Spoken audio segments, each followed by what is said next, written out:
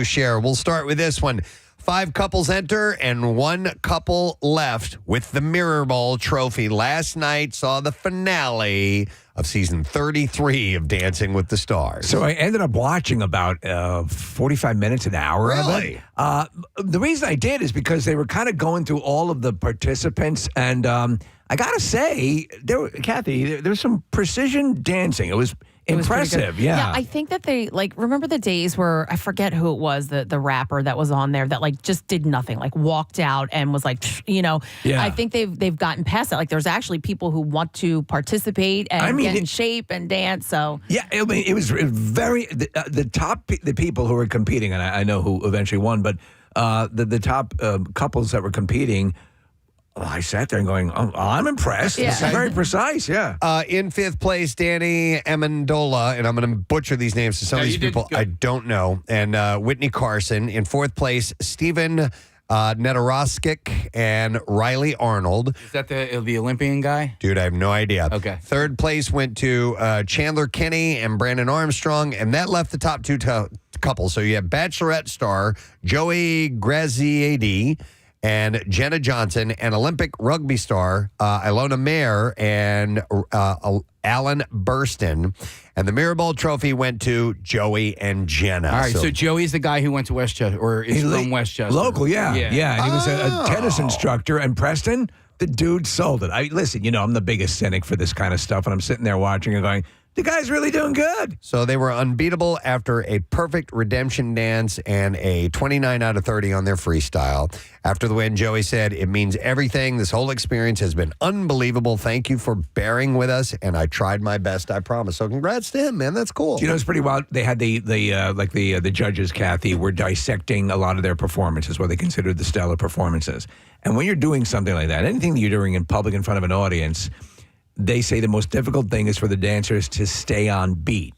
And they were doing it these amateurs were doing it really well. And they were explaining it in a way that I was like, okay, I can appreciate this You now. understand it, yeah. So congratulations, they win the Mirror Ball trophy.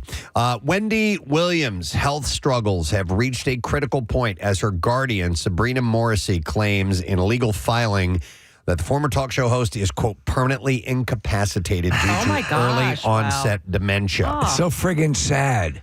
Yeah, the filing states that Wendy has been cognitively impaired since her diagnosis of aphasia and dementia in May of 2023 following her placement under guardianship to oversee her health and finances. Morrissey is now asking the court to redact sensitive information about Wendy's health, family, and finances to protect her privacy. So when we were inducted into the National Radio Hall of Fame, she had been the recipient the year before. They did not have the ceremony the year before because of COVID. Yeah. And so when we were there, we saw her recorded acceptance speech. So, but she was sharp and fine and everything was good. And then you talk about a dramatic decline. Yeah. Her health challenges were highlighted in the Lifetime documentary Where is Wendy Williams, which revealed her struggles with alcohol, including a scene where she drank an entire bottle of vodka. The former host of her show, which ended in 2022 due to her medical condition, has remained largely out of the public eye. Her last known public appearance in August at a wellness store in New Jersey. Despite her challenges, fans remember Wendy's groundbreaking contributions to daytime TV and continue to hope for her well-being. But it's sad to see someone kind of disappear. Yeah. That's what's happening. It absolutely happens. It's a scary thing to think about, and hopefully she'll just be able to be looked after. To have some sort of joy in life. Yeah. This was sad to see. Jim Abrams passed away at 80 years old, perhaps best known as the writer and director of movies like Airplane and the TV shows like Police Squad. He and the Jerry and David Zucker, they were groundbreaking with their comedy. The Kentucky Fried Theater, all that they did to move comedy ahead. Again, they represented another shift in comedy. Most definitely. To farce. Yes. And it was great. And they did it better than anybody. I mean, with Airplane, Steve, when you first saw that movie, yeah. My head was spinning. I was laughing so hard I couldn't stop. It hurt. It hurt. Unbelievable. Because Ever seen a grown man naked? Oh, I man. went in having seen the original movie. It was one of my father's favorite movies, so I was familiar with it. So I was catching it on 2 levels as a parody as well, and it was effing awesome. And then the notion of taking Robert Stack and Lloyd Bridges and all of these people who are stoic male leads and making them say these lines was just brilliant. I read the book, which is fantastic. Yeah. It really gives you a look at what they did. They had no idea what they were doing when they made the movie. They had never made a movie before. They had done, a Kentucky Fried Movie, but that wasn't a film per se. That was more like a series of skits. But they had never done this before, and they went in and they did what they wanted to do. That line, Casey, if you could play that again. And when Ever seen a grown man naked? when they originally conceived it, it was way more vulgar than that, believe it or not. Okay. Yes, I can't even begin to tell you what it was. I think one of the things that cracks me up, and it's one of the more subtle jokes in the movie, is that every time they cut to the exterior of the jet, you're hearing prop engines. Yep, they did little things like that. Airplane was huge when it came out. It grossed over $80 million during its theatrical run. And this, you're talking about like 1980. I mean, that's huge. Big money. And found continued success for decades, becoming a cult classic. Other notable films Abram worked on included The Naked Gun and the Hot Shots franchise. Yeah. He and Jerry and David Zucker were the people behind all of it. He is survived by his wife, Nancy Kokuzo, as well as his children, Joseph, Charlie, and Jamie Abrams, and his daughter Jamie is also a comedy writer. So leaves behind an incredible legacy. Yeah, was it leukemia? They had leukemia for a long time. I don't know. Yeah. I listened to the audiobook of Surely You Can't Be Serious, the story about it, and he sounded in ill health. Oh, man. He kind of spoke like this, and so you could kind of hear that there was something physically wrong with him, unfortunately, but his sense of humor, sharp as a tack. So sad news that he passed, but leaves behind so much great comedy.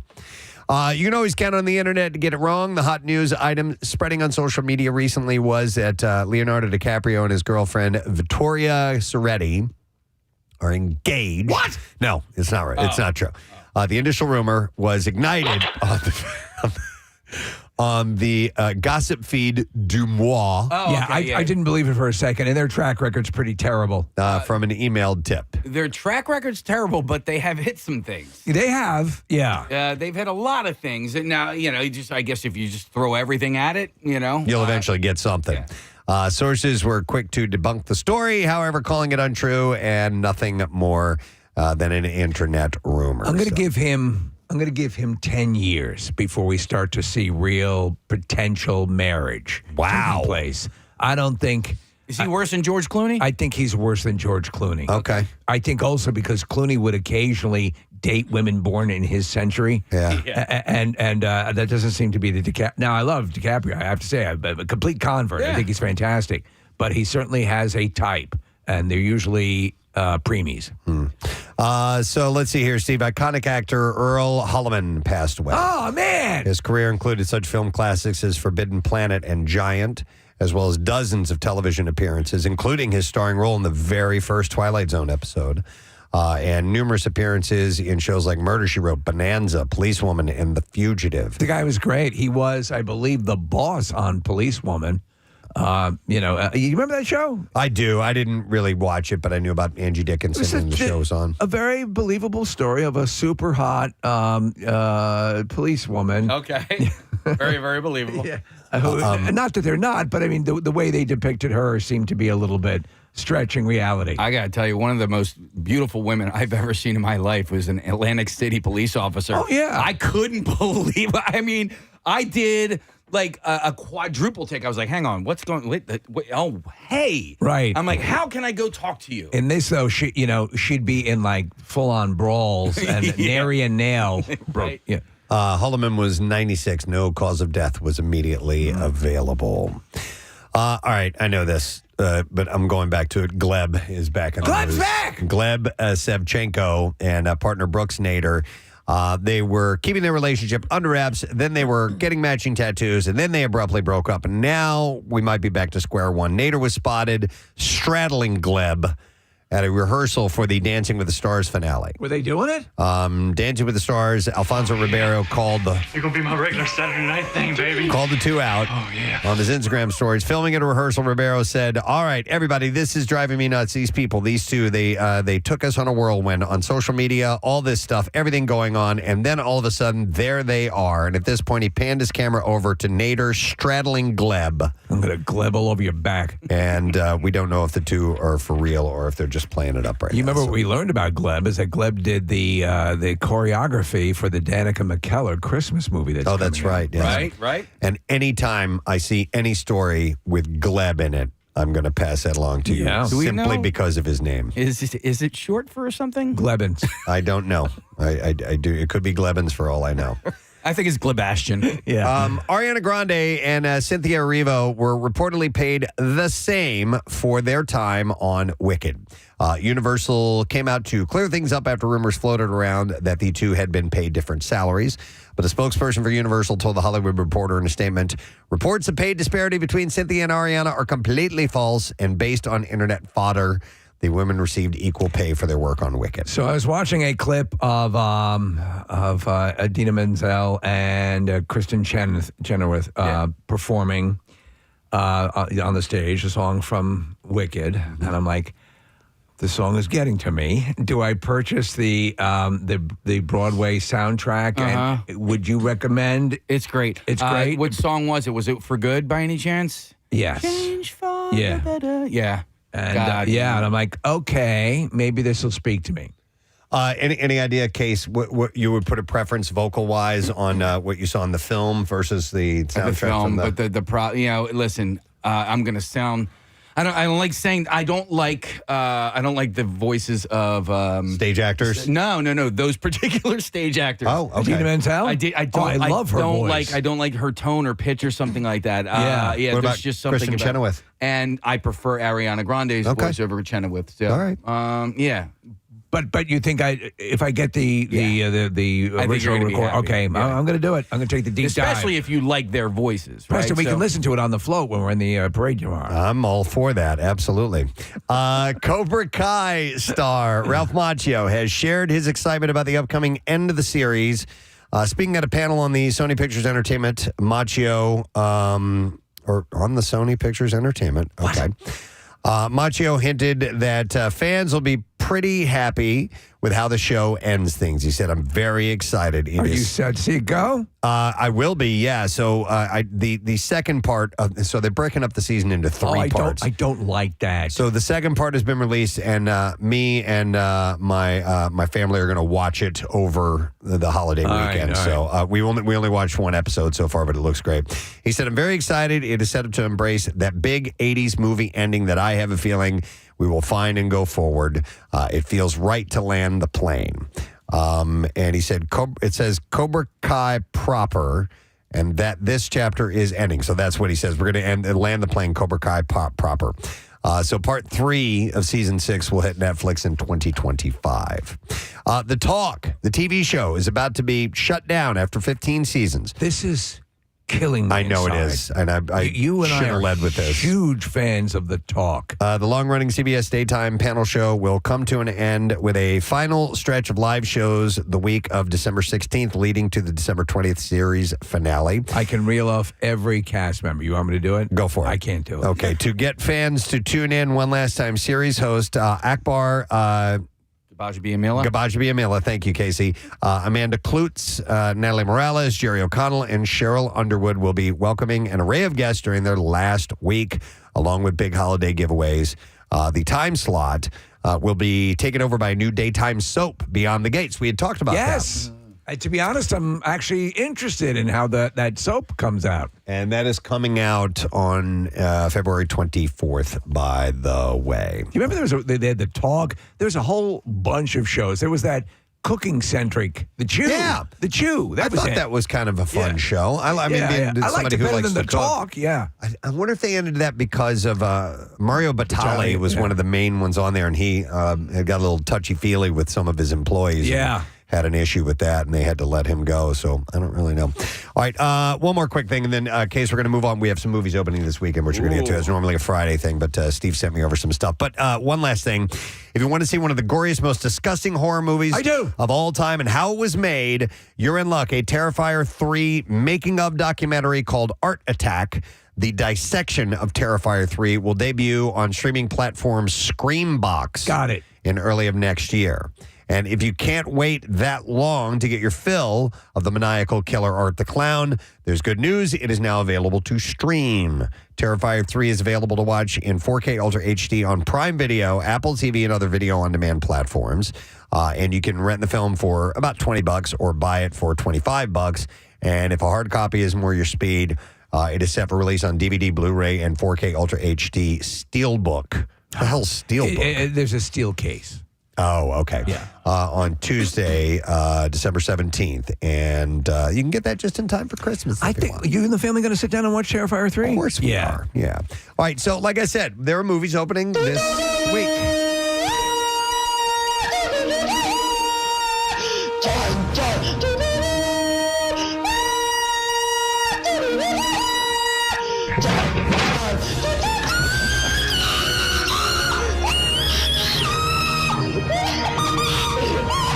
All right, so we got Moana 2 opening. It's a kids' animated comedy, and it stars Aulia. I don't know how to say her name. Aulia. Cravalho, and Dwayne Johnson and Alan Tudyk. After receiving an unexpected call from her wayfinding ancestors, Moana must journey to the far seas of Oceania into dangerous, long-lost waters for an adventure unlike anything that she's ever faced. It's an hour and 40 minutes long. It's rated PG, wide theater release. Rotten Tomatoes score 70%, a little lower than I thought it might be. So I was reading a story about Moana 2 just quickly. It was originally supposed to be a series. A TV show, right? yeah. And so what happened was that one of the movies planned for release dropped out of the schedule. So they decided to make it a theatrical release. So they padded it a bit. But the people, the Moana fan critics that I read really enjoyed it. So the first movie was great. I love it. Yeah. In fact, so. I didn't really care that much for it the first time I saw it, and then I watched it again, like last year, and I'm like, this is a damn good movie. Also opening is That Christmas, animated holiday comedy starring Brian Cox, Fiona Shaw, and Bill Nighy. That Christmas follows a series of entwined tales about family and friends, love and loneliness, and Santa Claus making a big mistake, not to mention an enormous number of turkeys. Hour and 31 minutes long, rated PG, wide theater release, and it's got a 63% from Rotten Tomatoes. All right, we have some clips to play, and we will start with one from Moana, getting its sequel. In the creation of the second installment of the Polynesian Princess's Adventures, producer Christina Chen aimed to try and create a film that stood on its own. And in this clip, Christina Chen discussed the expectations of the film. Yeah, I think for us, we really want to make sure that the sequel feels earned. The first film was such a testament to the beauty that our studio can create. I think for us, we wanted to make sure we not only matched it, but exceeded it on this film. Really? Yeah. It's in theaters starting today. Here's our next clip. Dear Santa, he is a goofy, startling tale about an unsuspecting child who accidentally addresses his Christmas wish list to Satan instead of Santa. Creating a lighthearted tone with a dark plot premise was a challenge, and in this clip, director Peter Farrelly speaks on Jack Black exceeding their expectations for their Satan. Half the battle was getting the right Satan, and Jack Black is the guy where you know he's lovable. He's similar to the Jack Black in School of Rock, and also we always thought in terms of like the way that the devil and Damn Yankees. We weren't at any point thinking this is a exorcist type Satan. It was on last night. I watched it. Okay, me too. I watched in the hell? part of it because I was doing some other things. Steve, it's essentially, from what I gathered, it's Bedazzled. Is it? Yeah. Well, I love Bedazzled. Yeah. So, he comes and he gives this kid an opportunity to have 3 wishes. But everything goes wrong. And it does not, So But the kid doesn't know it's Satan. He thinks it's Santa because the kid has dyslexia. So. Yes. Okay. And that's how he accidentally writes a letter in the first place. But it was cute. What did you think? I did the same thing as you. I didn't finish it. I fell asleep as I was watching. What is it on? What service? Paramount. Paramount? Okay. Yep. So Dear Santa is available to stream on Paramount Plus today. And it looks like it's definitely aimed towards a bit of a younger audience. All right. I'll still check it out. Check it out if you After get a chance. Terrifier 3. All right, and that is what I have in the entertainment report. We have a ton of things to get to if you are just joining us. We will have Big Jay Oakerson in the studio this morning. He's coming by in the 8 o'clock hour. Alicia Vitarelli and Lisa Ann Walter are going to be here. Yeah. And we're excited about that because Lisa Ann has become a fan. And obviously, God, why do I always forget the name of it? Abbott Elementary. Jesus, you know what I keep wanting to say? AP Bio. Well, we have a relationship. I know that. Well, yeah. There's Philly connections to This that is as well. ridiculous. Yeah. But Abbott Elementary, obviously, is what she's from. I have the A stuck in Abbott and AP Aaron. in my head. I need to write it down. Aaron. And they're stopping by. We're going to go live on Fox Good Day as well. And when we return, as the sun is shining as we speak upon her face, I see it through the window right now. Kathy Romano back in our studio. The holiday activities list. Why, You have Kathy, been waiting you're for. beautiful. You're beautiful. Thank you. So we'll take a break, and when we come back, Kathy's holiday activities list. Stay with us. Preston and Steve. Right, Sorry, Mr. Butthole. Oh, yeah. Mister. Yeah.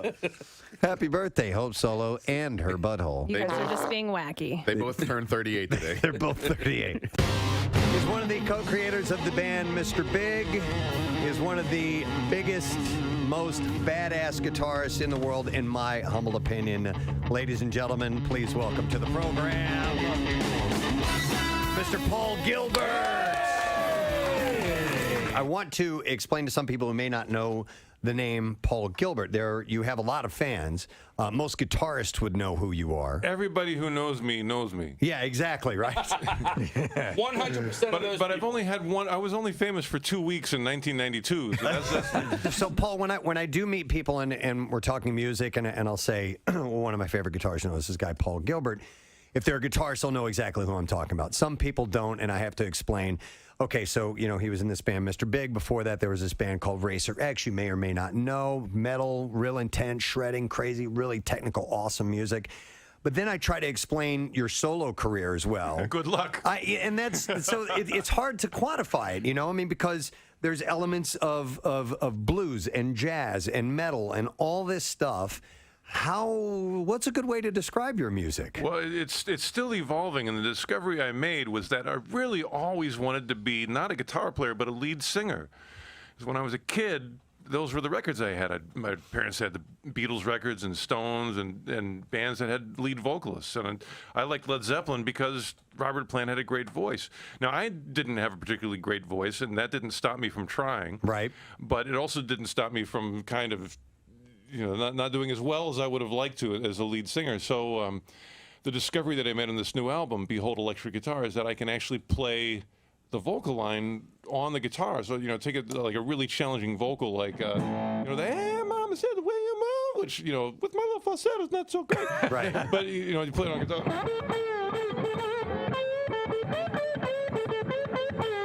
And suddenly, those notes are there.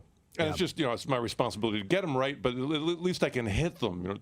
Well, I was mentioning to you the song Let That Battery Die, which is on the new album, and that is exactly what I thought. I'm like, it sounds like someone singing. Yeah, well, that's how I wrote the tunes, was that I would have a lyric, and, the initial lyrics for that were like, what was it?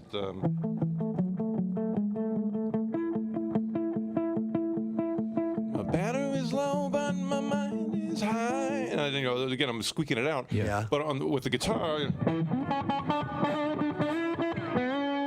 can get a lot of control and a nice tone. And so for the first time in my life, I'm actually able to connect my inner melodic generator with an instrument that functions. Can you give us a little of the Rocky you were playing before, the Rocky theme? Oh, yeah. Yeah.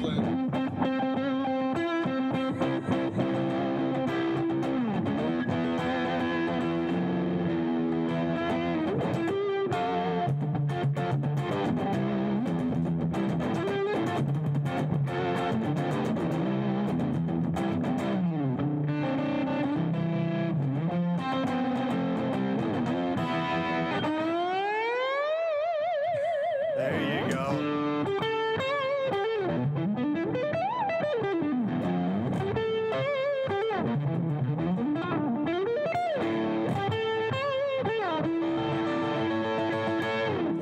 The YouTube thing you mentioned is amazing.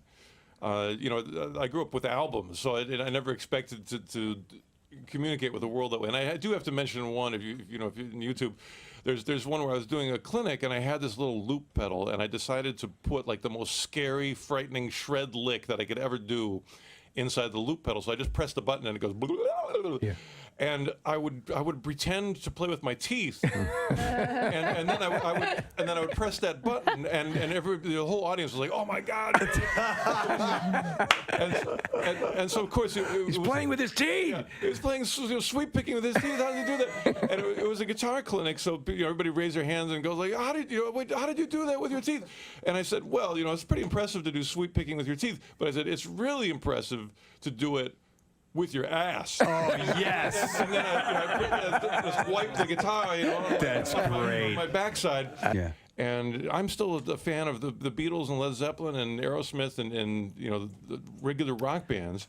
And so now I can step on stage and really be the lead singer via my guitar.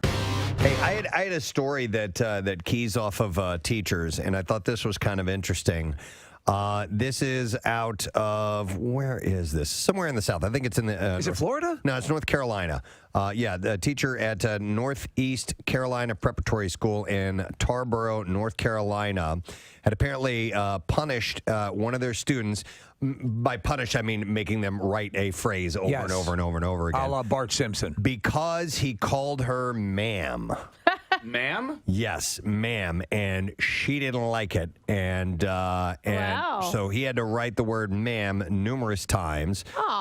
His teacher asked him to write it. He told his mother that he had to return this with the parent's signature after he repeatedly called her the word despite being told not to do so. Okay, well, if she told him not to, then... Yeah, he completed his assignment during class hours, which made his mom worry that maybe it had interfered with some of schoolwork. Yes. According to the mom, Mrs. Wilson, the teacher also told the young boy that if she had something, she would have thrown it at him. I'm sorry, said to the boy. So if she would have had something, she would have thrown it at him. After the mom signed the paper, she had also had the boy write down the definition of ma'am, which is a term of respectful or polite address used for a woman, according to Oxford dictionaries. There's some people that hate being called ma'am, and I hate it. my wife uses ma'am as a sign of respect when she's on the phone with someone asking for help. Yes, ma'am. Yes, ma'am. Yes, Thank you, ma'am. It is, and especially as you start to go south, you're going to find it is a term. It is a respectful way to refer to people. Yeah. I would it's a weird thing, and I know, Preston, you're right. Ma'am to set someone off? Yeah, I don't know. I've always known it as a respectful way to refer to someone. Maybe she's younger and she doesn't want to feel old. Yeah, or something like that's that. how I see it. I see it as an older woman. So when somebody, I remember the first time he was a kid, probably a high school kid, called me ma'am, and I was like, oh my God. I mean, I didn't tell him, don't call me that, but it made me feel old. It's not. Did he just say ma'am? Yeah, pretty much. Well, I never. Was it the word that set the teacher off, or was it the fact that the kid was repeating it over and over? I don't know. Well, it had to be the initial thing graded on her because she asked him to stop saying it. Yeah. But if he's used to saying it as a sign of respect to, like somebody in an authoritative manner, like then you just got to get that flag out of your butt and get over it, right, Press? I would think so. Yeah, get the flag out of your butt. Yeah. Did I say that one day? Yeah. Okay. I was hiking around the area, maybe on Friday, said hello to this young feller, probably 13 or 14. How are you? How's it going? Very well, sir. I'm like, yeah. It's a title. It's a title. We're not This doomed. kid walking along, that you come with me. I want to show other people what you just did because it was so good. It's a title you've earned. I earned it. Hey, here's a text that says, women should know better than to call other women ma'am. I joke that they're traitors. And then she writes, it's well known that most women don't like it. What do you mean? How do you know that? Because that extensive survey she took. Yeah, exactly. Maybe amongst a handful of your friends or something. But what do you mean most women? Yeah, but I would agree with that. But how do you know most women? Because anybody, I mean, just anyone that I know, it's not like I took a survey, but anyone I know would agree. Then it's got to be everyone. Yeah, and you know what? Here's the thing, too. I think it's, no, but I do, like you said, it's regional. Do you know what I mean? It's I can see that. In the South, yes, they do that. They're here, not as much. But I've born and bred in, Northeast, and ma'am to me was always a sign of respect. And I would say, ma'am. Or maybe is it an older thing? Like it, I don't know. Like I don't know. I just. You keep going back to old. No, old the standard thing would be, prithee, good ma'am, wouldst thou takest me? But here's the deal. I think it's all about intent. And if you hear someone saying it clearly as a sign of respect, you should understand that they're just being polite. Yes, of course. I'm not going to get mad at them, but it doesn't make me like it. It's still, right. I still think it's. I don't like it. Yeah, no, I don't. One gosh darn bit. I'm looking at my activities list. Oh, God. No, I listen, and if it rings to your ear and you don't like it, you can simply say, "Oh, it's okay. You don't have to call me ma'am, or I'll punch you in the throat." Yeah. I would never read it as an insulting thing. That's a way to respect. It's your own fault for being old. Jesus Christ. No, What's with you and that aging thing? It's not insulting. It's just we just don't like it. And that's fine. But all right, it's your personal preference. I don't think somebody saying it to me is insulting me. All right, but what do you want your server? What do you want your waiter or waitress to call you when they go up Sugar to your teas. Yeah. Young lady, maybe? I'm lady. Oh my God, she has to see my ID. Now we're living in a fantasy. Now you're getting into pandering territory. I haven't been underage for 38 years. Wait, let me tell you something that happened on Saturday. I have to tell you this. So I went out for Preston. I went out for my birthday, and we went into the bar, and they were carding everyone as we were walking in. And me, I was with Alicia. We're both 40, and she goes, "Oh, let's see if we get carded." So we walk up to him, we stand there, and he goes, "Hi." And so we were like, "Do you want to see our ID?" He goes, "Sure, if you want to hand it to me." See, he did. I want to see what you think of this, Kathy. Kim Kardashian, Chrissy Teigen, Queer Eye's Tan France, and trans model Andreja Pajic are sporting some eye-catching new accessories. It's all in the name of Simon Huck's conceptual art experience called A Human, and it's already roiling social media. So Kim has a glowing necklace, and it looks like it's implanted in her skin. But Preston, okay, and I wanted to ask you about this. It's clearly not an implant. Right. It is a flesh-colored thing made to look like an implant. And it lights up, Kathy. That freaks me out. But you've got to see. It gets worse. Marissa, see if you can find, she's on social media, and there's a comment. She says, It's going to my heart. And just her, and she looks like an android, dude. To begin with. I know, it's so Preston. It's such a shame. She's got the lips like, yes, yeah, full on constructed duck lips, so she doesn't have to make the pout anymore. It does it automatically. It close to the beat of my heart. Yeah, exactly. It's like this. Who finds that? It's dysmorphia. We're looking at video. Look at this, Kathy. It lights up, and it looks like it's under your skin. Yeah, that's kind of... It's kind of wild. Well, there's a couple of different ones, Preston. So Chrissy Teigen had one. There was a disgusting one that I think, it might have been the trans model had, where it looks like almost like mushrooms growing out of their neck. Ooh. Yeah. This is just somebody who has a lot of money, so is going to pay them to do this. This isn't going to be a fashion trend. But you can't be too expensive. And exactly. No, it's not. How would you pay to get this put on? It's got to be a fairly elaborate process. It's going to be so quick. Well, now I'm just kind of thinking out loud here, guys. Here's our fashionista. Well, I mean, for the people who don't have that kind of money to spend on a glow necklace, okay, and that's all that is just a stupid glow necklace. What if it was like some sort of thing that you could insert glow necklaces into, Kathy? Right? What do you mean? So you know what a glow necklace is, obviously, the right? Things Like you glow, crack? yeah, the glow bracelets. Yeah. What if it was like just a vessel that was like decorative that you could? WMMR. Kathy, how many of these do we do? We do fall activities, holiday activities, and is there another one? Just those two, and then every once in a while I'll throw something in if I find it. Okay. No, like summer activities? There could be another one. Have you ever done I don't think you've ever done a summer activity. Have you, Liz? Let's go to the shore. Yeah, right. Yeah. That's the activity. We did like a COVID activity list one time in the spring, just because everybody was home and it was sort of like, what do we do during spring break now? So we did one of those. But yeah, it's just it's Thanksgiving and holiday, and it started because my cousin and I wanted to make memories with our kids because our parents did it with us, and so we would find all these things to do during both seasons. So just keep that in mind as you realize how rare and special this is. Twice a year, this is all you get this. And also, and you brought it up and I brought it up, watch for all the rip-offs that pop up that are the similar. And you've seen this, Kathy. You know you're being ripped off a lot with this stuff. So, this is the OG list. The OG. And there's only one way to bring it in, and that is with a song. Oh, the holiday activities list is here. You know Kathy's been thirsting, researching, and bursting to bring us some cheer. Oh, I can't wait to see what's on the list this year. Maybe potato vodka, so fun things for Kwanzaa, or even a mix of them both. Though that seems unlikely, it might be fun to see a rabbi in African clothes.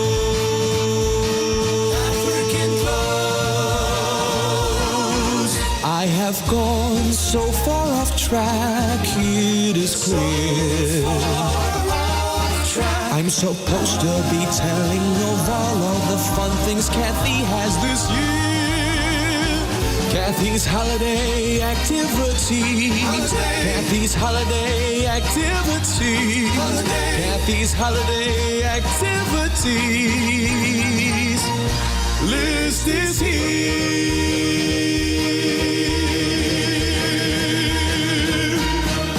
Thank you to the amazing Kyle Mack with that wonderful intro. And now we dive right into it. Kathy, what's happening this year? Yes, Kathy's Holiday Activities 2024. Some of them a little more experiential. So you'll understand as we get into it. So I'm going to get right to it.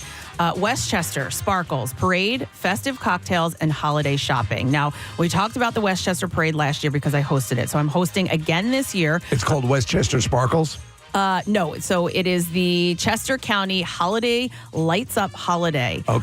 Westchester Parade, and it is going to happen on Friday, December 6th. 6 ABC's Adam Joseph and I will be hosting the parade, and we'll kick the event off at 6:30 with a 25-foot Christmas tree lighting.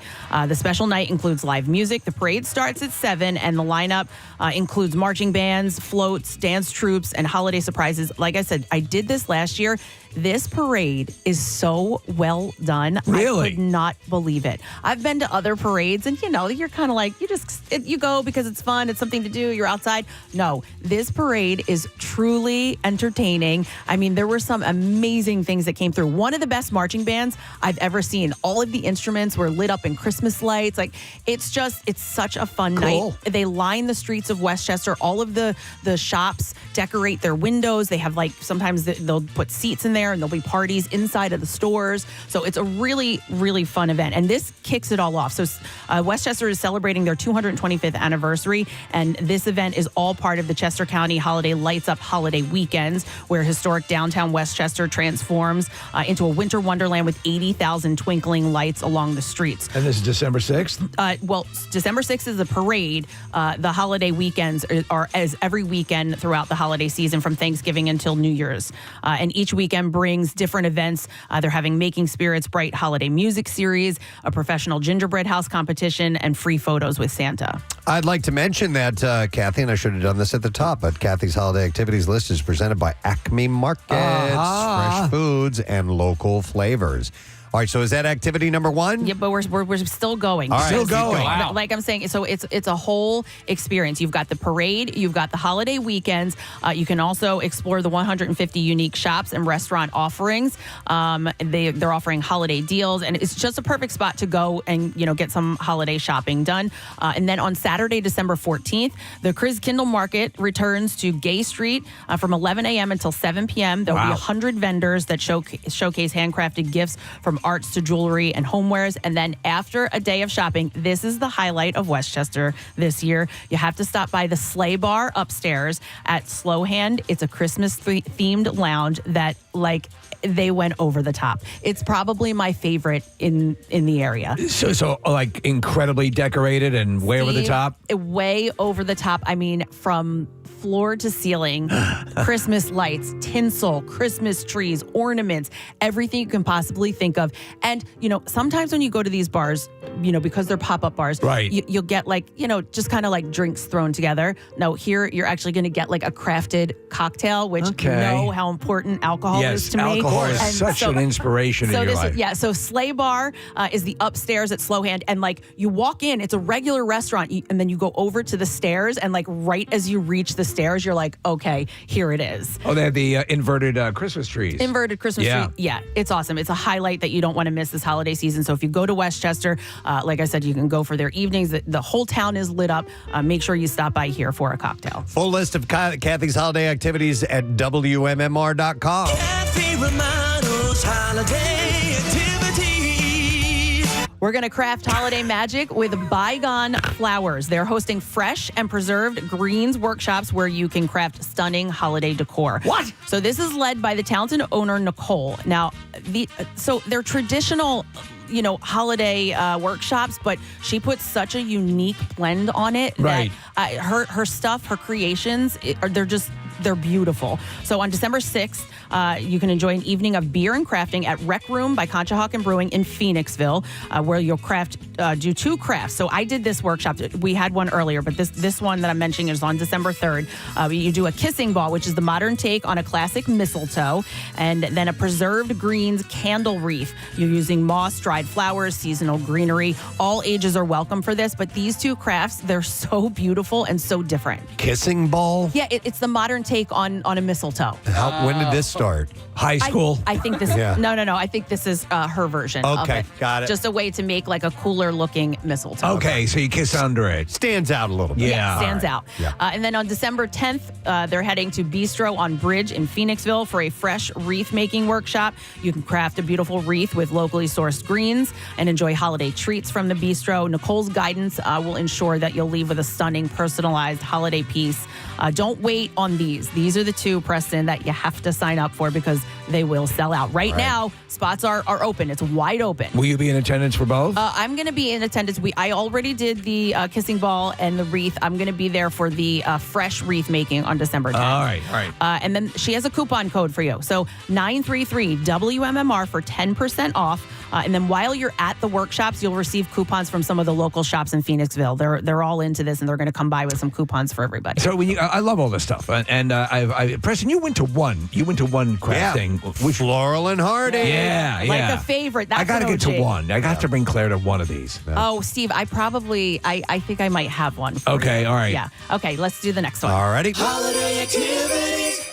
So experience the holidays in downtown Lancaster, a mini city escape. So this is like a whole overnight stay that I've put together for you. And it's actually reasonably priced because you're not going into New York City or even Philadelphia. Right. You're going to downtown Lancaster where the holiday or the Amish know how to party. Well, no, Steve, No? I was blown away. So I actually did this last year. I was blown away by this. So you can start with an overnight stay at the Marriott. So the Marriott's located ideally right in the center of the city, where you walk outside in the evening and you're surrounded by holiday lights and all of the festive energy. I like that. And you're within walking distance to all the best spots in the town. So if you can start your day at the Lancaster Central Market. It's America's oldest farmers market, and it's filled with unique finds and local treats. It's like a mini Reading Terminal Market. I think Lancaster's an underrated town. Totally. It's really cool, and it's got a lot of the accoutrement that you would get in a big city, but it's a small town vibe.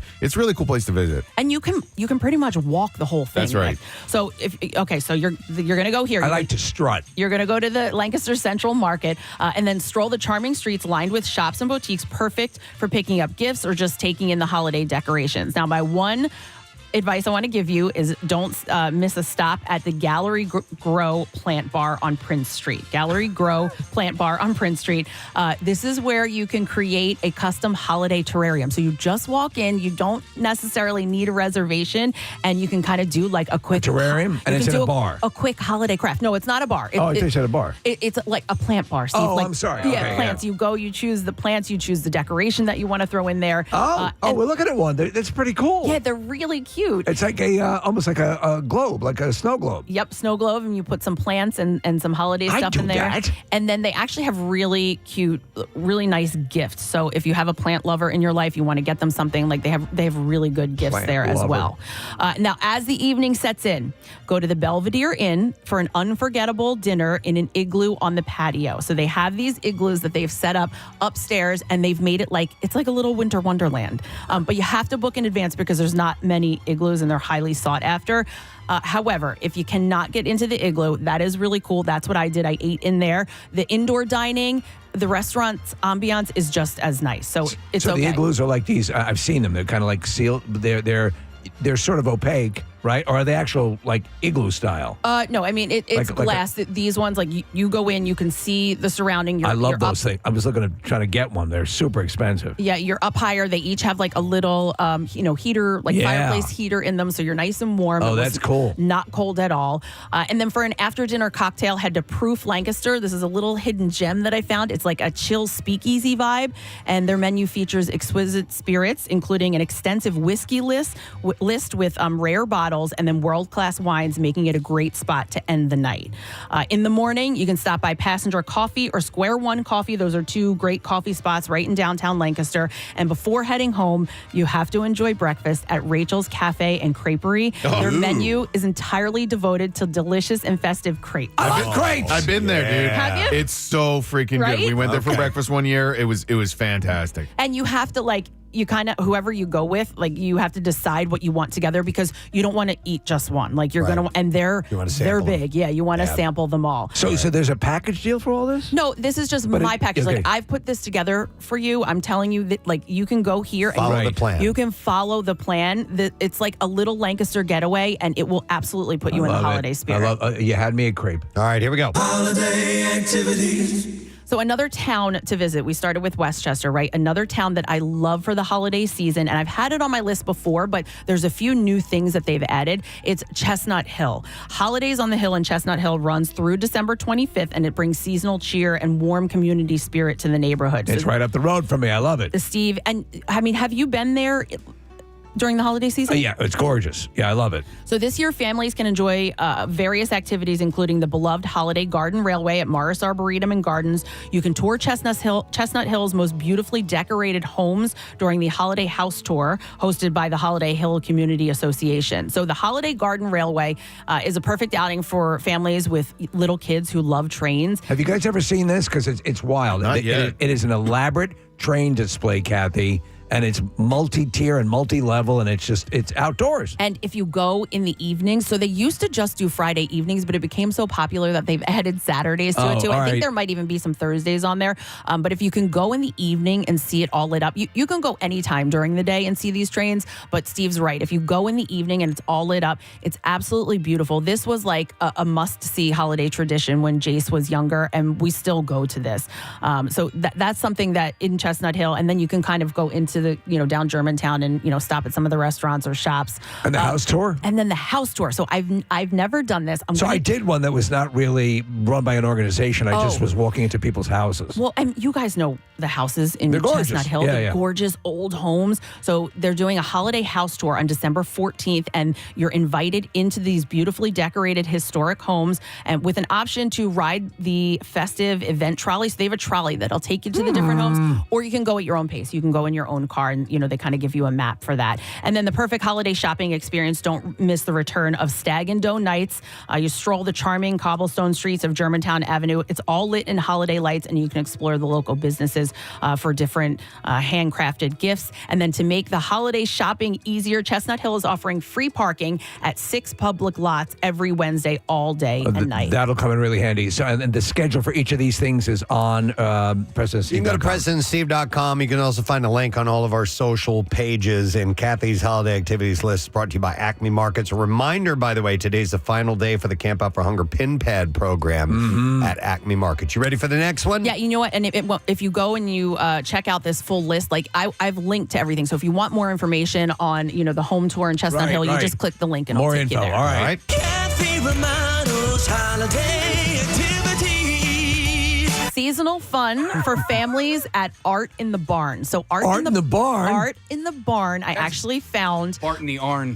this fall season, but everyone can get creative this holiday season with a lineup of seasonal workshops for all ages. So it's held in a cozy, heated, she added heaters to the 1700s You barn. better put some goddamn heaters in there. Barn in Percy. Well, you go to a lot of these barns and a lot of them aren't heated, so you have to dress her accordingly. But she, when she started doing these workshops, she added some heat, and this place, she's an artist. Yeah. You can tell. You walk in, it's like beautifully decorated. There's art all over the place. So starting December 5th with holiday cookie decorating and running through December, they offer activities like Christmas tree paint and sip, fresh evergreen wreath workshops, holiday mommy and me, partner paints, candle making, and even a winter day camp for kids. The kids have off, during the winter or the holiday season. She offers a day camp. So the holiday mommy and me partner paints, you get 2 canvas, and she instructs you through the painting process, and mom paints one side and the child paints the other side, and then you hang them together and it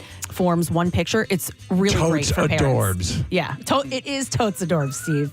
With over a dozen options, Art in the Barn is the perfect place to gather with friends and family to embrace the holiday spirit creativity. She is offering a coupon code. It's Kathy's List for 10% off. There's a wreath in the photo that you have on the website, Kathy. Yeah. Is that a rose made out of some kind of salted meat? Yes, it's a charcuterie wreath. And yes, actually, we learned how to make that. You actually just use one of those small plastic wine cups and you layer it in there. And I then love that. It makes a rose.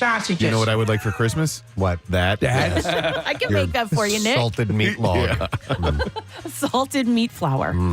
All right, so we're on to number 6 now. Keep in mind, there's 10 altogether with maybe some mentions at the end, but 6 of them 10 altogether. This is number 6. Holiday activities. Sip, shop, and celebrate at Penswood Winery's Holiday Market. So this is brand new for me and brand new for Penswood Winery. They're hosting their first holiday market. It's happening on November 30th and December 1st at the Vineyard. It's a perfect chance to kick off the season with local flavor and festive cheer. So you can enjoy a cozy glass of hot mulled wine as you browse various local vendors featuring handcrafted soaps, candles, jewelry, holiday treats, and unique gifts. So the shopping experience is sure to offer something special for everyone. They're going to have a ton of vendors there. And then adding to the magic, Mr. and Mrs. Claus will be on site both days. Oh, I like them. Yep, for free photos with families. Plus, you can enjoy live music that's performed by Adam McHugh. And the outdoor event. He does a lot of death metal, Preston. No, you're going to sing along to holiday I'm sorry. favorites. The outdoor event will have fire pits, so it'll keep you warm, but you do want to dress for the winter weather because it is an outside event. And then for more holiday fun, you don't want to miss their Christmas movie trivia night. They're also holding a holiday succulent workshop in December, Preston. Yes. Local That's Love. the medium you work in. Local Love is the coupon code for 10% off the wine purchases. So this is just, it's a holiday market. It's on a winery, November 30th and December 1st. I'm actually going to try to make it out one of those days to this as well. But first ever, and, we'll just put you in the holiday spirit. Cool. All right, here comes number 7. Holiday activities. Bake, decorate, and celebrate this holiday season with a whisk worth tasting. A whisk worth tasting. That's right. So if you ever wanted to, I've always wanted to try those picture perfect holiday cakes and cupcakes. Remember I tried it the one year with Jace. 3 people died. No, I tried to make a spider. I found it on Pinterest and it came out and it looked like a dead bear. Like, I don't know what happened. Well, maybe you'd accidentally gone to the dead bear workshop. Exactly. So you can learn step by step buttercream. This looks like a dead bear. Buttercream techniques to craft holiday designs like Rudolph, snowflakes, candy cane swirls, and a holiday wreath cake. And I have to tell you, so like I went into it having made my dead bear. Right. She made it so easy. Like now that I know, I'm like, oh, I can do this. Like, it's simple techniques that you would never know, but she teaches them to you. And like, I made a poinsettia cupcake. Wow. I was like, I'll never be able to do that. Wait a second. So we're looking at a picture. You're holding a cake. Did you make the cake you're holding? I made that, Steve. That's incredible. I decorated Are you kidding? that cake. What? Yes. What? Yeah. What? So cool. So each participant gets all the supplies, sprinkles. So she bakes, and she'll have everything pre-baked, and then you do the decorating. Okay. There's an adult workshop that's held at From the Boot in Lafayette Hill, and if you sign up for it, it includes lunch or dinner, depending on which workshop you sign up for. And then there are also kid events that's hosted at the Cedar Grove Barn in Conshohocken, and these workshops are perfect for little bakers. It's fun, delicious, and like I said, easier than you think. So you can sign up for either of these workshops. It was I worked with the owner, and we had a lot of fun. I had Steve see the edging of the cake. I had a little trouble with that. Like, it took me a little while to get it. It looks like a dead bear. No, but once I got it, I was like, oh. No, it looks amazing. I got the pattern. I can do this. I had to ask because it looks like a professionally done cake. Yeah, Marissa, or whoever's in the other room, if you can, pull up the cupcakes, because that to me, I was like, I can't believe I just did this. That you created I it. can't believe I made this. It was so beautiful. And we did reindeer, we did Christmas trees. I told you I did the poinsettia. It was, again, it was easier than. Where is this again? Than I thought. This is, so a whisk worth tasting. She is online. You can order cakes and cupcakes from her, but her workshops are being held in Lafayette Hill and in Conshohocken. From the Boot for the adults and Cedar Grove Barn. From the Boot is an Italian restaurant, isn't it? It is, really yes. good. And Cedar Grove Barn in Conshohocken for the kids. All right. Next one up. Holiday activities. So beautiful. Okay, so Winter Magic in, are you ready? Cape May. Cape May! Okay. So Cape May, often considered a summer escape, right? We all know that. The holiday season actually transformed this charming beach town into a festive wonderland. We have done Cape May around Christmas. What'd you think? It's beautiful. Really? It's beautiful. Yeah, the horse, you can get a The horse are great? The No. horses are awesome, but the horses and the horse-drawn sorry. carriage I misheard. is better. So okay, Christmas whores. So there's a number of things here. We're going to start with the Cape Resort. So it's an award-winning luxury hospitality brand in Cape May, offering everyone an unforgettable holiday experience with festive events. And Cape Resorts owns Congress Hall. Is this so? This is the. I wouldn't call it a secret, but people are starting to realize that this is. Oh, yeah. This is a big holiday Yeah. thing. It's All a right. year-round town. I mean, you can go to Cape May at any point, and it's great around the holidays. So Congress Hall, America's oldest seaside resort, hosts its 13th annual Winter Wonderland, transforming into a winter paradise complete with Santa breakfast, train rides on the Congress Hall Express, a holiday carousel, and a vendor village for holiday shopping. The Congress Hall Express is an actual train, or is it a trolley, or what is it? It's like a little kid train, but I think the adults can get on it too. I'll get on it. The Cape May Christmas package includes overnight accommodations, welcome cocktails, and a buffet Christmas dinner for a cozy getaway. Also, the Cape Resorts also owns the Beach Plum Farm, Nick, which I think you told me about. Yeah, I love that spot. Yeah, so they also offer farm-to-table holiday dinners featuring homegrown ingredients, a scenic hayride tour, and a candlelit woodland trail stroll. Their holiday home package includes hands-on wreath making and candle making, and then a stay at their scenic cottage. You can just walk around that entire area, and the stay at that cottage is really cool. That cottage is not that old, and it looks like it's been around forever, but they built it just a few years back. It's really comfortable. It's a really, it's just a beautiful spot. It's a nice little area off the beach in Cape May. So, Kathy, because we're coming right up on December and starting up the month, there's obviously a time period, a smaller time period for you to access all this. Everything is available right now. Yeah, I mean, I didn't put anything on the list. Unfortunately, media does a Santa trolley, which looked really cool, and I was talking to them, and they wanted to be on the list, but unfortunately, it's sold out a day after they put it up. So I was like, I can't include that on my list if it's sold out. If it's not available to people. Can't do a bait and switch. We're a legitimate operation here. Yeah, exactly. So the Virginia Hotel, also another one, adds elegance to its "'Twas the Night Before" Christmas package, offering welcome cocktails, a candlelit Christmas dinner, and continental breakfast in the refined Victorian setting. So now Washington Street Mall, the cobblestone streets where you go shopping, all of that transforms into a holiday wonderland, beautifully lit with festive lights as the shops and restaurants reopen to celebrate the season. I love it. On Saturday, December 7th, the 56th annual West Cape May Community Christmas Parade brings holiday cheer to the streets. This cherished tradition lights up the town from 5 o'clock until 8 o'clock in the evening. And I found another little bar. I've been waiting for a tequila bar to pop up, but I haven't heard one yet. So, well, Steve, would you like a mistletoe margarita? Because Harry's Jingle Bar is a holiday-themed restaurant offering festive cocktails. I don't know if you guys have ever been to Harry's, but they I have, yeah. So they completely decorate it for the holiday season. They're offering holiday cocktails, including Blue Christmas, the mistletoe margarita, and an espresso martini tree, which is like different samples of the martini, like on a tree. Are there virgin versions of? Yeah, you could. Sure. Okay, all right. Yeah, you can. They'll For always me? whip something up for you. Plan your visit after 4 o'clock to Harry's Jingle Bar, because you'll be able to experience the full glow of lights if you go after 4. Special events include live music every weekend, Santa brunches, an ugly sweater party, which I will be in attendance for.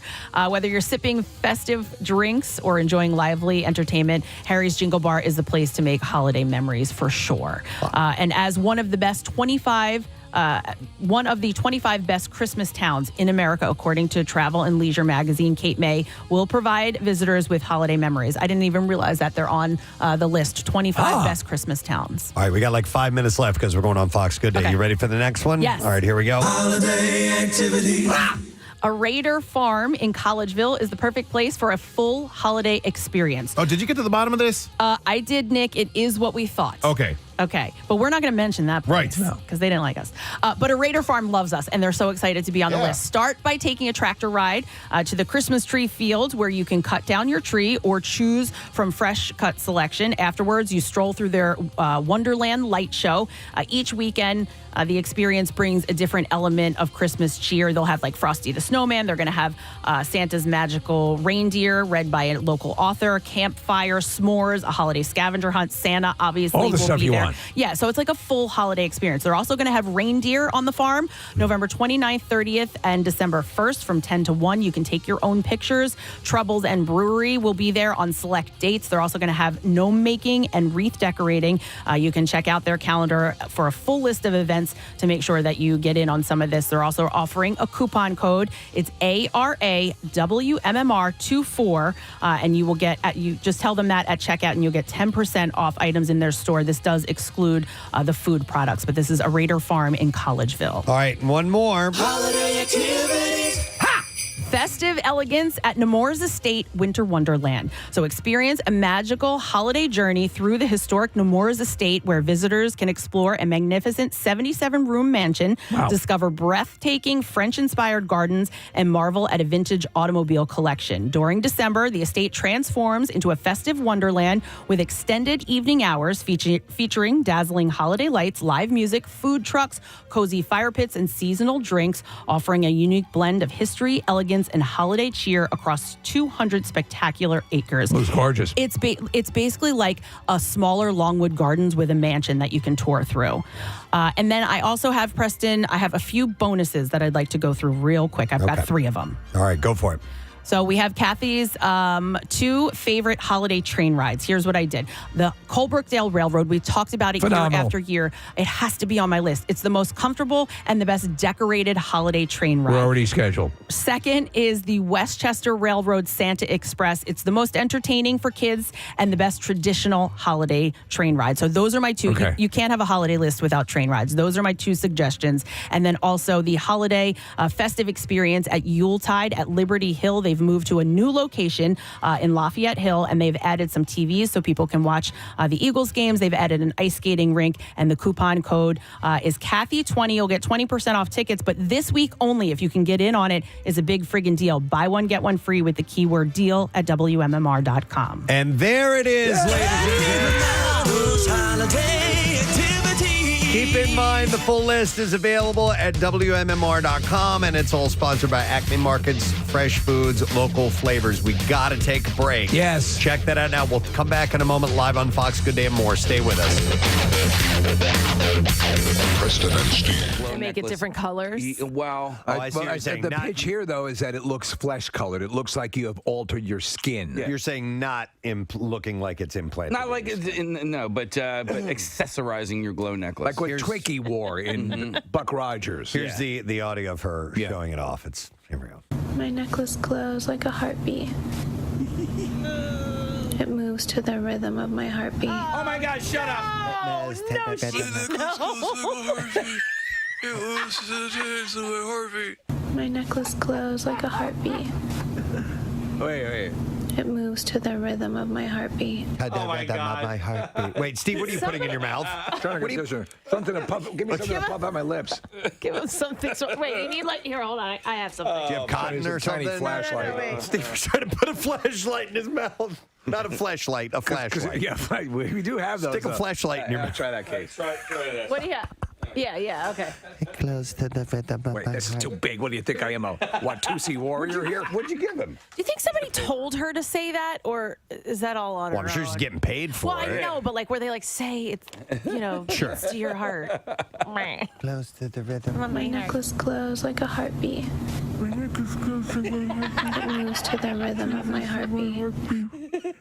You look like Bill Murray in where the giant plant when he goes to the dentist. Little Shop of Horrors. You look like Little Shop of It goes to the beat of my heartbeat. It's right under my neck and it glows and it pumps to the heart of my heart. Glow, turn on my heart light. It moves to the rhythm of my heartbeat. Oh my God! Shut up. Yeah. Well, this person Simon Huck is a conceptual artist, so it's. I'm a conceptual artist. And I want your neck to glow. Stop it. So they don't see that outside the bubble. right, the so rest of the world is like, what are you doing? I'm looking at one.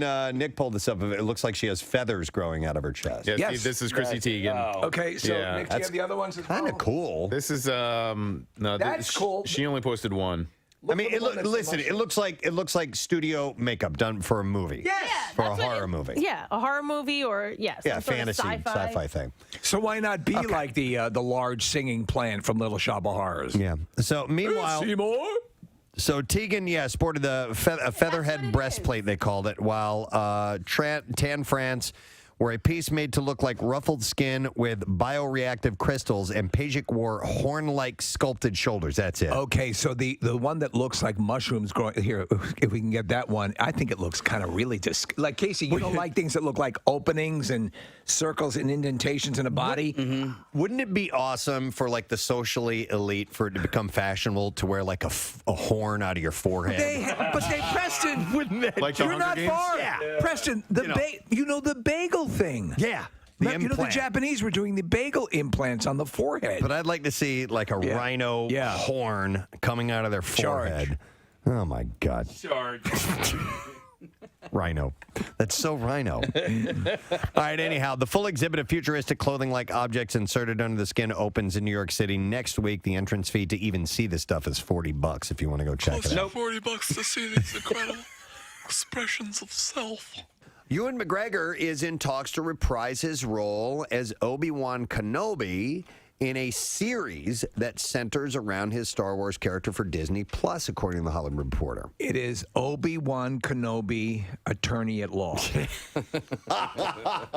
It's a departure. That would be. Yeah. I think you should let him off with time served. I'm giving you time served. He's using the Jedi mind trick to sway the judge. I think you should find him innocent. I'm finding you innocent. I object! There's no way that's legal! It's totally legal. Oh, my God. I think you need to go to sleep. I got to go to sleep now. That would be...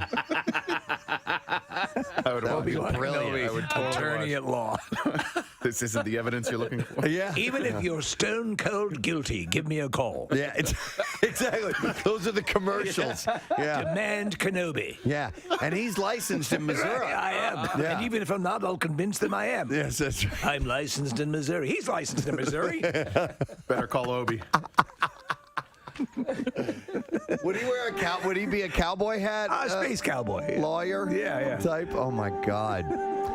Obi-Wan Kenobi, attorney at law. Anytime, day or night, even on New Year's Day.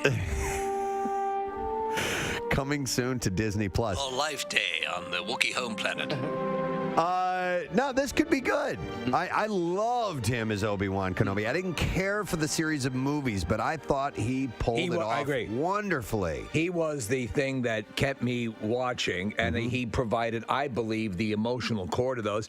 The second and third movies I really do like. I think they're good. In just tone and in some way, the distinction between the Abrams movies, the artificiality of the first trilogy was almost too much. It was so CGI'd that it was hard to connect to. Yeah, But everything on the screen was fake. Yeah. Except for the people, and even in that case, a lot of like Jar Jar obviously was fake. But there's a big stretch of time where we don't know what happens with Obi-Wan, and maybe they'll fill in that time. Yeah. with his law career, law school, With this, yeah. passing the bar. Mr. Kenobi, do you have anything to say? John Houseman. So anyhow, we'll see when that eventually He gets his own surfaces. judge show. Obi-Wan Kenobi. This bitch still got my TV. Give the TV back. He's settling these small claims cases. It's like Sam This bitch still got my TV.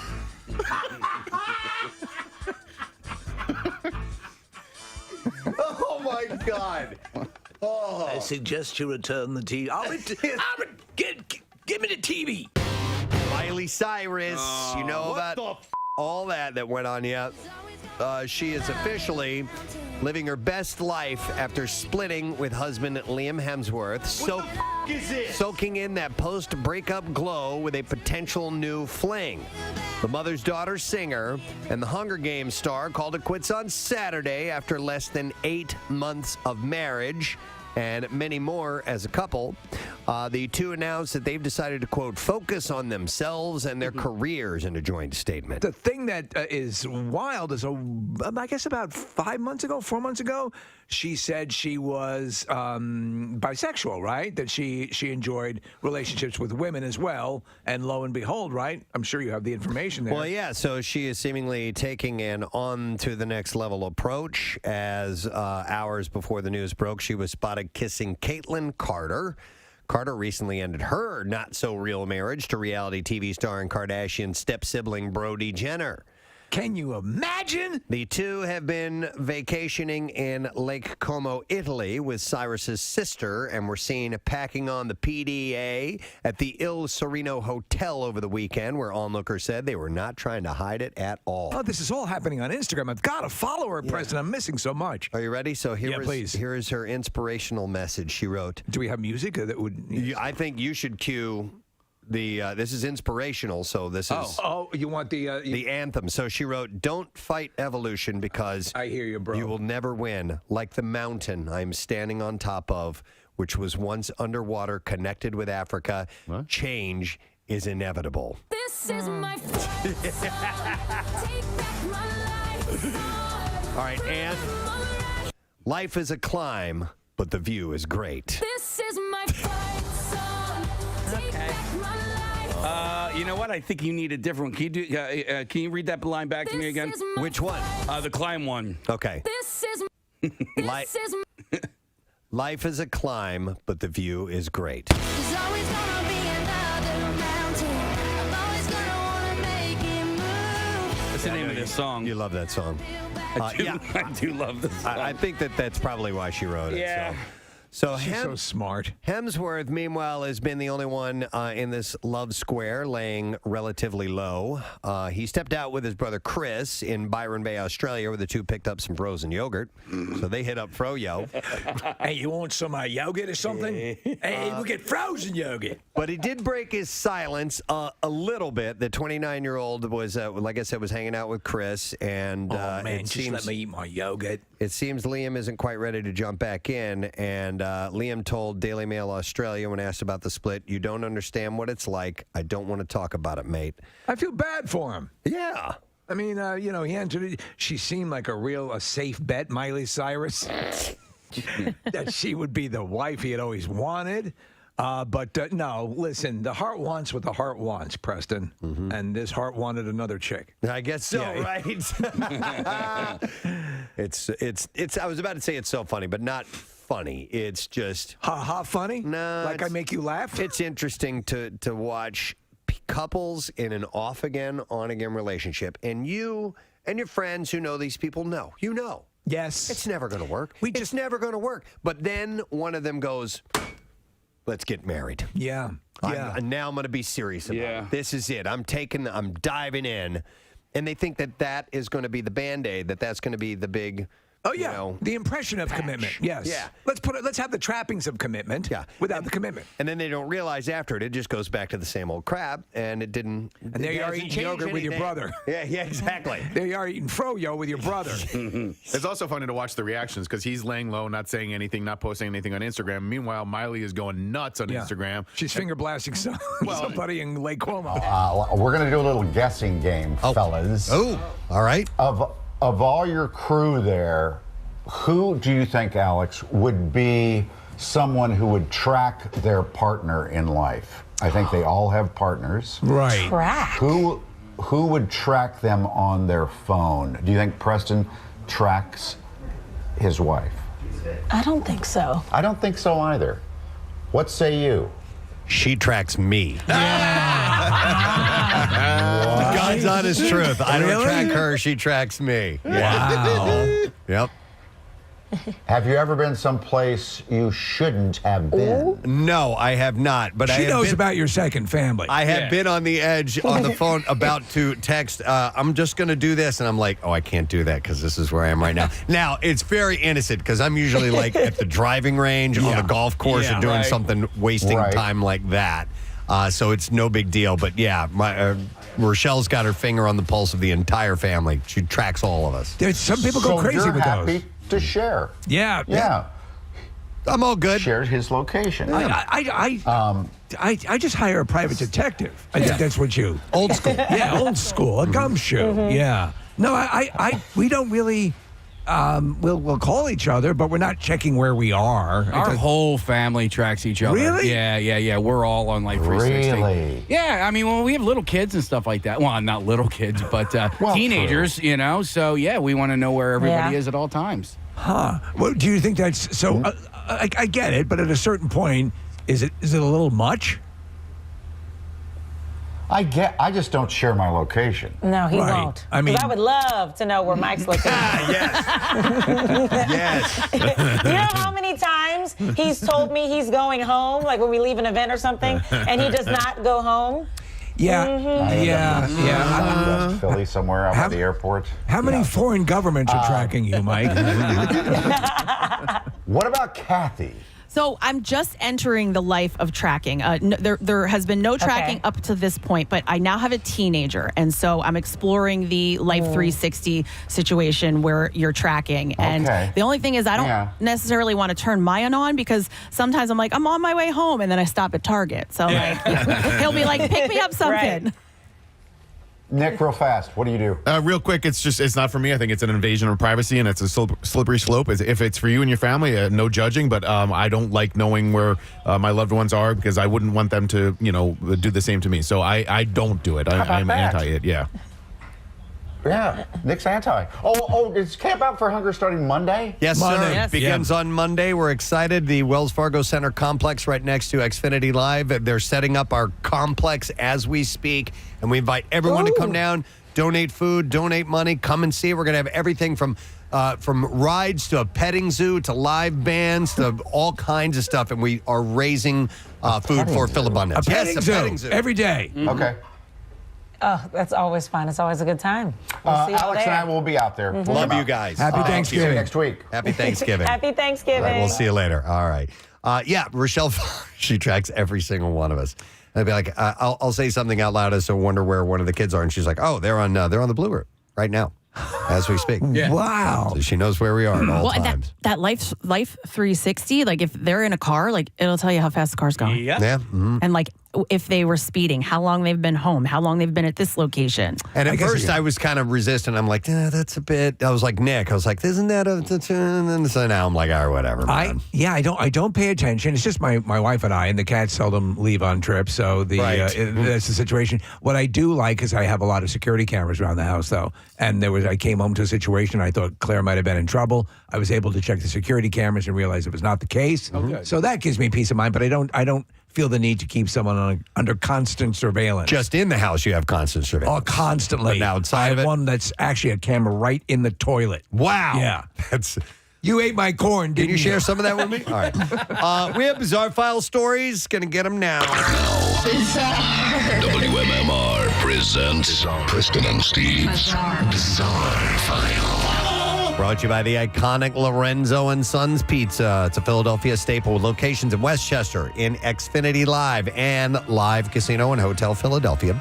Visit lorenzoswestchester.com. Let's begin with a Walmart story for you this morning.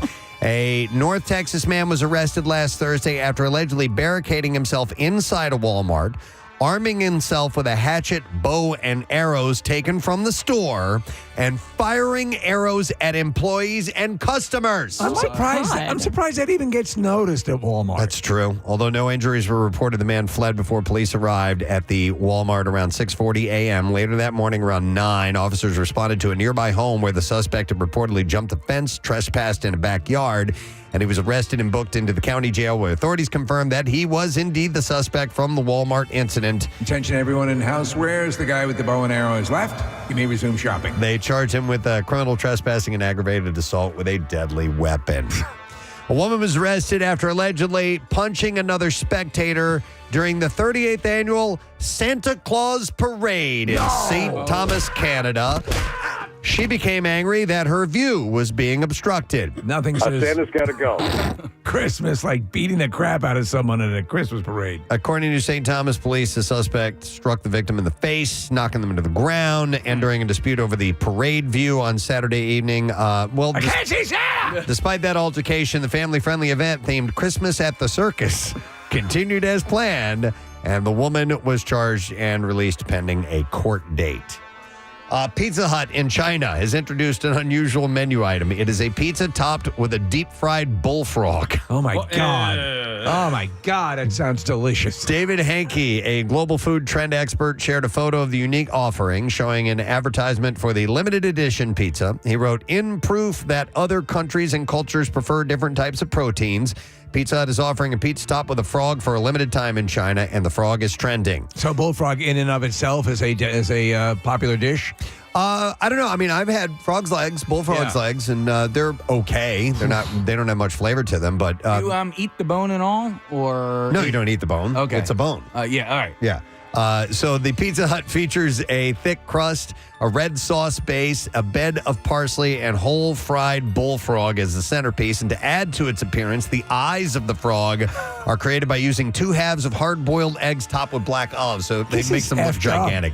So the availability of the pizza remains unclear. The company has not provided specific details on its website. However, a Korean news outlet had reported that the pizza was launched in collaboration with Dungeons and Dragons and is named Goblin Pizza, inspired by one of the game's characters. So I think it's a limited time offer. Quick question. Would you have pineapple on your bullfrog pizza or not?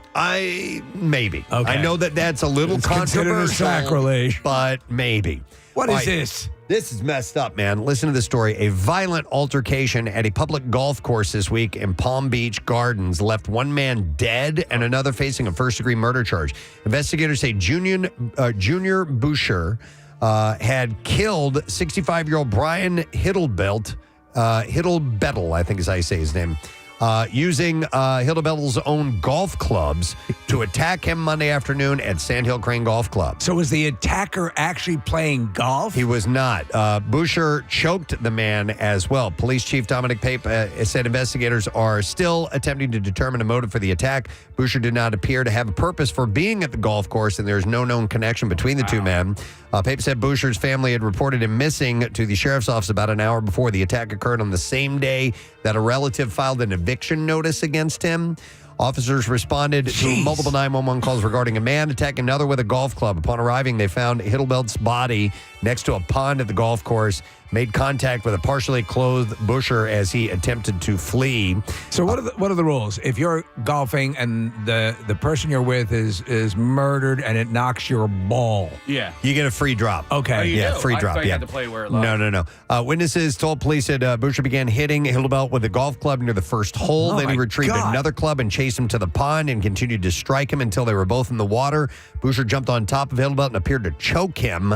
A short time later, Busher got out of the water, stripped off his clothes, and headed towards a wooded area. They tased him and got him, and they tried to save the guy, but they didn't make it. I've never heard of anything horrible. that gruesome on a golf course Do you before. have any defensive thing in your golf bag, like a machine gun? I do not carry a machine gun, but I'm open to the idea.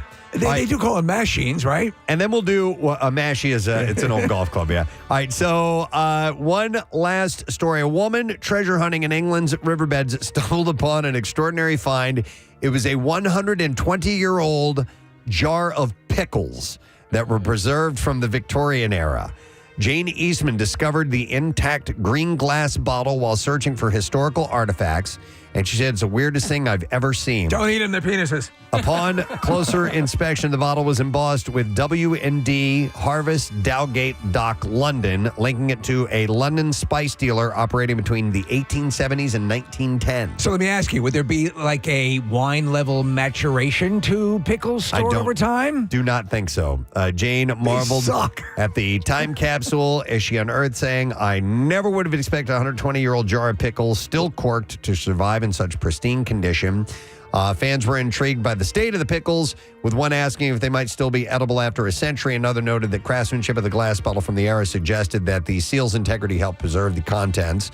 The discovery has sparked fascination about the life in Victorian London and what other historical finds could be hidden in the river. Jane plans to seal the jar with wax and has no intention That's pretty amazing. of opening it. Yeah. You know, they found a fully intact olive loaf at Hiroshima. Wow. Yeah. I mean, after the bomb and everything? Yeah. That's amazing. All right, and that's what I have in the bizarre file for you. Yes, I'm going to give a shout out to my friend Chris Gicking. He is the athletic director and head football coach at Marple Newtown High School. They're having a can jam right now, and he's literally texting me, hey, man, Fox 29 is here. Yeah. And then he looks up and he sees us on Fox 29. Jen Fred was covering it. Yeah. So That's very nice. I want to give a shout out and a shard out, actually, to the Marple Newtown High School. For participating in Camp Out for Hunger. Doing once something again good for this the year. public, right? Yes, sir. Yeah. They're wonderful. Real quick, since you did that, what is today's date? 27th. Yes, I have a I shout got a few out. sharks in the chamber if you need them. Shout out for today. It says, this is from Anna Schmader, or it might be Schmatter. She said, What's the matter? Dude, stop. What's the matter? Well done. And what's your matter? He's probably never She's heard that. never heard. This is the first time that joke has ever been said to her. She says, can you please give my dad a birthday? Barry Schmader, happy birthday to the coolest, smartest, and wittiest man you could meet. Thank you for supporting our family unconditionally, bending over backwards to align love languages and learning how to communicate with no words, just actions. You're appreciated and loved more than you know. Cheers to another year and a lifetime full of the greatest stories from the greatest storyteller.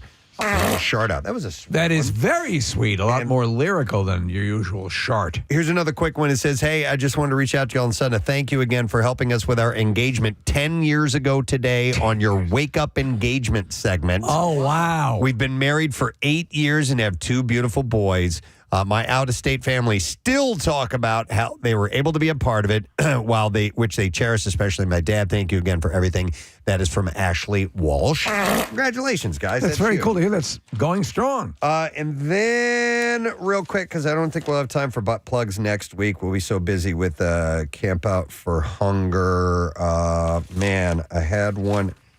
Yeah, here it is. Yeah, our buddy Pat House is involved in this one, so I wanted to mention this. That's the man. So this is, they said, howdy, my fellow Frogan Yozert fan. And this is from Eddie Gallagher. He says, you guys reported on the fire that damaged St. Francis of Assisi back in October. Yes. I'm here to ask if you could get a shout out for the comedy fundraiser we're having to assist them with the rebuild. The Cricket Comedy Show is going to be held at the Drexel Brook in Drexel Hill Friday, December 20th. So it's a ways off. Yeah. And the comedians that evening include Missy Hall, Pat House, and Troy Moore. Tickets can be purchased at the Drexel Brook Market. The Drexel Brook .market, it says.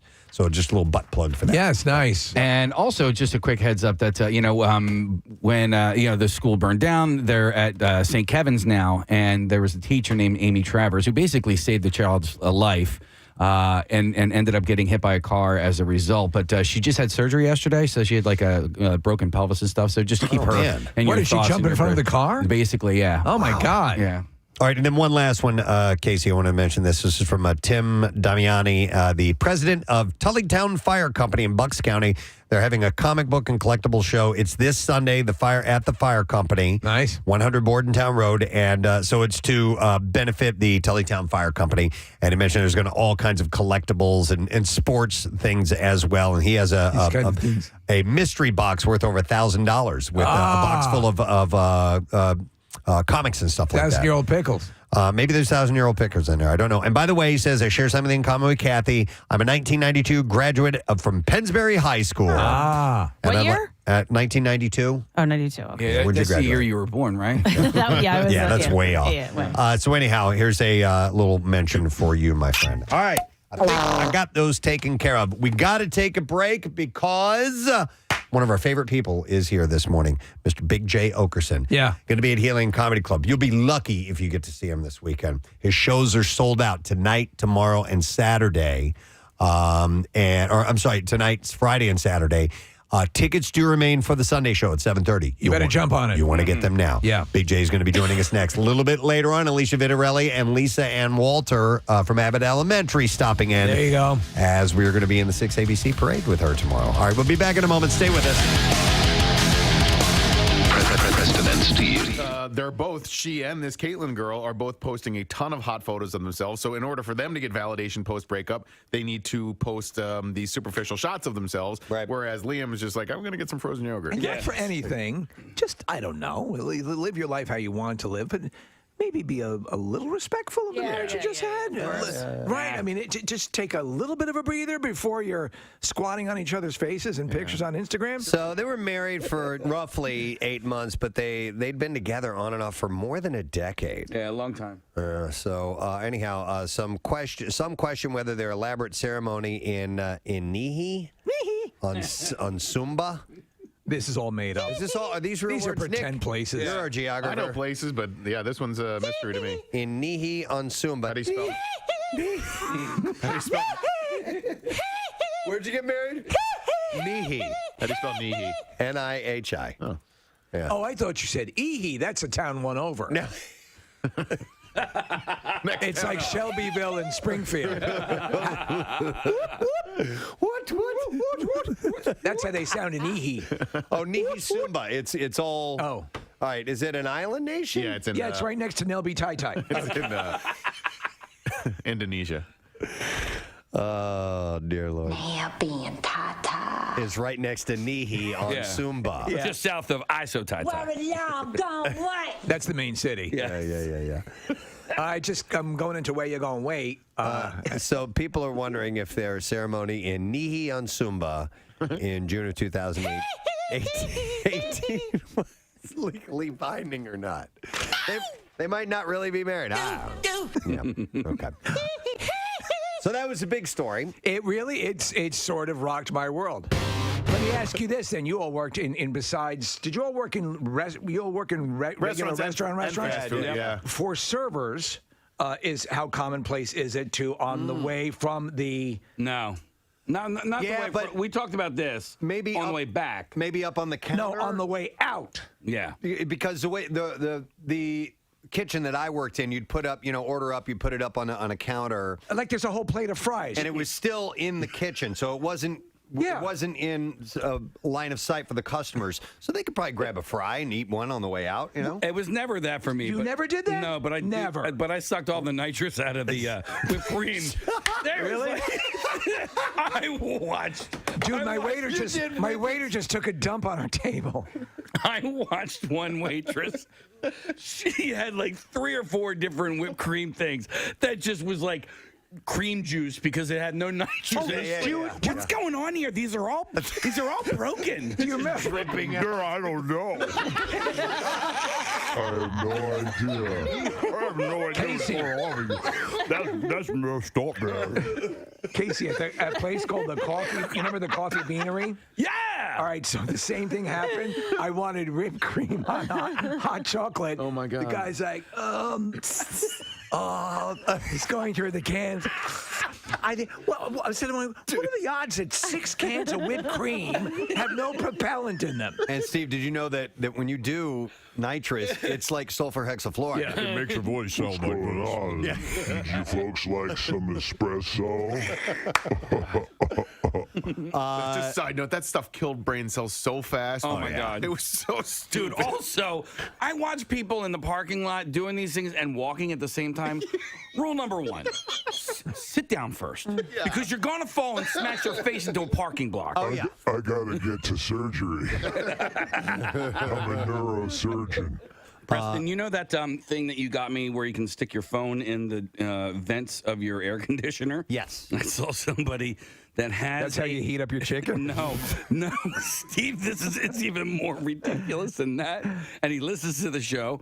I'm not going to out you, but he has one of these things that goes into the vent that you put in Air freshener? No, barbecue sauce or honey and mustard or something like a chicken nugget. He has like dipping. like a caddy? Get out of here. I swear to God. I like that. I go, I like that. Because That's great. It's exactly what it looked like. It's like having a Fixins bar on your dashboard. And I made a joke about it, like, hey, I can't believe you have a barbecue sauce holder here. He goes, yeah, I found it on, it was like, ad on Instagram. I was like, that's actually what this is. Steve, that's like getting a limited edition, like Jeep or something. This is a Roy Rogers. Right, Roy Rogers. Look at this. This signal squirts horsey sauce. Yeah, the rear view, Preston. It's like you're milking a cow. All right, TMZ reports that Davy Chase. Now, I looked her up, and it says she started the ring. She was Samara. She's the psycho. Yes. The scary girl. The girl in the well. And by the way, turns out she's gorgeous. Yes, she is.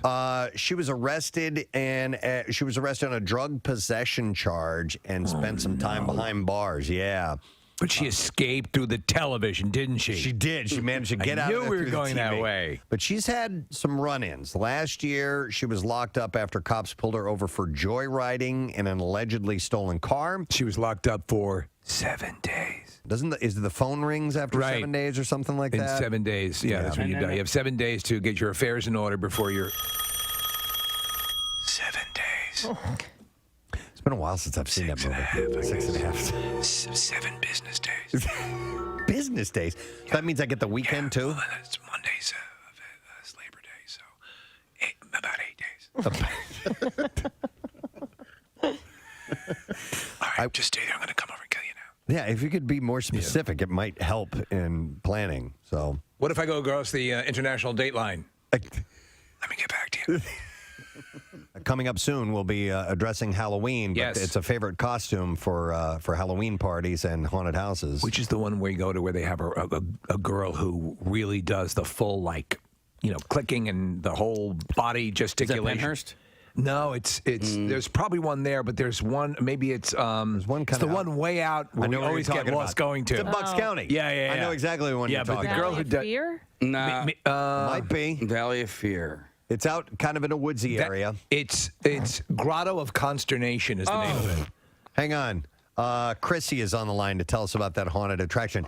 And it is Valley of Fear, isn't it? So it's Valley of Fear? It is Valley of Fear, and the girl who does play the one from The Ring, who was there for a long time, Liz, is just a phenomenal singer, too. I just wanted to let you guys know. Really? Okay. Oh, yeah, she's incredibly talented. And she was good. It says you were moving along, she'd move along, and she never sang really, but she didn't I'm sing. the chick from The Ring, and I'm coming after you.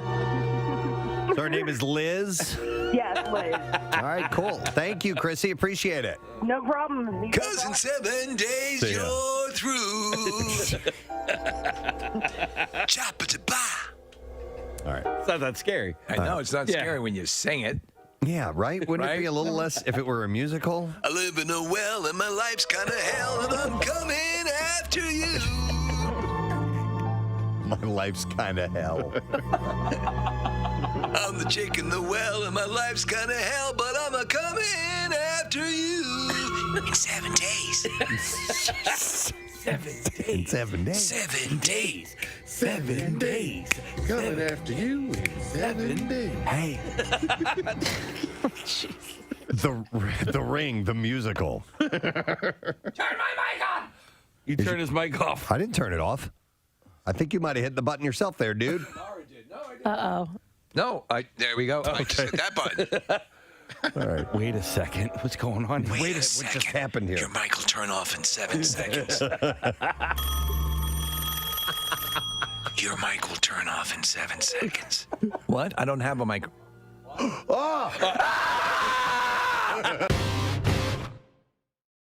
Ewan McGregor is in talks to reprise his role as Obi-Wan Kenobi in a series that centers around his Star Wars character for Disney Plus, according to the Hollywood Reporter. It is Obi-Wan Kenobi, attorney at law. It's a departure. That would be. Yeah. I think you should let him off with time served. Giving you time served. He's using the Jedi mind trick to sway the judge. I think you should find him innocent. I'm finding you innocent. I object. There's no way that's legal. It's totally legal. Oh, my God. I think you need to go to sleep. I got to go to sleep now. That would be... I would be brilliant. I would totally Attorney at law. This isn't the evidence you're looking for. Yeah. Even if you're stone cold guilty, give me a call. Yeah, exactly. Those are the commercials. Yeah. Demand Kenobi. Yeah. And he's licensed in Missouri. I am. Yeah. And even if I'm not, I'll convince them I am. Yes, that's right. I'm licensed in Missouri. He's licensed in Missouri. Better call Obi.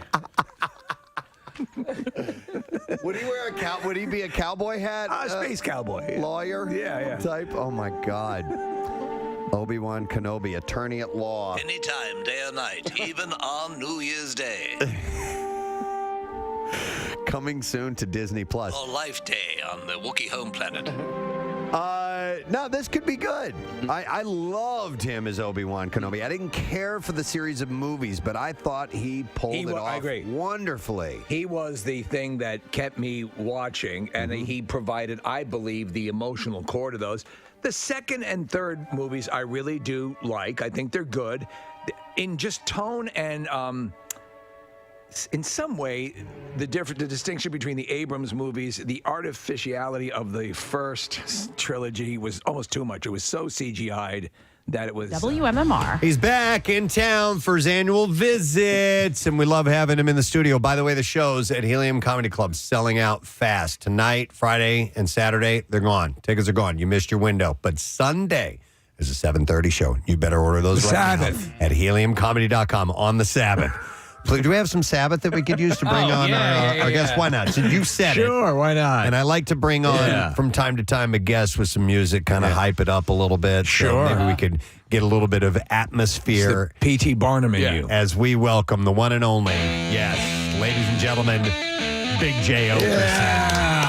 Thank you guys. Thanks for having me. Nice to see you as always. It's good to be back. Yeah. You got in late last night. Didn't head out with any crew or anything? Or No, came solo. Okay. You don't impress me as an entourage kind of guy. I like having people around for Do you? sure. Yeah. But not a big entourage. Yeah. Well, what's a suitable number for if you were to have a solid entourage number? Two, possibly three. Okay. Wow. I think that seems right. Where do you rank? Are you the apex of the entourage, or are the people in the entourage beneath you? It's a good question. Depends on the situation, I think. Okay. If you're with the Pope? Well, it depends who it is. Like, we went to an Eagles game this year with Shane Gillis. Yeah. And, like, I was his entourage for sure. That happened pretty quick. And I will tell you, what's funny about I found out that day how much the name Shane sounds like Jay when yelled. Okay, so I had a lot of stolen valor. I'd be like, yay! And I'd be like, of course. And I'd be like, whoop, that's not for me. Is there anything more uncomfortable? Now, obviously, you're recognizable, but a lot of times, and you try to avoid it, and you don't want to appear rude if someone comes up to one of us. Because it's quite possible I look like their uncle. It's not, and when you presume that and you're wrong, it's the worst. I've made that wrong so many times. It only seems like when I call it out. It does happen plenty of times. Right. When I call. We went to was the Rob Zombie Alice Cooper concert Oh. at PNC a little while back. Right, yeah. And we were on the lawn, and those, especially like a rock concert like that, I Right. will get recognized a decent amount. And instead, I was talking to my friend Justin, and there was a lady and a guy standing kind of near us, and they were like looking at me a lot. Right. And I was just saying to Justin, I was like, "Oh my God, like just come say hi." You know, it's like I'm saying to him, I'm just like, these people when they just sit there and stare and make it weird, like just come say hi, like, and stop making it uncomfortable. And then a third person walked up to the group and they just walked away. Had nothing to do with me at all. Oh my God. So, I was at a Phillies game one time, and this has nothing. I didn't get recognized, but I was in Ashburn Alley, and there was a girl there, pretty girl, with big boobs, and she was wearing a sundress, and the sundress was wedged in her butt crack, so half of her ass cheek was hanging out. And I'm sitting there and talking to people, and I'm looking at and I'm saying, should I go tell her that her ass is hanging out of her dress? And her friend sees me looking at her, and she looks at me and she goes, "Yeah, stop staring. We all know she has big boobs." And I'm like, also, her ass is hanging out. I'm like, tell your friend. And she was like, "Oh my God." When I was so many years ago, man, 20 years ago, I went to do comedy in Germany for troops. Right. And they had us performing essentially like in a little like tent area for all the troops, but it was a carnival happening. And early in the carnival, like me and another comic who was a heavy-set lady herself, there was a ride. It was like a tilt-a-whirl type of ride. Right. But the way it worked was like a horn would sound when the ride was going to slow down and stop. And that's when to kind of line up. There was no line. It was a free-for-all. When people got off the ride, everybody runs on. Yeah. So I was the slimmer of the two. So I go, "Don't worry, I'll get us the thing." And I panicked, and when that sound hit, like I just start making my way. The ride's not stopped yet. So I step foot on the moving, platform, the platform, and one foot lands, the other one never goes, just right up, and then Oh my God. hitting on the back on what's like wrestling stairs metal. You know what I mean? It doesn't hurt. It hurts inside. And I was kind of embarrassed, but we got on the ride, and it ended up being kind of without a hitch. Then we did the show, the comedy show, and like an hour or two after that, we were walking around the carnival, and someone came up to me and goes like, "Hey, I don't want to bother you, but are you?" And I went, before he said answer, I went, "Yes." This is also 20 years ago when no one knew who I was, but I was almost like, I was giving like "You found me." I go, "Yes, it is me." And he goes, "No, I knew it. Hey, babe, this is the idiot who fell on the thing earlier." Okay. You have to develop a protective blister for that. That's so funny. I love it, man. But now, so obviously. By the way, you're a little age defying looking at you. You look very good. You got a little shock of red. I'm seeing in the yeah. Does the bracelet match that on purpose? The pink on the hair? I thought that was a little coordinated effort. Now my nails were pink at one point, and it was coordinated with that. Okay. I got this. A girl dressed like a fat fairy gave me this at the Gathering of the Juggalos. Okay.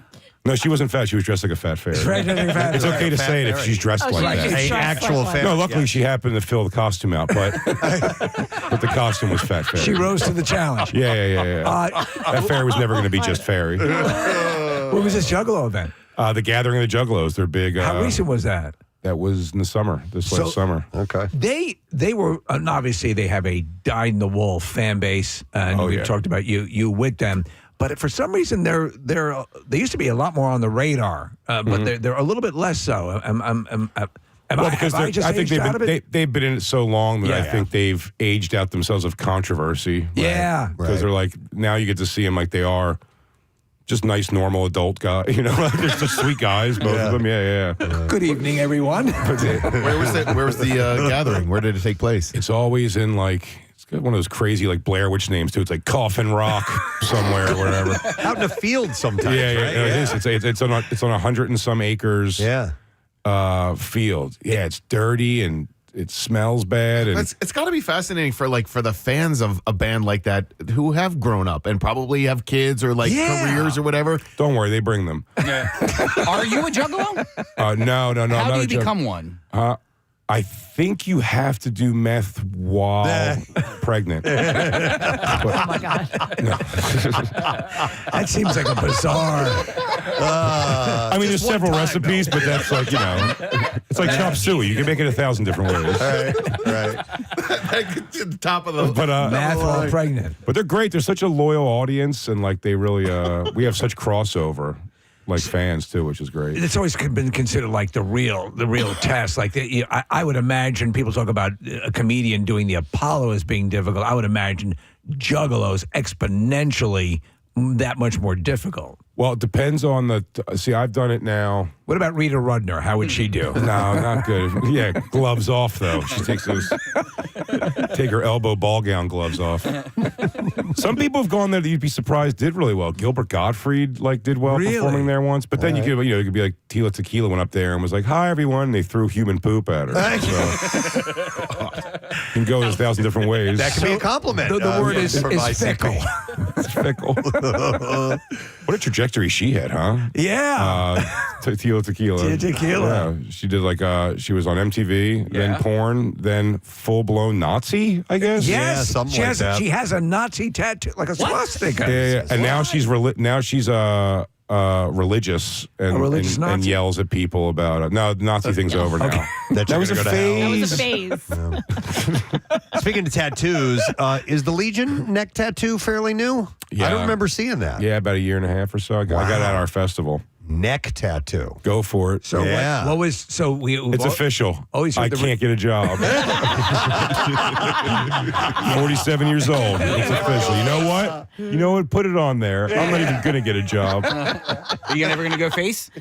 No. I thought about it briefly, but on the smallest thing. But everyone in my life begged me not to. Yeah, dude. Not even the little stuff. It's no. Well, I learned to stop listening to my daughter because my daughter is 22 and she'll say yes to anything I put out there to do to myself. Even if she thinks it would look ridiculous on me, she's like, well, I might want to get a face tattoo. Yes, so that leaves the door open for her. Yes. Yeah, so no matter what, so I was like, should I get a little, the little X from the Legion of Skanks logo right here? And she was like, I think that would look so cool.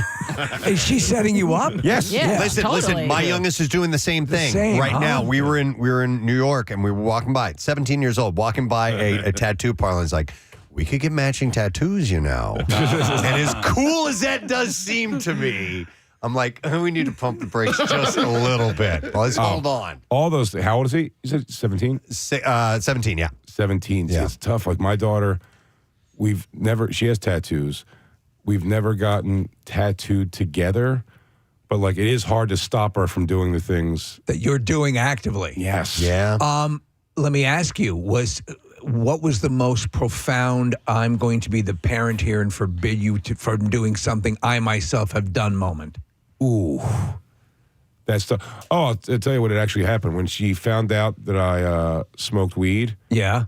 When she was 17, I guess she found it. That was a funny story because I was texting with her and I was also texting my friend who I was heading over to his house. And I was running late to my friend's house, so to make just really an excuse. It wasn't even happening. Right, actually. right. I go, hey, rolling a few joints and getting out of here. You want anything from the deli?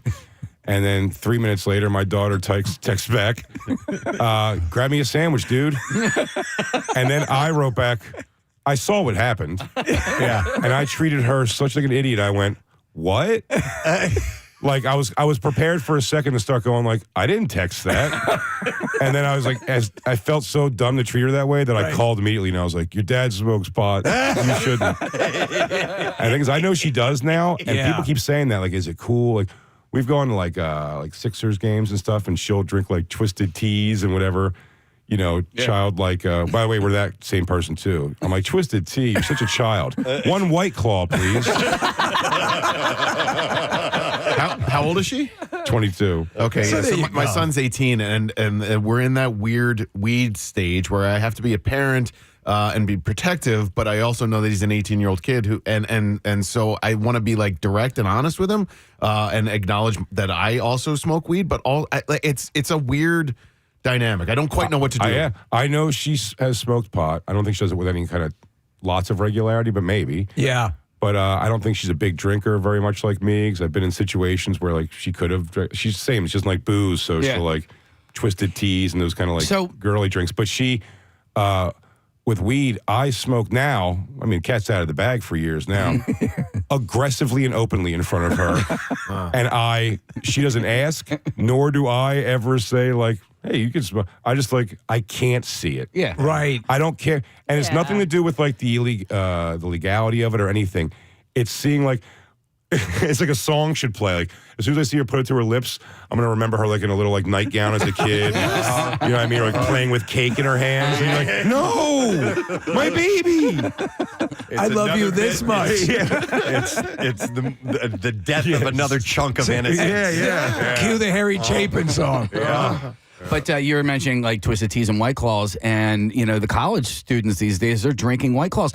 They're not cheap. Yes, and it's not cheap. But they do have like Natural Light has their own like hard seltzer now. So I like that they're all getting involved in it. Yeah, well, if you can't beat them, join them. But if that's what the college kids are drinking, I didn't think of what like the dirt cheap knockoff, cocktail things are out there. What was Wild Turkey and juice? What was the was there generationally as a non-drinker? Are there like old style cocktails that become popular amongst different generations? Just cheap vodka. Just cheap vodka. The bottle of Popov instead of like when you were in college, Steve, you'd splurge and get Absolute because they had the cool posters. But like, really, it was Bankers Club. Exactly. Yeah. Mm-hmm. Yeah. And then there was like a Zima. Zima. Oh, gosh. Zima. I think one of the ingredients was statutory rape.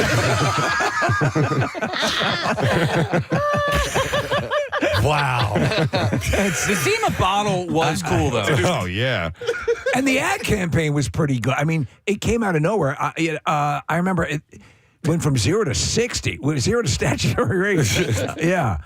There's always Zima just went away too. There must have been lawsuits no one heard about. There must have been. Yeah, all those things. If you think about the trend drinks like the Four Locos and stuff like that. Oh my God. And they had to change the recipe of that, didn't they? They did. It became near lethal, right? Mm-hmm. It was so alcoholic and so caffeinated. There was too much going on at once. Yes. Like, I'm gonna take a sleep on the ceiling. Nick, do you still have that Four Loko over by you? No, I used to have a can here for a long time, Jay, just like almost for novelty's sake. I think I tried half of one once. It did nothing for me. I didn't find it, I didn't want to drink it. I didn't want to taste it. I didn't like them at all. So I'm not sad that they went away. Well, they're not away. They're still around. Oh, they're still around?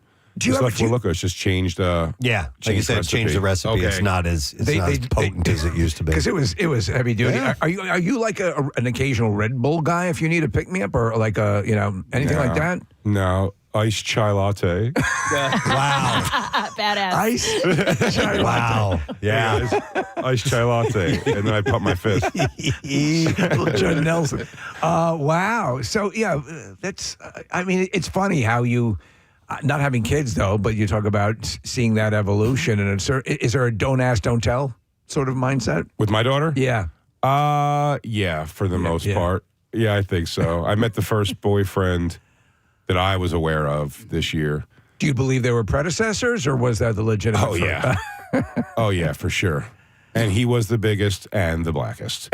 And he was a very, very sweet guy. Yeah. But it was funny, like we were supposed to go to a Slipknot concert, me and my daughter that night, and a couple people. And then she was like, I got to see if I can go. And she kept kind of pushing, like kicking the can down the road. And I was like, what's the thing? I want to buy these tickets. And she goes, all right, I have a boyfriend. And I do want you to meet him. Like, would he go to? Could he come with us to the Slipknot concert? And I'm like, well, that's only $700 to meet somebody. Yeah, right. I guess. And that was the first. He was very nice. Like I took it far better than I thought I would. It was weird to see. Were you approached in the classic "pleasure to meet you, sir" kind of thing, or? It was pretty quiet. It was also a very intimidating situation. Like me, Robert Kelly went down there together. We walked down there. It's my girlfriend Christine. Like everyone. And then they walked up to they walked up to us, so I shook his hand and everything. He was 6'5". He was taller than me. Jesus. Which was strange. And then what was really weird was in the concert, it was kind of like fine right away, so he was very nice. And, he was almost probably a little intimidated by the situation, just so many people that he didn't know. Right. But when I looked over at the concert in the pit, two things. One, a lot of times, like, his arms just, like, around her shoulders, like, like around her like this. Yeah. And he'd be like, oh, okay. and then when we were in the pit area, and when the mosh pit kind of starts and those things, I've been taking her to concerts, particularly Slipknot, since she was a kid. So we kind of stay on the outskirts of the pit, and I take the brunt of, like, I'm kind of there in case, like, ladies, you're blocking. If the pit spills over, like, I got this. I'll send them back in there. Yeah. And then, so I kind of lined up to do that. And then one time the pit spilled over and I saw this giant strapping black dude with my daughter just push the pile back. And you were almost in my head like, I got it. I'll protect her. She's fine. So what are the two things that go in your mind? So as the father of a daughter, so she's in good hands. Good hands, or Some my big God, hands. big hands. Her boyfriend could beat me up. It's very possible her boyfriend could have beat me up. I'd bite him, though. I don't fight fair. No honor. You're deceptively tall, though. I forgot how tall Yeah, you I'm were. 6'3". Yeah, but still, I looked so much shorter than him just because, like, I don't know, whatever it was. I just in the picture. I'm probably actually just shriveling up in the picture, like, oh, this is so crazy. It's got to be weird, though, to see that, you're, as you said, you're a little girl and you're in the jammies and you did a flashback and, and here you go. Yeah. I know. Time moves so fast. I told Meredith today when we came in, I had such a roller coaster of emotions. When we just pulled into the parking lot of the building. Yeah. And I just had like a warmth of emotion go. I was like, wow. I'm like, it's like a memory. I'm like, this is like Meredith. Like, me and you have been coming here for 15 years. Yep. Or so. And then I was going to say that to her, and then I was like, but Meredith's just like a press slut. She's here every week. It's not as emotional to her. But to me, I was like, oh my God, we've shared this. I looked over at her, I touched her hand almost, and I was like, oh wait, you're going to do this next week with like Jim Norton or something. By the way, happy Thanksgiving, Meredith, to you and your son. To you and yours. He learns a lot today. Your mom's a press slut. Oh my God. Do you find yourself being more nostalgic like these days? Oh yeah. Yeah? For sure, because I don't know, maybe that's like the story of the 40s, like the middle of it just creeps up and you're like, oh wow, like I have all adult things. Mm-hmm. Is it a biochemical thing? Because just is it the way we're wired, or just there's a weight of all these different things that occur, but I find myself in a very nostalgic phase right now, and I've come in and out of them, but I've reimmersed back into it, and I don't know. Are you feeling that as well? You sit back when you tell stories and go, oh, it was so beautiful. Feel nostalgic about just in general things that'll get you. Sure. You'll just completely get lulled into a state of nostalgia. And you can't help but become the guy who says to people, he goes, you have to understand, these were just pagers at this time. Oh, no, you got to understand. There was no social media. Right. It's the last thing you want to be. I try not to do that, man. Yeah. Sometimes Rotary phone. stuff comes out of my mouth when I'm in mixed When my company, and I'm family like, oh. settled in this land, You know what's strange though, Jay? It's like the passage of time, quite literally over the last 5 years. I've just randomly last night, I was thinking about Visco Girls. That was 5 years ago, but it seems like it was 87 years ago. Oh, yeah. You know, and like pre-pandemic times seemed like a different lifetime. The before times? The before times. Before 2020 seems like a very long time ago. Especially when you think of the things. Yeah, you're like, oh, yeah. It was very, very different then. Yeah. And we're hard, like we'll do a show, we'll do, almost close to 5 hours, from the beginning to the end if we run to close to 11. And we cannot remember what happened in the earlier part of the show. Oh, yeah. I mean, information just is as elusive as can be. I think what pot's done to me has made it so if I feel like I have 8 things set going in my head at once, and I'm just trying to get one of them out. And if I get minimally distracted, right, it's over. It's gone. Yeah. You'd be big. It goes, oh, I had a really important message to tell you. Your mom told me to say, in my head I'll be going, is that actual metal, that song? And I go, and I have to say, get me back? Yeah. Get me back where I'm at? That's mostly what my entourage is for. They're the get me backs. Where was I? I mean, somebody can be sharing very important information to me, and I will literally be on a completely different thought path of just something that was said 10 seconds ago. Well, I've also fallen victim of the attention thing, like the having to do 8 things at once. Like, how many phone calls I feel is so rude that they go, the only words I hear is when they go, you know what I mean? And then I'm like, I was candy crushing. You're like, I thought I could candy crush and talk to you and pay attention. But Yeah. I got lost in that candy crush. It happened just now. Steve Ash was talking about being nostalgic, and I was about what? I wasn't paying attention, to be honest. It's terrible, man. It's what you do, though. Are you a little ADD? I think so. Yeah. How does it affect your act? It probably it's works probably for good, it. yeah, because like it keeps me like moving. I don't get locked into one thing, so I kind of keep it flowing as much as possible. Are you a good multitasker? No. Yeah. I mean, I think I am, but it ends up I just focus on one of those tasks a lot, and the other 2 go by the wayside. Look at me multitasking. I was doing this. I can't remember the other 2, but they were. What were the other 2 things I was going to do? Well, I guess I'll just do this one thing now. Metal sign. Yeah. I've forgotten with Thanksgiving, and obviously you're in town and you've got family here. What's the normal routine for Big J? Usually we when I'm down here for the holiday, we'll go to my sister and my mom's for Thanksgiving, but our dog has kennel cough. I don't know what kennel cough is.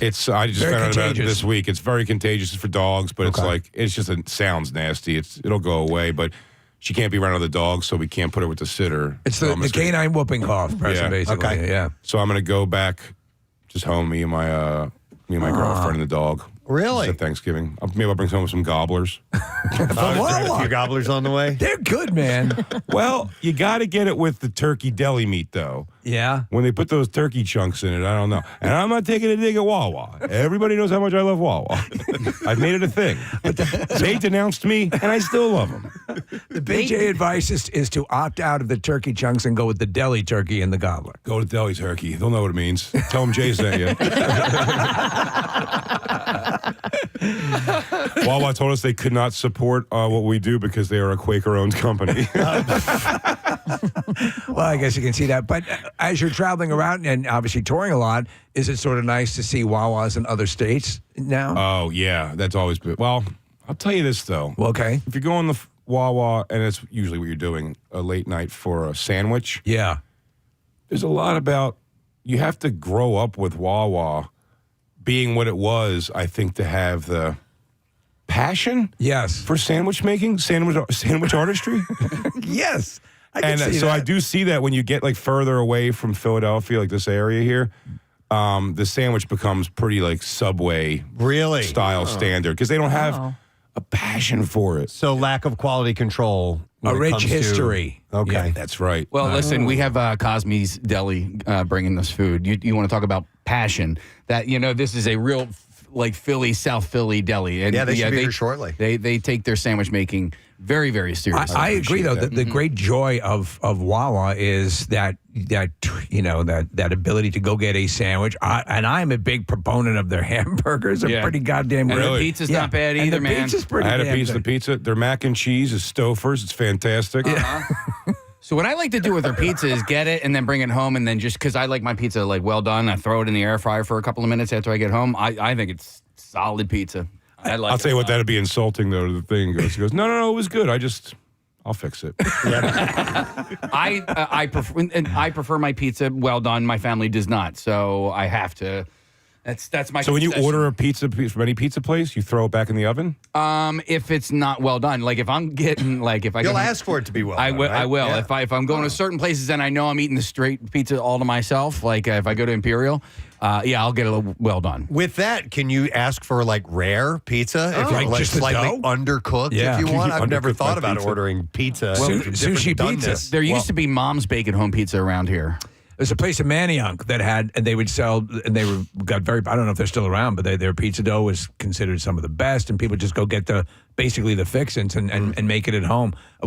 What's your level of pizza fanaticism? I like pizza. I live in New York too, which is great pizza. Yeah. But I will say I'm a big fan of the well done also. Yeah. But I don't say anything anymore because if I go well done, most of the time it's going to come with, 4-inch bubbles. That's like the Detroit. in the dough, but not in the cheese, just like those big, like wasted pieces of dough that are bubbled up. Yeah.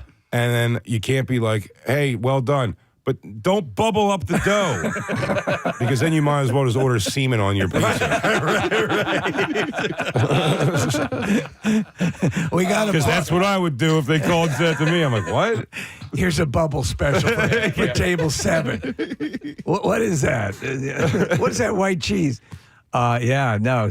You're legitimately going to low rent it for Thanksgiving and not have a full meal? Yeah. Oh man, we're ordering from some place. Yeah. There's places in New York that do like full, like Italian places that whip up a nice. So Nick just pulled up your Instagram and it says Big Jay Oakerson 2025 dates. It's 20. That's for next year. Yeah. Already. Oh, wow. Already all the way through the year. At least first 2 quarters, I think. Oh no, wait, yeah, because it's got dates in December and so on. So that's 2024. Okay. Do you? Yeah. I remember seeing the Joan Rivers documentary, and this is something that always impressed me about her. She was booked out the yin yang, but whenever there was one day that she'd start to freak. Are you that kind of person? Or are you a little bit more? No, I do get like that. Yeah. Do you? Yeah. My downtime gets like, and I don't need to fill it with like personal fun. It's just like I feel like I should be working or something. If I'm home on a weekend, I'm like, it seems wrong. Right.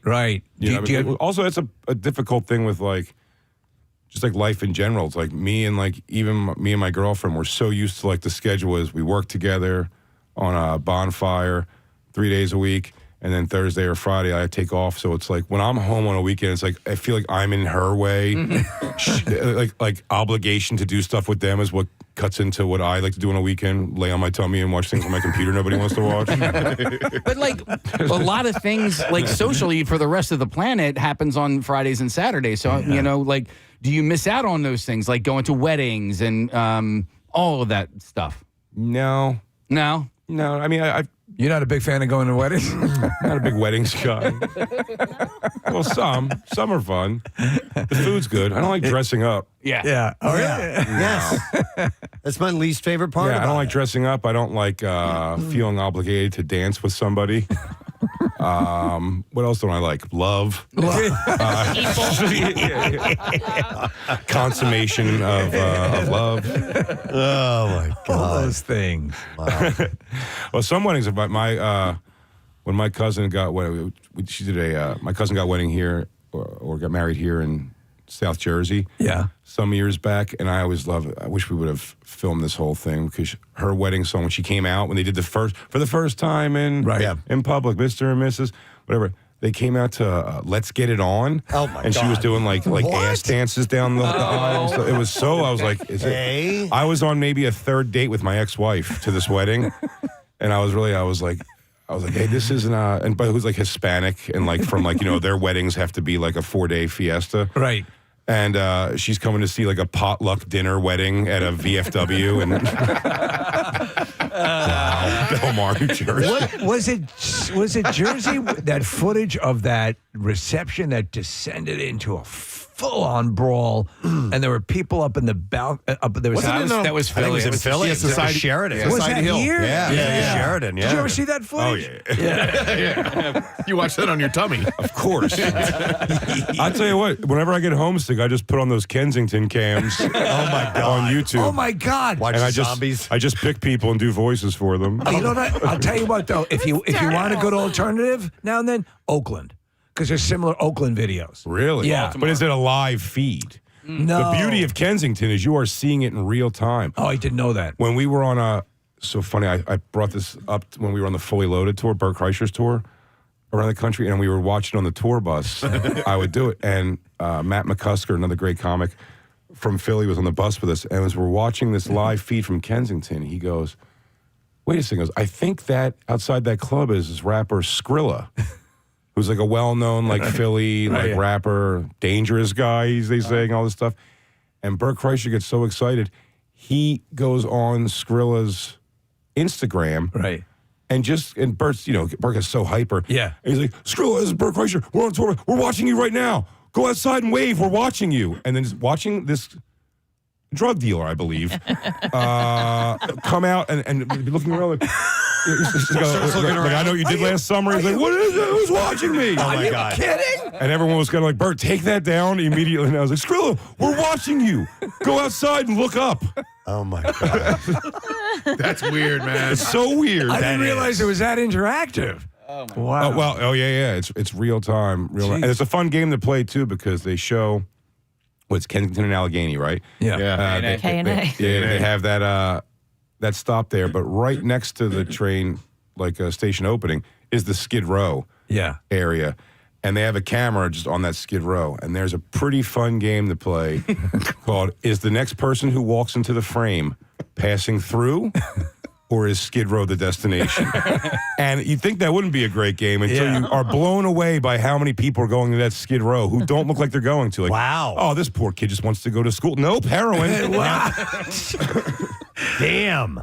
Wow. All right. That's a new Milton Bradley possibility. Yes, I know. yeah. Trademark. Hobo trademark. Wow. All right. Well, listen, we got to wrap it up, brother. But as always, wonderful to see you. I love you guys, man. Thank you for having me. Oh, it's our likewise, pleasure, man. We man. love having you here. Big J's got shows. Most of them are sold out. Friday, tonight, Friday, Saturday sold out, but there is a 7:30 Sunday show. Get on it. Got to get those tickets now because they will be gone. HeliumComedy.com. Have a good Thanksgiving, man. It's great to see you. Thank you, man. Happy Thanksgiving, guys. Big Jay Oakerson. We're going to take a break. Be back in a moment. And when we return, Lisa Ann Walter and Alicia Vitarelli will be in our studio. Stay there.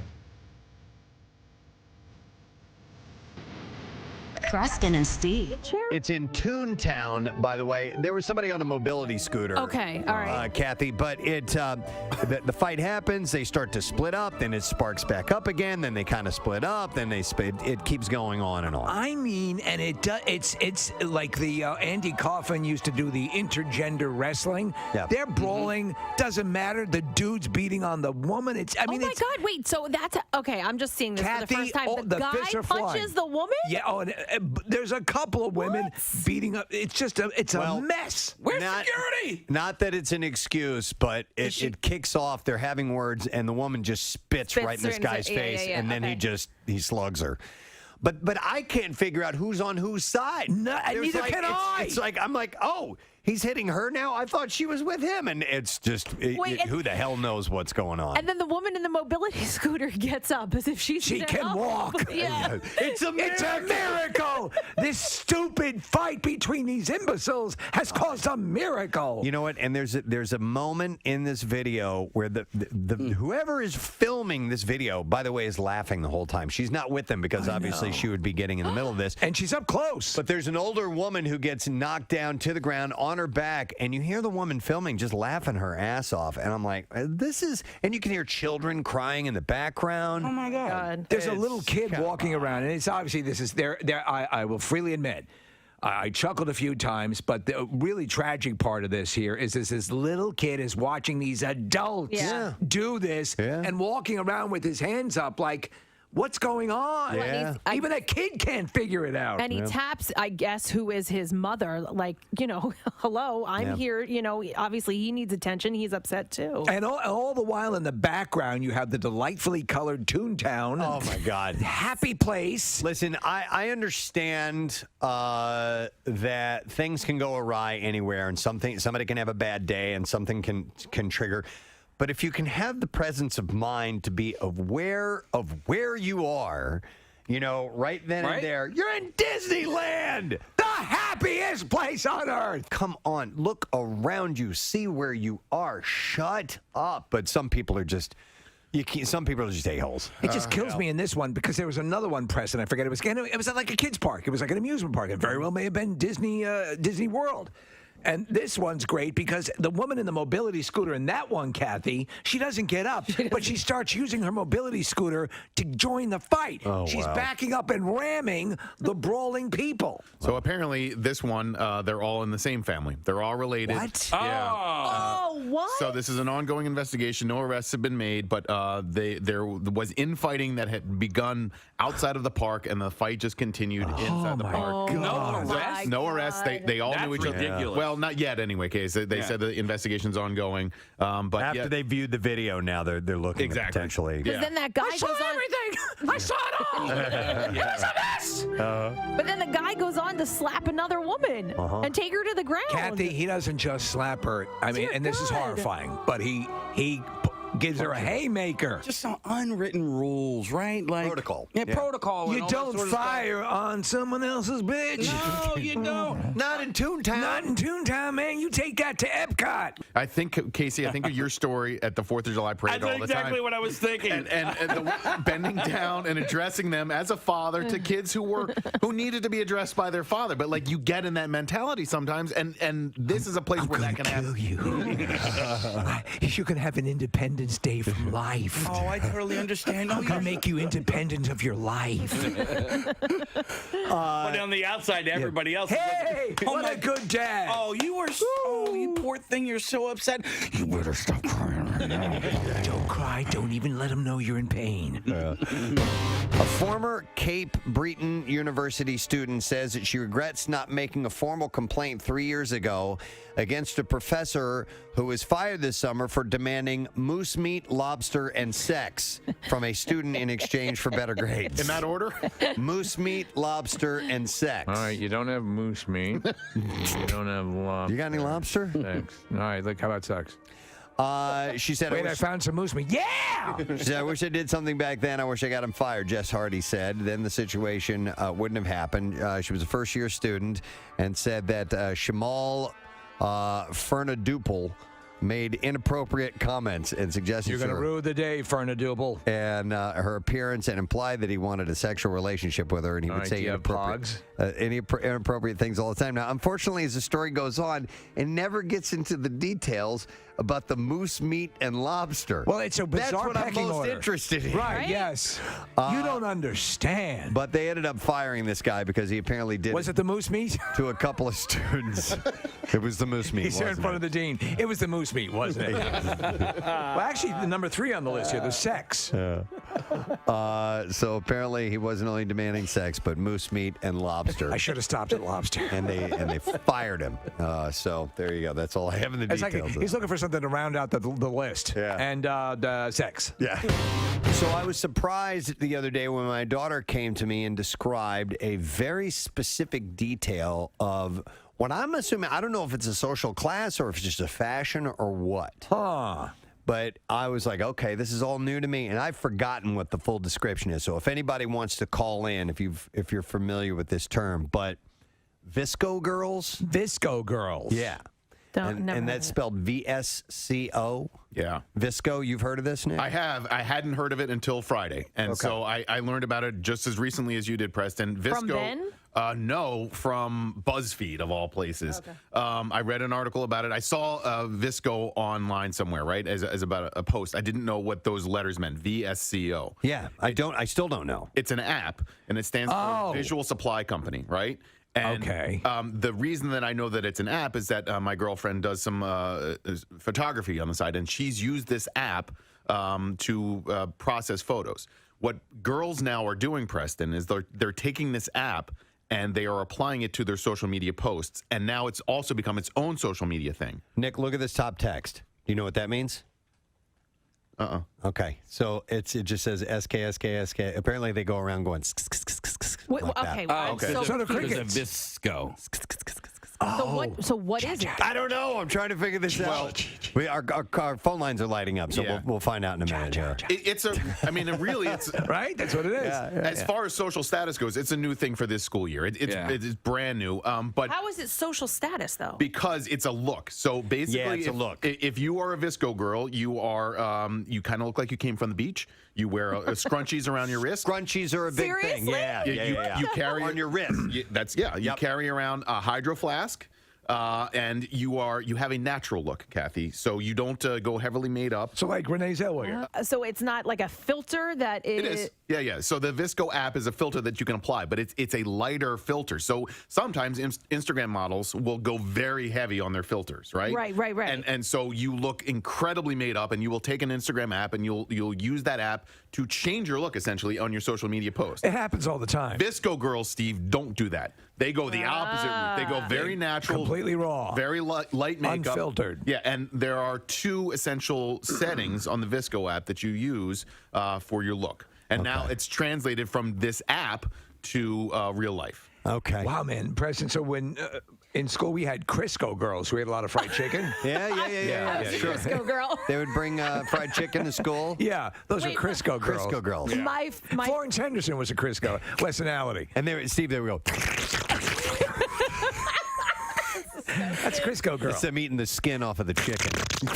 So Caroline, my daughter, was wearing a shirt and it was too long. She's like, I'm tucking this in because I don't want to look like a Visco girl. Not that meaning that she doesn't want to be one, but it looks like you're not wearing pants. Not wearing pants. Okay, yeah, I've seen you're this. not wearing shorts. I've seen this. I've seen the looking like you're not wearing shorts. Where did that look? That look has been around before. No, but I've recently seen it pick up, and I'm like, look at these kids. Like their shorts are so short that they look like they're not wearing any. My dad was a Visco girl before anyone knew. He just wore a long coat and shorts. Yeah.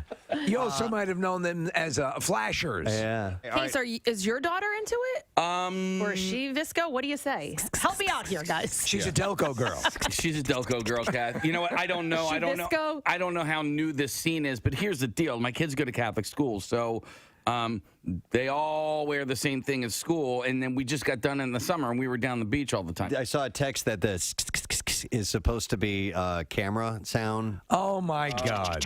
I love it. I want to be a Visco boy. I always wore big clothes. There was a period of time where we looked like we were 900 pounds only because we wore oversized Baggy clothes. stuff. Baggy stuff. Who decided all this stuff?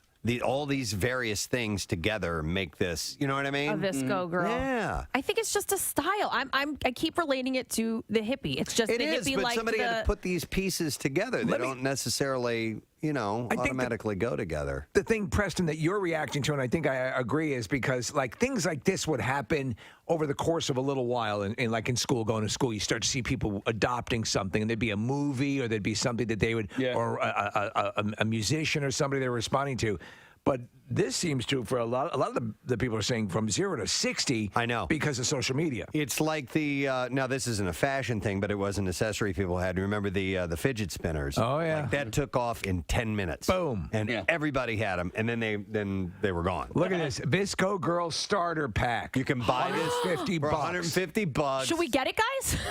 It says Giant Visco Starter Pack. Preston, we need to be Crisco boys. Scrunchies, Crocs. I like those tie-dye Crocs. What else? There's the shorts, and oversized shirt. What do you see? No, Kathy liking the Crocs now. I like the tie-dye Just Crocs. like 10 minutes ago, she's like, not for adults. Oh, well, no, I wouldn't buy them and wear them. But Steve, it's funny because you were talking about how these things, how they can happen so quickly. When people are getting back to school this week and they come home demanding the scrunchies, that means that like this thing is taken off and they want to be like all the other people who are in the group. That's funny. Some people are texting in, and I've gotten some emails that there is a phrase that goes along, not just the SK one, I oop. I oop. I don't know what that means. There's another one, Nick. That's no, no, that's mine. You can't have that. But I oop is a thing. Can we make that part of the Crisco boys? Sure. Yeah. That's allowed. But All right, how's I oop spelled? I oop is I, the letter I, and then OOP. Okay. Oh, yeah. Again, it says I oop.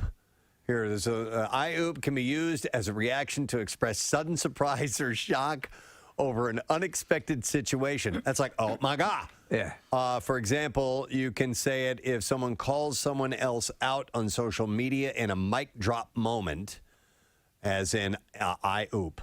Okay. Because it says here, honestly, who says mic drop anymore? That's please. old now. That's so old. Nick, you know that I love you, but I do find it a little creepy that you know the most about this. Well, anyone he on looked the it up show. on BuzzFeed. Research? Yeah, no, I stalk 12-year-olds. Okay. Do you want to hear it? Interesting. Oh, yeah. Jasmine Thanks. Masters, I think. All right. I crashed in my back seat for a couple of hours, and All right, okay. And that's funny. And, Okay. And hence the beginning of a new phrase. Wow, Bizarre. Sitting on your balls created a thing. Where some things come from And yet how they take off. We can't get to take off. Nobody can pronounce it. And it's very hard. That's the only thing. I Too many is much syllables. easier. All Although I got a text from somebody who says I'm 27 and I just found out I'm a Visco girl. it's like going and looking at your X-rays. Yeah. I have some bad news. You're a Visco girl. What would be some positive workplace habits. It doesn't give any examples here at all. So I'm wondering what we could do. Maybe some yoga or something like that. Well, let's assess. Maybe like clean up your area.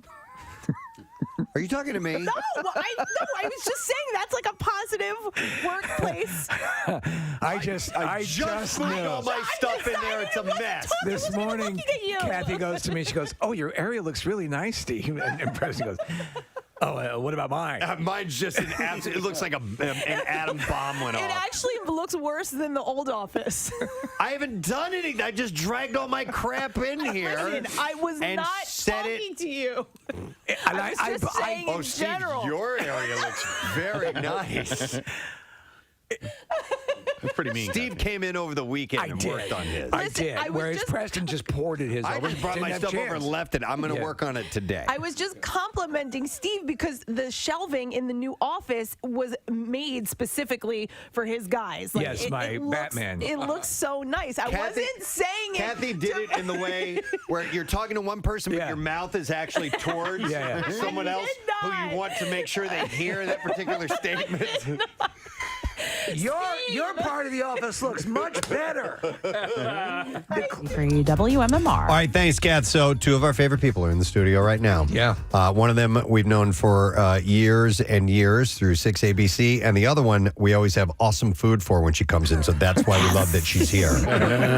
Among many other reasons. But first, I'll introduce one at a time. We would like to welcome from 6ABC, the lovely Alicia Vitarelli.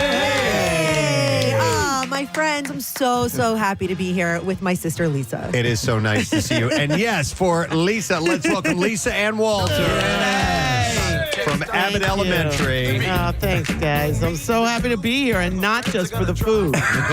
Well, you immediately ascended to the pantheon of our favorite guests. Oh, thank you. Yeah. Well, you. Because of the food? No. Yeah. So we have Cosme's Deli, who is catering Lisa Ann Walter's appearance here this morning. I love it. On the Preston and Steve Show. We're trying to have authentic Philly food anytime you come by. And I truly appreciate it. Yeah, I want to grab. I told you, I'm kind of a little bit in love with Big Dom.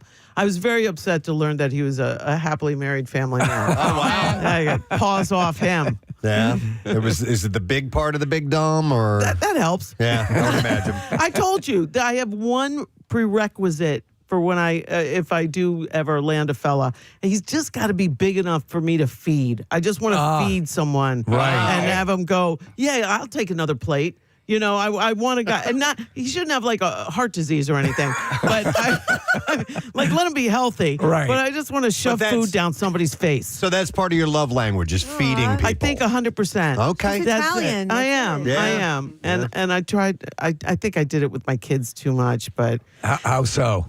When they were coming up, it was the way we learned it. Right? Yeah. Like they tell you all these, there's starving children in China. Yeah. And then you be the member of the Clean Plate Club. Right. And then you eat it, and now you're lying on the floor whopping out with your pants open. And that's the only way I know that I'm full, if I have to open my pants and lay on the floor. That's not healthy. Thanksgiving, those memories. Yeah, I remember one year, one of the kids at one of our this is years ago, when my mom was still alive, and she would cook a huge dinner, but one of the kids pushed the thermostat up to 95. What? And we're like, For what reason?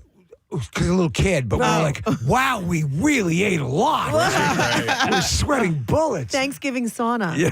I had a Thanksgiving once when I was in college. We had people, you have the orphans. Yes. The people come over that don't have it. My kids give me a hard time too, because there's always some rando shows up for Thanksgiving dinner. And I had to stop it because one year they started talking about crystals. This lady was like, and then the crystals will make you, be in love or change your mindset. My kids are like, who is this? I said, I don't know. I met her on a plane. She didn't have anywhere to go. Some Wiccan. Wow. Yeah, some Wiccan.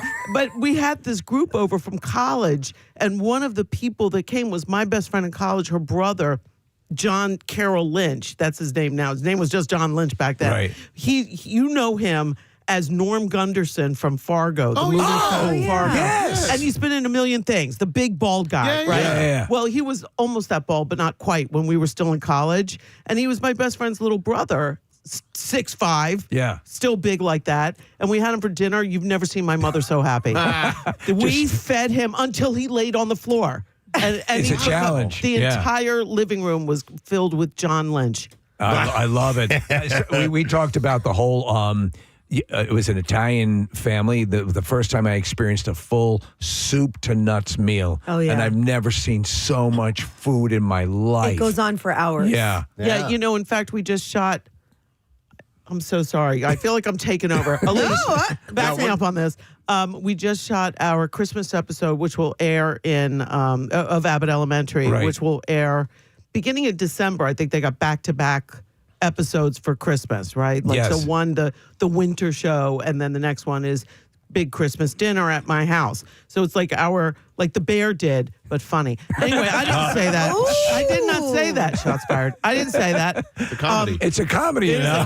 Diss track. It is a No, I'm comedy, kidding. but it's a big Italian family dinner, and Melissa Schmenti, my character, has a million brothers and sisters, cousins, Right. and I swear to you, cast people that look like my family. I almost gave my numbers to one of the guys. I'm like, go bet on horse number 6. He looked like my cousin Al. Wow. No kidding. Hilarious. And one of the guys was like, so wait, your cousin is Scott? Said my family's last name, which I won't say here because I know you people. I'm looking for my bank accounts. But he said, "You're Scott from Staten Island?" I said, "Yeah." And he goes, "I went to high school with them. We played football together." And then my mother is played by Talia Shire. So they were like, that's we read about that. It's awesome. royalty. Yes. Royalty. I don't know about you guys. but on Royalty here. Yeah, for Rocky, of course, and The Godfather. Rocky, The Godfather, and every Thanksgiving, my family watches all day long, back to back, Godfather. Yeah. Because nothing says Thanksgiving more than ratting out and killing your family. I don't. So do we. I don't know why we watch it. You guys do, Alicia? Yes, You do The Godfather? I told you. I swear, Lisa's my sister. And when she just said cousin Scott from Staten Island, I'm from Staten Island. Yeah. And when we met, we're cousins. So we met on a Zoom like 2 years ago because Yeah. she was coming in. Lisa was coming in for like a Helium Comedy Club. I remember I was in New York. And we were on a Zoom, and she's like, "You know what? I just feel like I haven't had a real Philly hoagie, Yeah. right? Any she kind plays of this Philly. South Philly teacher, so I was like, well, why don't we go on a little food tour and we'll go around? Should. So she asks the people. I put some things on the list. We had a list. We were forget it. We were like going to lay on the floor bursting at the end, and we had so much fun. Yeah, but did I give in? I did not give in. No, you We didn't were surrender. like food stop number 6 at Reading Market. She goes, "Are you ready for more? We're going to Italian Market." I'm like, "Yeah, We let's did. go." So roast pork. We had DeNick's roast pork. We went to John's roast pork for the cheesesteak. That was the first year. A bunch of others, Termini Brothers, and then last year we added more because she came back to Helium. So we had like part deux.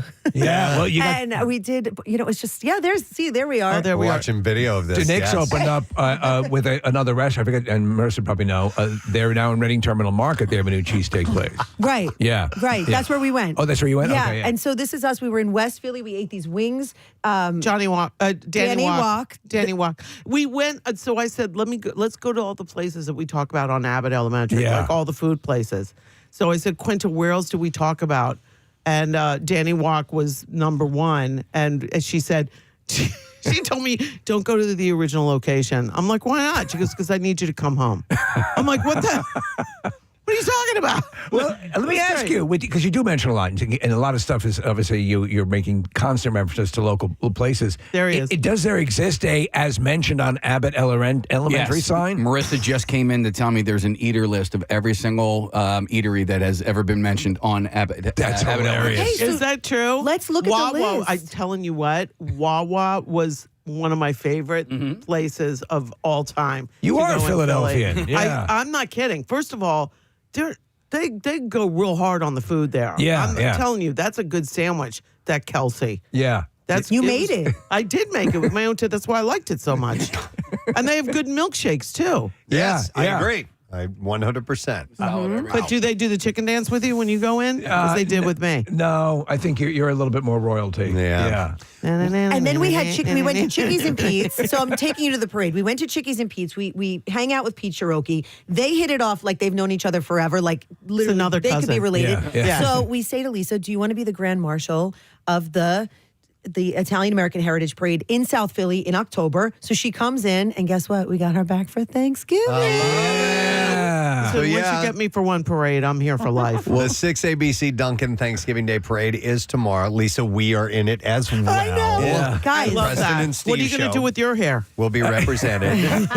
We were told basically to dress like Navy SEALs. Yeah. Because the weather is not going to be wonderful. Was texting with Cecily yesterday because she and Rick are the ones who do the television coverage. I mean, you do as well. Yes, they're the mains. They handle the main performances. They're in this wonderful, nice, cozy, warm, dry booth. Oh, yeah. And I was asking Cecily, I'm like, any tips? I said, I go, is there any chance this will be canceled because the rain is supposed to be, rain tomorrow, like heavy rain? And she just flat out goes, no. And then tips. Get on with it. She's just like, waterproof, dress warm, layers, bring an umbrella, and hang on. It is the oldest of the parades. Yeah, I love it. It is a ritual. I know there's another one, but we don't care about that. This is the big one. This is the first. It's the oldest. And I mean, the best. and And the again, best. not to drop another diss track, but more people watch our parade across the United States than any other parade. Is that Alicia, true? I didn't know that. Alicia, you're outside though. What I'm outside. What are you doing tomorrow? Guys, An listen, umbrella? I am not built for this wardrobe. And so when I get off the air this afternoon. Tell them what they told you that you should wear. A waterproof coat. Yeah, and I was like, what do you mean a waterproof for what? Why would I have this? I don't have I this. do not speak puffer. So I have puffer, yes. I went but like bought puffer yesterday. with the fur. Like they're talking waterproof puffer. So if you see a swirling whirl like blitzing through Center City this afternoon, it's me looking for waterproof. Waterproof jacket. Things. I bought waterproof things. coat, waterproof pants, and Gore-Tex boots because that's Cecily told Preston. Gore-Tex? I'm like, yeah. So water Take resistant. notes. I'm taking She's notes. not wearing any of that. I'm going to tell you right now. Like I might She's still gonna be in show up like me, looking like a big gavone in a furry coat that's just going to get wet. in a heel, and we're gonna wear a heel. If you need waterproof in a pinch, here's what you do. It's easy. Both Matt O'Donnell and I know this because we play golf all the time. Golfers, that's where you get your waterproof outfit. Go to a golf store. Is it stylish? No. Well, it's no, not really. But you're going to stay a dry. golfer about style. Yeah, me and Alicia are both going to wear pants with whales on them. Steve, you said you went to REI. REI's got some nice I went to stylish REI stuff. and got some good stuff. You know what? You're just such guys. You're such guys. There is Fashion no over stylish REI anything. Fashion first, you guys. So look at this. Is this a party? Like Yeah. we are bringing a whole party. So Preston and Steve party, Lisa and Walter party. This is, forget about the forecast. This is sunshine. Well, right listen, here. you bring in had the sunshine. benefit of being able to watch it from home as well, which is what we do every Thanksgiving anyway. Well, see, people still line up regardless of the weather because they have things called umbrellas. Yeah, and it should be exciting. But you have a whole bunch of talent on the roster, going through some of the people who are going to be making appearances. Yeah, and some of the musicians and stuff. I know Kelly Ripa, Carson Kressley, Ryan Seacrest, Mark Consuelos. They're all going to be a part of it. And Darlene Love. Darlene I Love. love her so much. I just talked to her yesterday, and she called the forecast liquid blessings. Liquid blessings. Okay, Yes. so we're just going to go with that. So Put that on the 7th day. I like that. I bought a whole bunch of liquid blessing repellent clothing in anticipation of that. Liquid blessings keep falling on my head.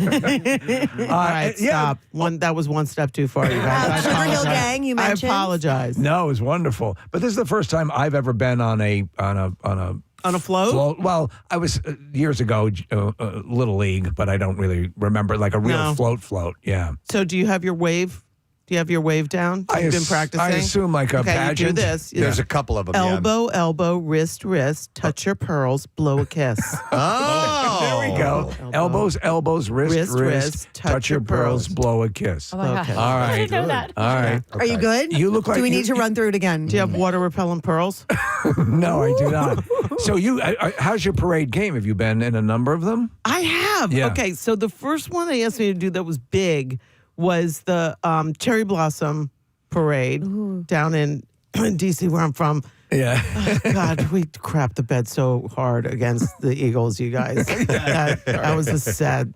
All right, You were never rooting mind. for, Let's move and on. I feel like you Let's told move me on. you were rooting for the birds. I am rooting for the birds. I know you. I am. know. And in fact, She's ours. now. I missed the game. They were out in L.A. Yes. playing the Challengers. That's my Rams. car. Yeah. Thank you.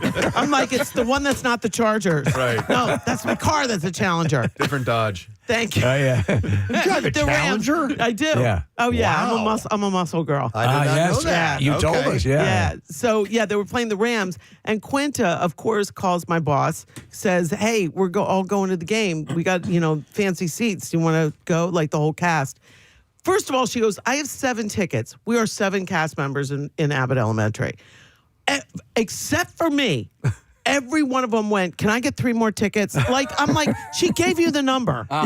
Yeah. Like, she's like, Yep. this is the fancy seats in the box. You Right. can't just go, me plus my whole family.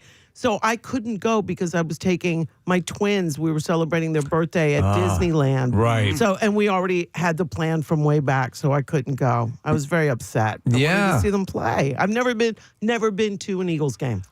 Okay. Well, Oh, we'll make that happen. Yeah, That's what I'm saying. absolutely Put that can on the happen. list. Yeah, Thank yeah. you. But hang on, back to the Cherry Blossom Parade. Oh, sorry. That's where I we were. segued away. Yeah. Thank you. He followed the breadcrumbs back. So they said, can you be the Grand Marshal of the Cherry Blossom Parade? And I was like, yes, I can. Yeah. And I had a whole idea in my head about riding in a float or a car or whatever. Like an open convertible. An open convertible. Cool. Okay, which I did. Yeah. And they said, you can just sit in the car. And I went, oh, no. No, this is my first parade. I am sitting my Jagunda Sicilian ass on the back of this convertible. Yeah. And I'm doing the wave. And I did. I wore a white and pink outfit. Like a pageant winner. I did. Yeah. And I'll tell you what, nobody explained that the backs of convertibles are no longer kind of flat. They have like lumps and things where like the top of the car comes out of. Oh, yeah. And I rode that bad boy for the entirety of the parade. Came out of it with a sore coolie. It was very sore. a little bruised brujol at the I end. had a bruised brujol. It was not easy. Listen, I don't. And then we did the Italian. I know. And they put you in a muscle car. I did. And I know. again, What I were you in? chose, What was they on? wanted to put me in some giant Hummer. Do you remember that giant Hummer? They were like, That's not this a- one's for you. That's not a muscle car. No.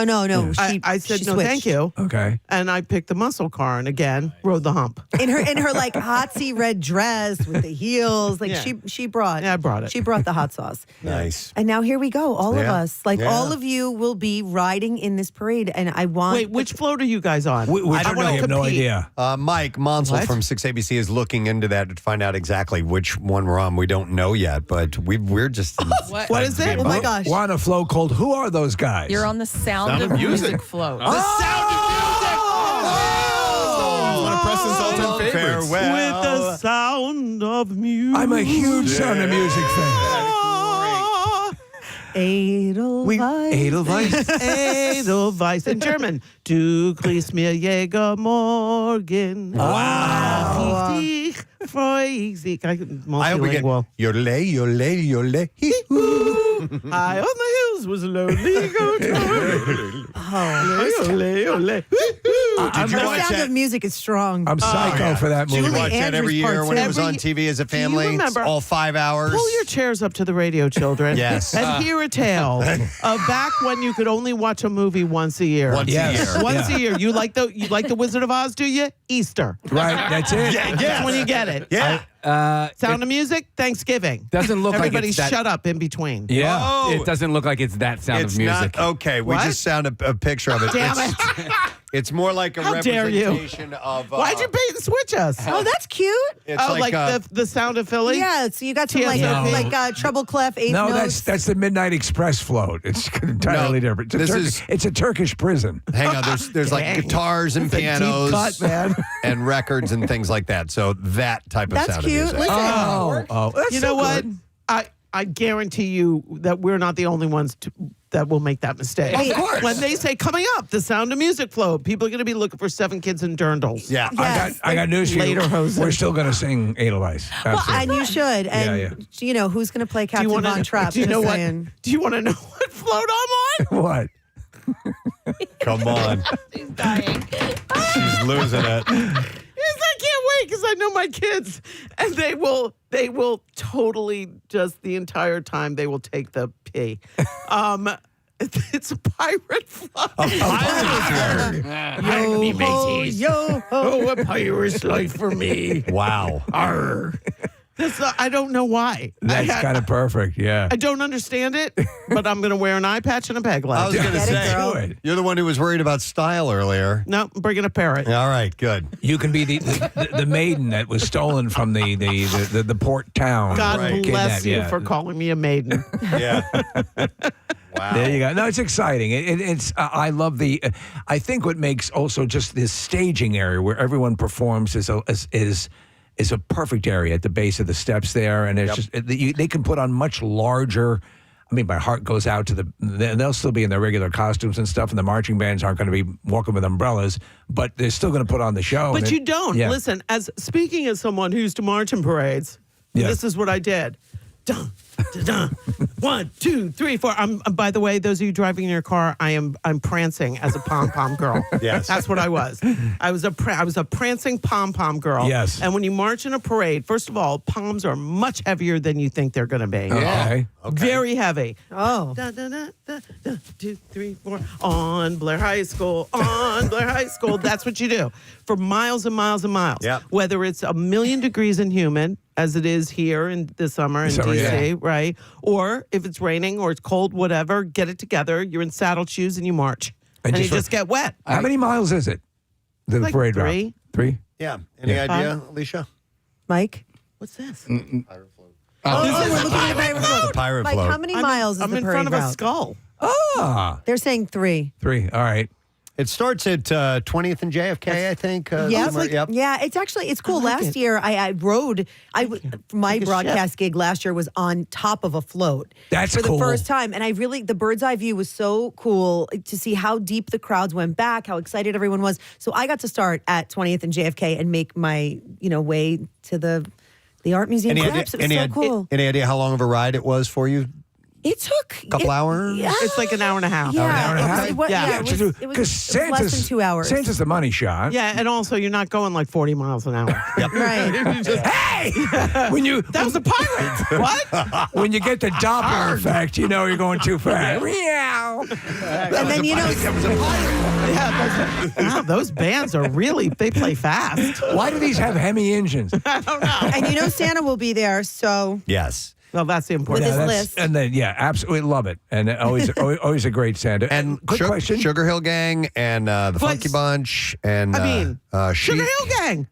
Come on. This was the original. Thank you. Yep. The Coming original up, rap kids. song. Yeah. There was none, but there were some before this, but white people didn't hear them. That's right. This was the one that was the first hit. Yeah, most definitely. Hop, hip-a-dip-a-hip-a-dip, hip-hip-a-hop, you don't stop. Rock it To the bang bang boogie, set up, jump the boogie to the rhythm of the boogity bee. Nice. Now, what Ever go you over hear a is friend's not house okay. to eat Stop and the food rapping. just ain't no good? Macaroni's mushy, the peas are soft, and the chicken tastes like wood. So you run to the door while you still sick from the food you ate. And you go down to the quick relief from a bottle of KO Pectate. Jump the boogie to the rhythm of the boogie beat.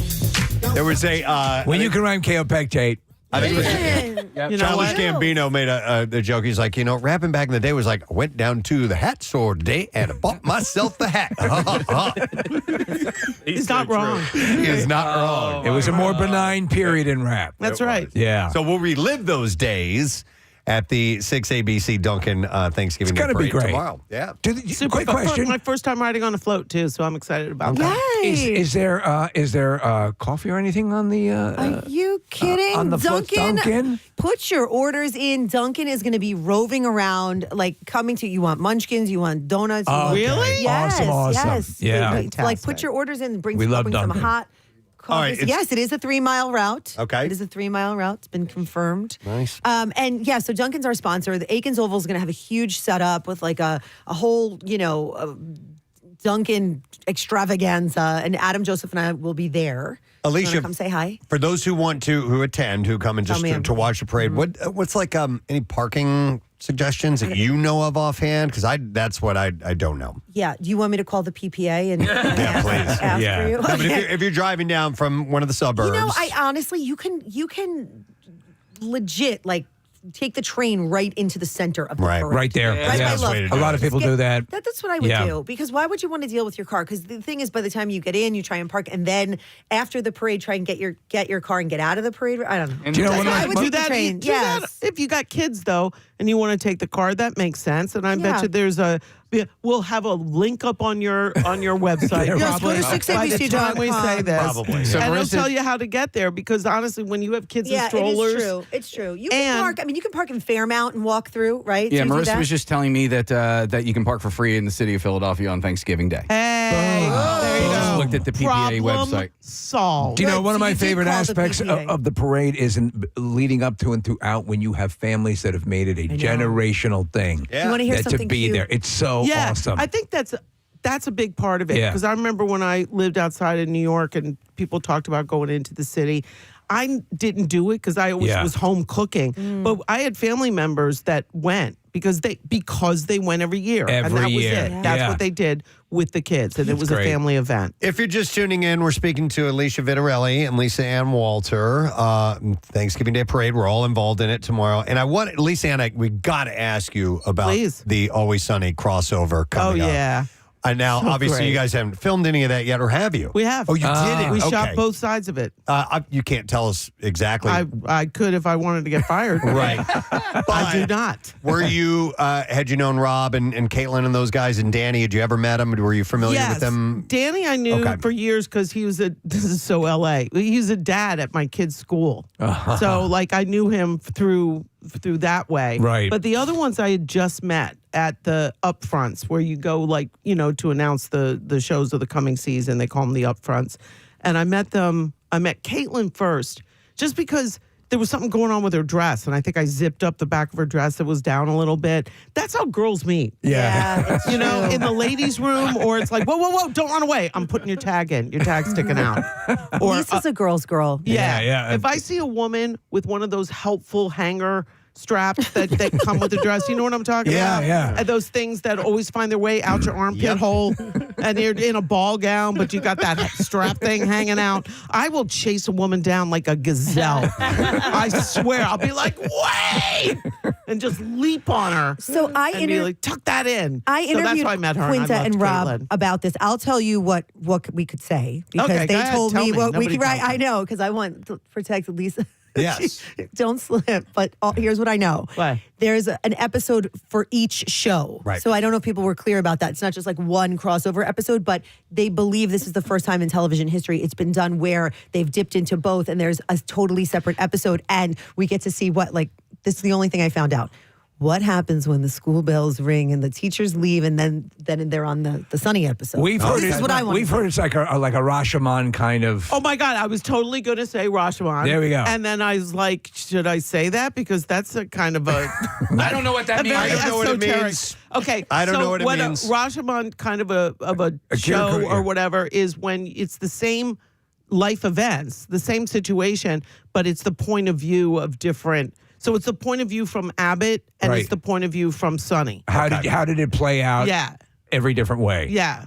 So that's from good. the By the way, different I found out, characters. Preston, on the float with us, the ladies of Chic are going to be with us. Oh, wow. Yeah. That's pretty I love that. Will they be doing a Rashomon kind of thing? They're going to do a tribute to Akira Kurosawa. Yeah, I love that. As you should do. Yes. Seven Samurai and Chic. Absolutely. Yes. Wow. Yeah, so it was super fun. First of all, they are incredibly fun to play with. They're amazing. Incredibly fun. Charlie Day is one of the most gifted improv actors I've ever worked with. So all of us here have been on episodes of It's Always Sunny in Philadelphia before. We're friends with them, and they've invited us. We've been out to L.A. We've done the shoots there. We've done shoots here and stuff, and we just Fantastic. love those guys. Yeah. And they're so approachable and so fun and just genuinely having a good time. Yeah. Even though they're working really hard at their craft, it's a lot of fun to see them do their job because they're having a good time. Same with you guys. Yeah, Same vibe. 100%. But we need to get them on Abbott. This is what I'm hearing. I'm feeling it. Who, us? These guys? Yes. Oh yeah. Yeah. That should have happened already. Yeah. Why not? Thank All you. right, I'll make the call. we I'm love the sending it show. into the Yeah. ether. Yeah.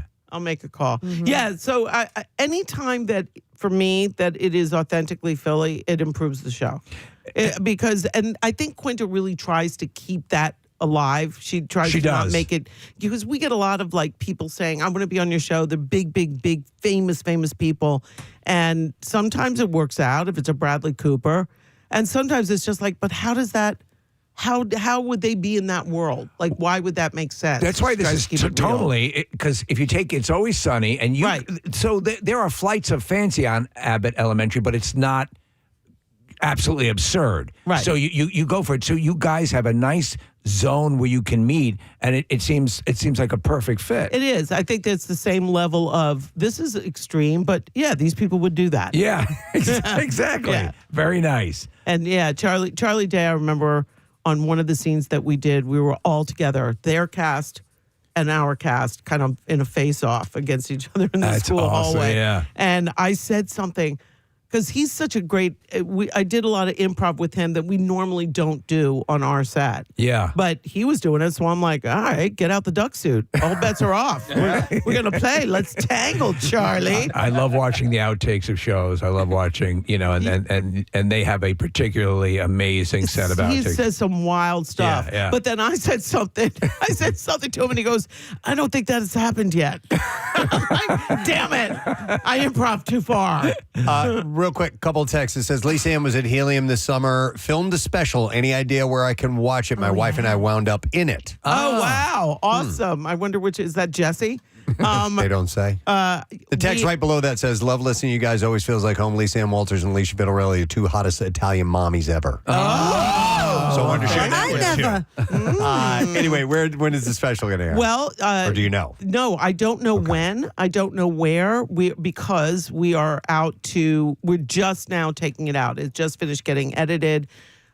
We shot it. I loved it. All the shows that we shot were incredible, and it looks fantastic. And then I went right into work, and so it took a minute to get it because I'm producing it. Well, let us know when it's. We'll get the word out. It's gonna be like Hulu or Netflix or something like that. But as soon as I know, I'll let you guys know. Because honestly, the way we did it. A lot of comedy specials now are shot in big theaters. You guys know this, right? It's a big stage. They do some set piece, like, why is there a banjo on the stage? We don't know. Right. And I didn't want that. I wanted a club experience that's like when comics work in a club and stuff goes down and people in the audience are interacting in a way that has never happened before. It will never happen again. It's one of the reasons why live comedy is so awesome, because it is a singular experience. Preserve the art form. And your audience is Philly. Find me a better show. And my audience is so Philly, and it so improves what the show is. That's what we captured in this. And excellent. So I love it. I love the special. You don't get a fake laugh here. This is the real thing. By the way, it was never sweetened, and I had a couple of people watch it down, like, give notes or whatever, and they were like, you sweetened it a lot. And I went, there is no sweetening on this. Nice. That is it means laugh. the addition of fake laughter, yeah. That was laughs from the crowd. Standing O's from the crowd. It was great. No doubt. Let us know when it comes out. Listen, and Alicia's got to get on the air in 15 minutes. I got a text that said, from my EP, that says, 10 a.m. buddy check. All right. We're literally live at 10. We got to get her going. So, but we will see both of you tomorrow morning. Yes, Can't wait. Will. At the 6 ABC Duncan Thanksgiving Day Parade. Yeah. Rain or shine, it is happening. So come and join us if you can, and tune in, of course, if you're not going to be there in person. But it's going to be so much fun. We're looking forward to it. Alicia's going to be in waterproof. I'm going to be the eye patch and the peg leg. I'm wearing the Gavone outfit too. I'm in solidarity, Italian mommies. And we'll look like an anti-terrorism league here. Navy SEALs. Awesome. All right. Thank you, guys. Love we'll you see you tomorrow. guys. Love you. Happy Thanksgiving. Happy Thanksgiving. Alicia Vitarelli, Lisa Ann Walter. And with that, we are going to take a quick break. We'll come back in just a moment. Stay with us. Preston and Steve. Orderly way you've approached your workspace is impressive. I swear, I was not saying it because yours was messy. It did feel good to purge, like getting rid of a it. lot of stuff. And I found files from like 2008, 2009 when we moved into that office. I found that puppy I never gave Marissa. Oh, no. Yeah. Listen, to make me realize how long we've been in that office, I've had some stuff hanging in my area on the wall space there, notes that my sons wrote to me. Oh, yeah. in little kid That's handwriting cute. of Daddy, I Yeah. love you. I hope you have a nice day. I mean, that's how long we've been in that Yeah. room. We've been in that room for 15 years. And it does mean a lot because we started when we came here. First off, so that was not initially our first. I guess office it hasn't been 15 years. Yeah. It's been at least a dozen years, Right. though, but because we were in it was Kathy, you, and I were in that small office that used to be a closet. Yeah. So here's another thing that you can do to help get past the post-holiday vacation back-to-work blues. Don't dwell. Okay. Don't dwell. Yeah. Don't feel sorry. Lou, I couldn't help but noticing that you're dwelling. Is it that obvious? Doesn't dwell mean to just live, just to, just to sort of stay in one ruminate, place? yeah. Hanging out. Don't dwell. Don't feel sorry for yourself, it says. Start some new office habits. This is how to beat the post-holiday... Should you clean your office area? The post-holiday vacation back-to-work blues. Clean your damn office. All right, how about this one? This is just... Here you go. This is all it says you need to do. Reflect. Wait, that's too close to dwelling. Seriously. Where's the delineation That's between right. reflecting and dwelling? You're not supposed to dwell. However, you should reflect. God damn it, Earl, I was reflecting. Looked like you were dwelling. Well, I wasn't. You nosy ass. So it says here. Gentlemen, what? Well, he's always saying I'm dwelling. I was clearly reflecting. My head was up with my chin cocked a little bit to the left. That's reflecting. That's reflecting. Dwelling is hands on the temples down. Yes, yes, chin down. That would be You dwelling. idiot. Yeah. Lily Allen and Stranger Things star David Harbour dating. This is way better. I had to look up Lily Allen, and I still don't singer? know who she is. Is she a singer? I believe so, right? I think don't know. she's A dancer. Oh, no. no, she was a dancer. Oh, I like her. Oh, her brother's Alfie Allen from Game of Thrones. And Lily Allen is from a while. She had career was on fire about 8 years ago, 9 years ago. Her brother is Theon Greyjoy. Yes. From Game of Thrones, and she's a singer. No, she was a dancer. Jinx, oh my God! Honestly, is she a singer? She's a singer. All right. Her brother is Marcus Allen. Honestly. An And English Preston, is she a singer? Yeah, she's a singer. I'm not doing it. I'm why not? No, she was a dancer. Jinx, oh my God! Stop. Gets worse. Okay, I thought she was an actress. No, she's a singer. No, she was a dancer. Jinx, oh my God! Okay. She had a couple of hits. She was at yes. What are some of her hits? We all know her hits. Well, the girl that we're looking birthday. the girl that we have up in this photo, I think, is the actress that I looked up on IMDb. No, this that's morning. the singer. No, she was a dancer. No, she was a dancer. Jinx, oh my God! Lily Allen, for Christ's sake, she's a musician, right? Okay. Are we looking up two different people? There are a ton of acting credits for No, those are soundtrack. someone named Lily Allen. Those are soundtrack. Yeah. Those are not acting credits. Okay. We all She was an clear? actor? Are we clear? No. She's a singer. She has a song called "F.U." Okay. Yes, Okay. I know that one. All right. Really? Yeah. Okay. Anyhow, they might be dating, her and David Harbour. Lily legs, Lily, really. Londoners have spotted the two out hanging out and, of course, post about it on social media. Somebody wrote, David Harbour, when on earth did this happen? And it was alongside a screenshot of her, of her TV screen showing the couple at a boxing event. Huh, good for him. They first sparked rumors earlier this month when they were spotted taking in a West End performance of the Lehman trilogy. Are we good enough friends with him now to just blow a call in? Of course we are. Yeah. What time is it in London? We did have a really good time with him. Yeah. He was noon. a super nice guy. Yeah, it's So he's probably up. Yeah, we give him a call. Hello? Yeah, David. Yeah, David, it's Preston and Steve. Are you dating Lily Allen? Yeah. She's a singer, right? No, she was a dancer. Jinx, oh my God! What are Casey and Kathy doing on this call? We just had to do that. We had to do that because this is funny. Okay, bye. Okay, Woody Allen, maybe persona non grata in Hollywood, but Scarlett Johansson would work with him anytime. The A-lister is one of the few stars to publicly signal her support for the director. He was the original choice for Captain America. I did not realize that he would actually. I don't think the serum worked. Yeah. I don't feel very super. He was the original guy. Yeah. Imagine that. The thing opens up. Have I changed dramatically?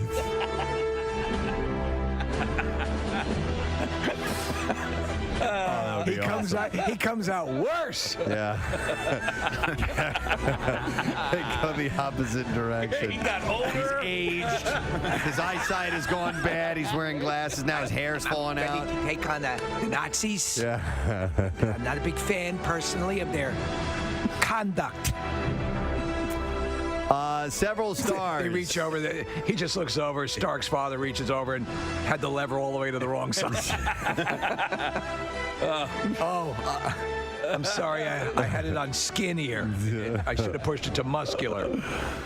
Several stars, including Frida Pinto, Greta Gerwig, Colin Firth, and Mira Sorvino, expressed regret at working with him previously and pledged to never work with him again. But when the Hollywood Reporter asked Johansson, who worked with him on Match Point, Vicky Cristina Barcelona, and Scoop, she had nothing but good things to say about the 83-year-old, whose daughter, of course, accused him of sexual assault. He's denied all this stuff, but she said, "How do I feel about Woody Allen? I love Woody," she told the Hollywood Reporter. "I believe him, and I would work with him anytime." She said, "I see Woody whenever I can, and I have had a lot of conversations with him about it.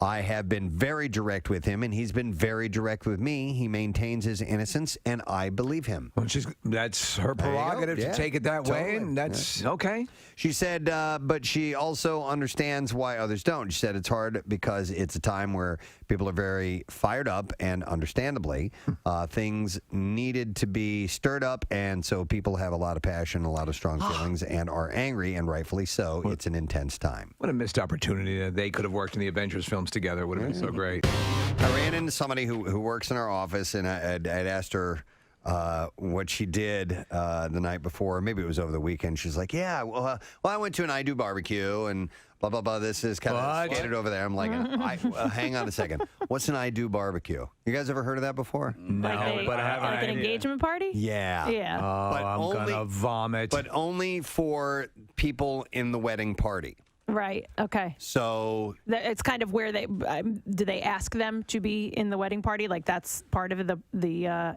event. I'm not really sure. So I've been to like where they invite the bridal party over, and that's you're at a party, and they ask you to be in the bridal party. So is that what that is? You're going to a party, and you don't actually know yet until you get to the party, right. And then they say, "By the way, you're all going to be in." Or they ask you, yeah. Okay. So do attendees they don't know until some point in the evening when. I mean, I think for my brothers, I knew I was going to be in my brother's wedding, but Right. yes, and then they gave us a bottle of wine, and on the wine, she had put in like a cute little saying asking us to be, it was a custom made wine label, and then it was a cute saying asking us to be in the wedding. I would attend I'd prefer not barbecue. I actually never liked the idea of an engagement party, and so.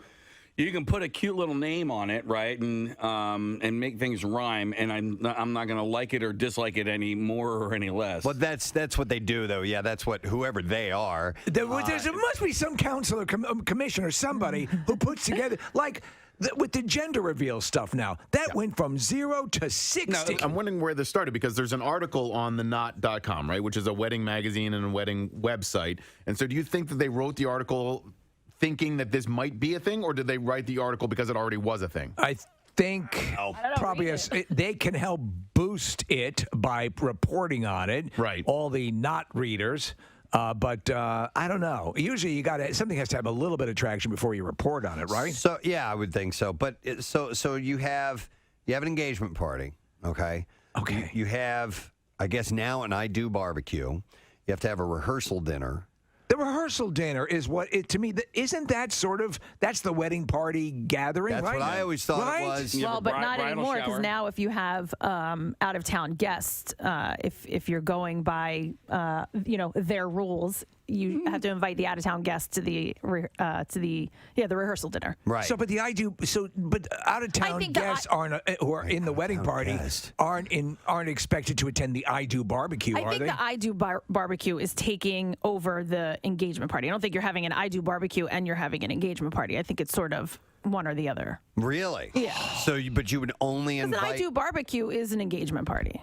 Yeah, but you're only inviting the people that will be in your wedding party. Yeah. Oh no, I don't know if that's the case. I'm just saying that is also. I've been to parties where they only invite the bridal party. Because let's say you have a big engagement party or your I Do barbecue, but you're only inviting some of the people that are there. Invite people can be in the direct wedding party. But let's say you have like 50 people there, but you're only inviting like 7 of them to be in your wedding party. That's kind of insulting to the other people that show up. This is really. useless. That's like saying you have to put every single friend in your bridal party. I think you know who's. But if you're at a party and you're not part of the list there. Yeah. And you're just like, I'll just be waiting over here. Yeah. No.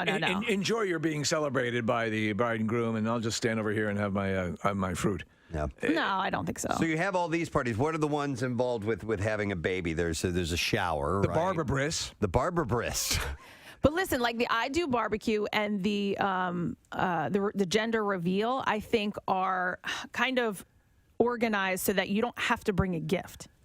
You're not bringing a gift to. Do you know what I'm saying? Gender reveal. Yeah, like it's more set up like the barbecue. Like come over for a barbecue. You don't quite know what it is, but whereas an engagement party is. If you show up without a gift, or at least for me, if I showed up without a gift, I would feel awkward. All right, hang on. I just saw a text that came over. It said Connor Betts, he's an assistant producer here, went to an I Do barbecue. I'd like to know if he brought a gift with him to the I Do barbecue. Because, Kathy, I think you have to bring a gift to an I Do barbecue. I don't know. Here, Connor's. All right, we need an explanation, right clarification, in case I, by some stretch of the imagination, get invited to an I Do barbecue. I want to know what to do.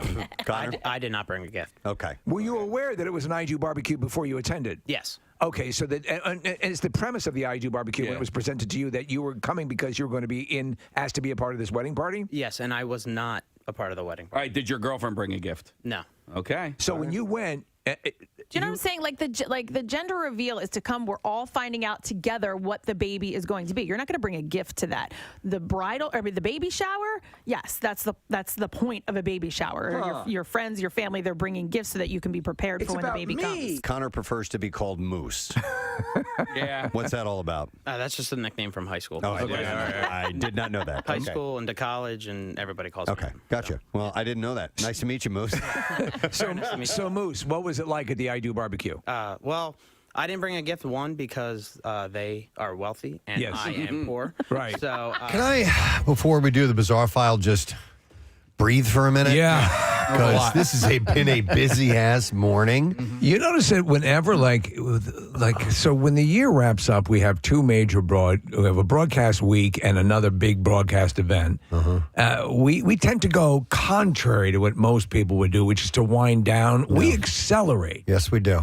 Why do we do that? I don't know. Man. I was thinking about that very thing, and we're just getting ready to put our foot on the gas. And we have not done that yet. There's that weird interim period in between Thanksgiving and Christmas. And Steve, I'm really curious as to how many people do slow down and how many other people, if you're in retail or whatever, it's crazy time of year. Crunch time. And my wife is an artist, and so she has to ramp up a lot of production now through Christmas because this is when most of their stuff gets sold. I'll tell you the perfect example is your son Parker, who's driving for Amazon. Yep. I mean, anybody who's doing any sort of delivery, I see them out constantly. Retail, non-stop. and the retail hours don't they click into? Do they click into full extended holiday hours right around Thanksgiving, or do they give it a week or two? Yeah, I mean, the Black Friday obviously is a huge day for retail. Not sure, but I know it's by far the busiest time of the year for us personally, and a lot of people. So you know what, though, I definitely, especially with Kathy's list earlier and everything, I love the holidays. Clearly, I know you as well, Kathy, and are big into it. But there's an extra level of that this year, I really feel. And I think that will manifest with the camp out. I think we're going to get we want it to be a wonderful turnout, the best, biggest ever, because A, it's necessary, but B, I think we all could use that. I mainly needed a breather after Lisa Ann Walter being in here because she's awesome. She has got a lot to say. She's great. And you just let her roll. And so I'm like, woof. She's a good person, man. She really, awesome. she really is. And I have no doubt that if you were to go to Thanksgiving at her house, you'd be on the floor with your belt loosened. Maybe for a few reasons. Yeah. I don't know. She's wonderful, though. All goes according to plan. Yeah. All right. Well, let's do the beat file. Here we go. WMMR presents Preston and Steve's Bizarre File. Brought to you by Metropolitan Veterinary Associates in Norristown. They're here for your pet's special needs, and they are open 24 hours a day, 7 days a week, 365 days a year. They never close for emergencies, and you can find them at metro-vet.com. An internationally renowned plastic surgeon's career has nosedived after accusations that his surgeries, quote, mutilated women and turned their noses into potatoes. Oh, my God. Oliver Gerbeau, 58 years old, dubbed the Nose Maestro in France, has been handed a 2-year ban. It happened in November of last year after patients complained to the country's medical ethics committee that their noses were mis-scarred. I'm on the refund. Allegations have since piled up that the plastic surgeon left women's noses looking like potatoes, all while the Frenchman continues to practice in Paris. Potatoes? One woman with the alias Alicia went under the knife in August in 2020, excited for her hooked nose to be straightened by the eminent surgeon. When she woke up from the procedure, however, she confirmed that a long, crooked, thick nose was in the mirror and it, quote, looked like a potato. Potatoes. The spud-like Boil 'em, mash 'em, stick 'em in a stew. the Boil 'em, mash 'em, spud-like stick 'em in a stew. appendage had a collapsing left nostril, and Elisa could not get air through it. Spud big nose. Gerbeau allegedly praised his own knife work as his patients were crying in front of the mirror. The Now woman that's a potato. filed a complaint against Gerbeau alongside another patient with the medical ethics committee, which saw her doctor receive a 2-year ban. Who wants a yam? Love fingerling potato. Gerbeau claims that he is the victim of a smear campaign by rival plastic surgeon and has appealed the ban. Other patients have come forward since. Did you see pictures of any of the patients? No, with claims that their faces were mutilated by the French surgeon. One woman ended up with a big potato for a nose, which became infected, saw her lose her job and be diagnosed with depression. She even returned to Gerbeau in hopes of saving her face. But the second procedure produced an even worse outcome. The patient said, I had a strange white button on my nose. In fact, it was a piece of cartilage sticking out. You got a cute little button on your face, potato. She said he scarred me. The surgeon also stands accused of conducting hack jobs on other facial parts, including performing procedures that patients did not want. One victim came around after surgery to discover a chin prosthesis. Jesus. Despite the fact they had refused that surgery beforehand. Well, one person's mutilation is another one's delightful face spud. The nose doctor fell foul of the law in attempted blackmail against rival surgeon Nicholas Laurie, and he was found guilty in March of 2023 when he was sentenced to a 6-month suspended prison sentence and a €5,000 fine. Yeah. I would not go to him. 3 men were busted by police in Nashville after an alert citizen called 911 to report seeing the men at the top of the AT&T building on Sunday. Just before 5 p.m., a witness called police after noticing 3 men who appeared suspicious on the top of the iconic skyscraper that is often referred to as the Batman building for its obvious resemblance to the Cape Crusader. I have not seen this. I have not, though I want to see it. The caller described saying, yes, ma'am, I'm at Garth Brooks' bar down here. And we're looking at the AT&T building. And it's cool. And there are 3 individuals on the top of the AT&T building, like on the tower part.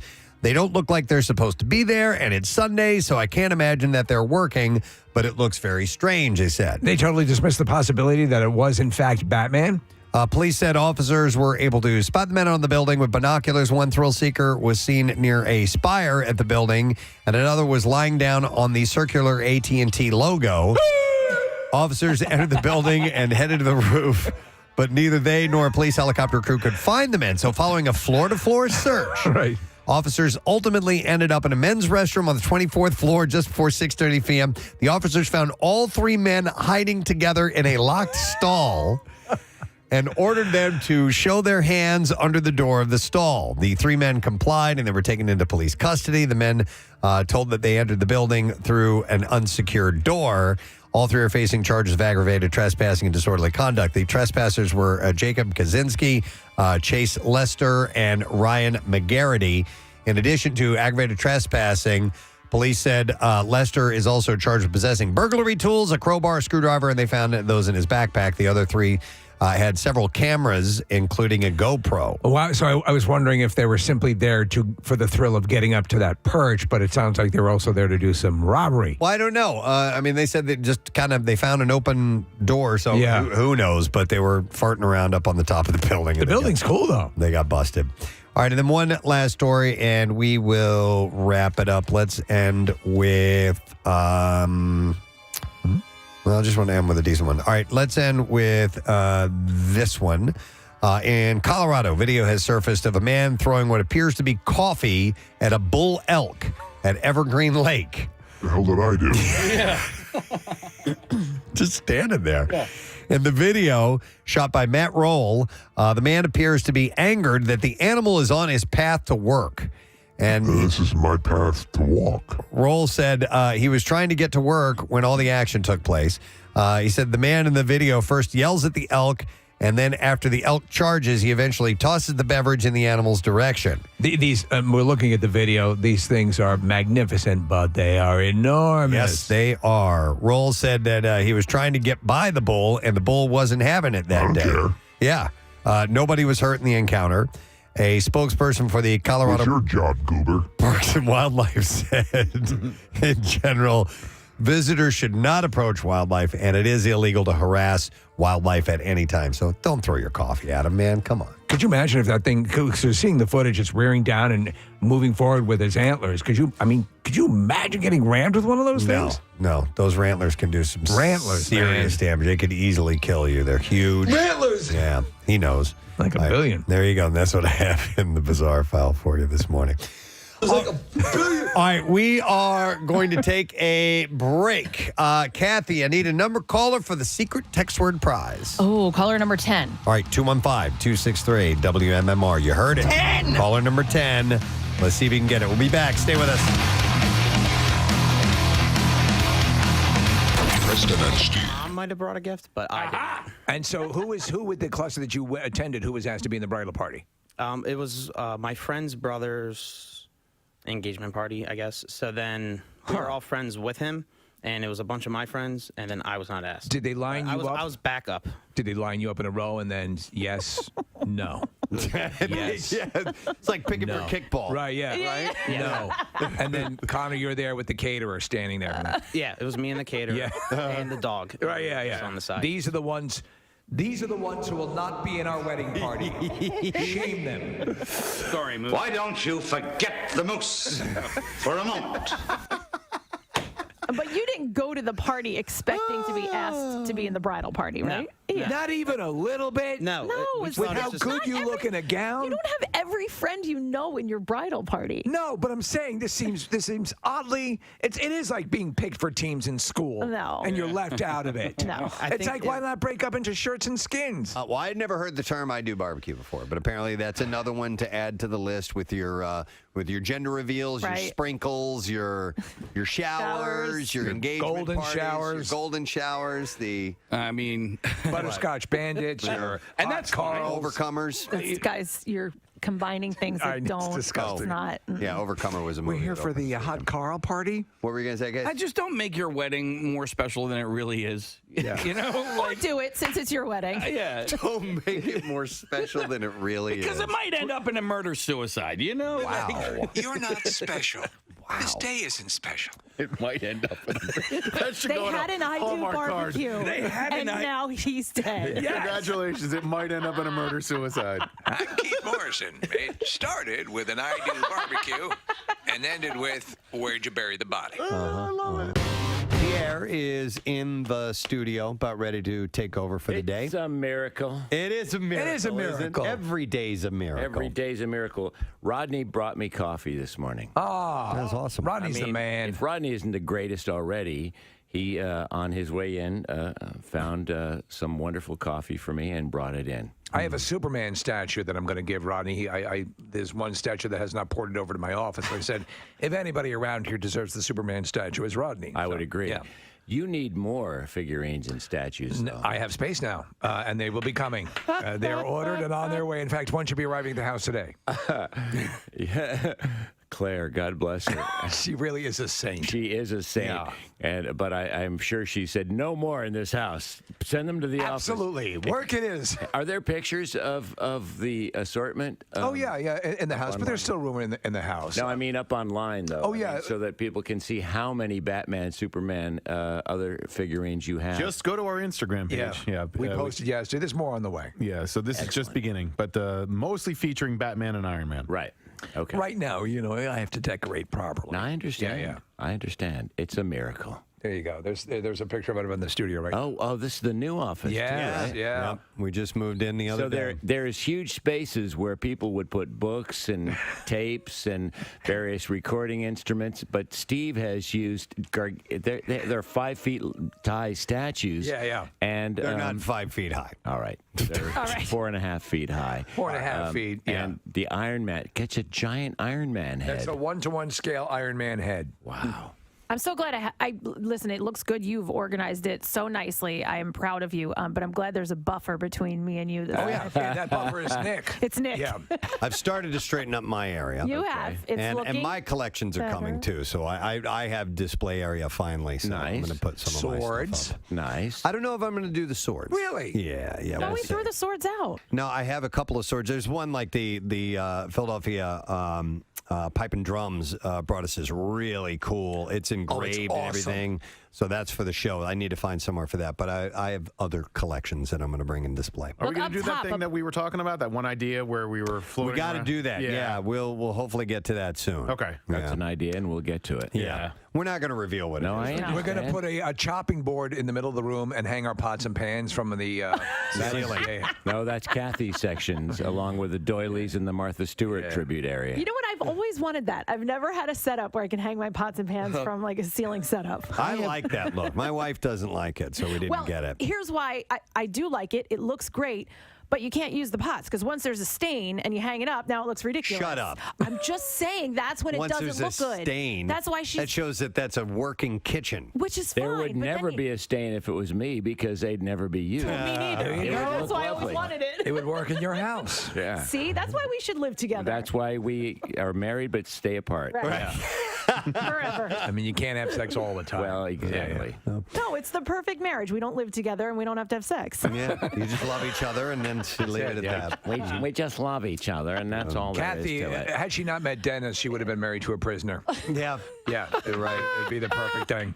What are you in for murder? Love it. Right each other. Yeah. I didn't give away whatever it was I had yesterday. You didn't? So whatever that is. It was a turkey. Okay. It was a turkey. We'll give it away today. It was and pounds of steak. And pounds of steak. Yeah, not just a pound. Several pounds of steak. I would like 7 pounds of steak. 7 pounds of steak. You got it, Buster. Step right up to Pierre's Butcher Shop. I got all the blood you need. You should get for Halloween one year. You should go as a butcher, like with blood splattered, apron and everything. That'd be perfect. A vegetarian butcher with all the zucchinis hanging from Yes, and mangled tofu hanging from my locks. Mangled tofu hanging from your locks. Mangled tofu would be like dreadlocks, but tofu locks. Yeah, I like it. All right, Actually, I we're cooking don't, with gas but anyway. now, mustard. Oh my God. Please welcome the one and only Mr. John Travolta to our studio. Good morning, John. Good morning. How are you? Doing wonderful. Nice to see you. You sound good. Thank you. I feel good. I feel very good. You know what? As I was introducing you, and I said, "Welcome to Philadelphia." You shot a film here in Philadelphia. I did. I shot Blowout. Yeah, which is a Brian De Palma great movie. Yeah, thank you. I agree. So this movie, we want to talk about The Fanatic, which is I actually when I started watching it, I wanted to go into it cold, and it's a big departure for the kind of roles that you play. It's a horror suspense, but it also takes a peek inside the world of TMZ and fandom run Fanatical. And your character is very unique. And from what I understand, the character was written with you in mind. Is that correct? Yeah, it was. Fred Durst from the Limp Bizkit. Yeah. He wrote it, and he directed it. And I will say that he is quite inspired as a director and as an actor even. Right. And he helped quite a bit. He would improvise with me prior to the takes, and he designed this character, and I understood it because I am a fan. I'm a fan as much as we all are.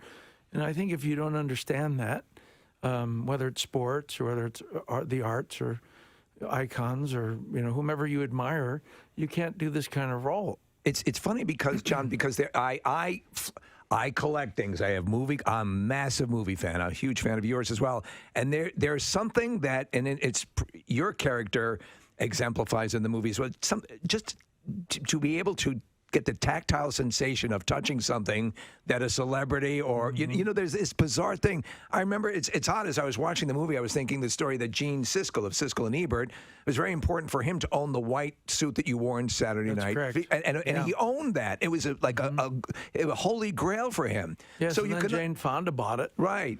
So you're completely correct. But this particular guy, this character I play, is he's a man-child. He is maybe a little bit on the spectrum, which explains his irrational behavior. However, that being said, he's picked on and bullied at work, and everyone bullies him, but he's so used to it that he handles it. But when his favorite person in the world bullies him, this movie star, he doesn't know how to handle it. He gets confused. And when he gets confused, he does really odd things. And you'll see in the film that he goes over the line, but so does the movie star. Yeah, and the movie star goes over the line equally as well, by torturing. And his inability to pick up on social cues, it takes it down a path where it's like, oh no. Correct. And I got to tell you, John, the entire time while watching this movie, I don't think there was a moment where something on my body wasn't clenched. Yeah. Whether it was my hands or my mouth or even my butt cheeks. I mean, I was just like, it was tense. Well, because the it's whole thing. Nothing times up. The point when you finally get to have this moment with Hunter Dunbar's his name is the character. He has a bad experience, and you just happen to come upon him at that time, and everything never syncs up right. So that starts. That's correct. It's also a movie about bad timing. Yeah, and then some. Because if he had just been in the right mood and had his autograph, he would have been over. Yeah. But of course, then we wouldn't have had a movie. Yes. But what I thought was brilliant was that I loved that your character before all that started to happen. So I almost felt bad, and I was like, well, it's not that bad that he's doing some of these things, But then it progresses into the movie. But you really made me love that character before you found out the other stuff. Yeah, thanks. I wanted him to be loved because I feel like everyone is a little bit of the character Moose.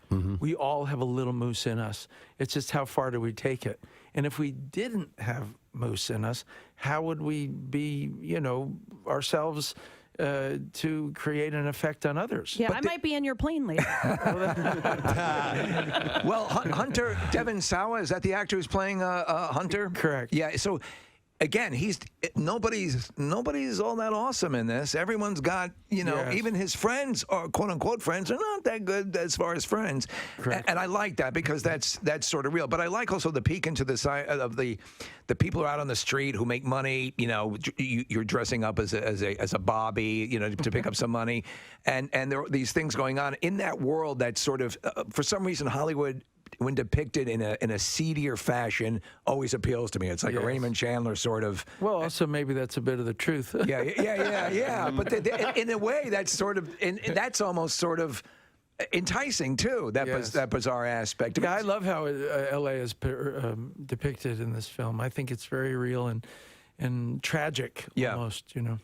I thought in watching the movie at first, and now seeing you today, I probably know it's not the case, but I thought maybe you would cut your own hair for the role.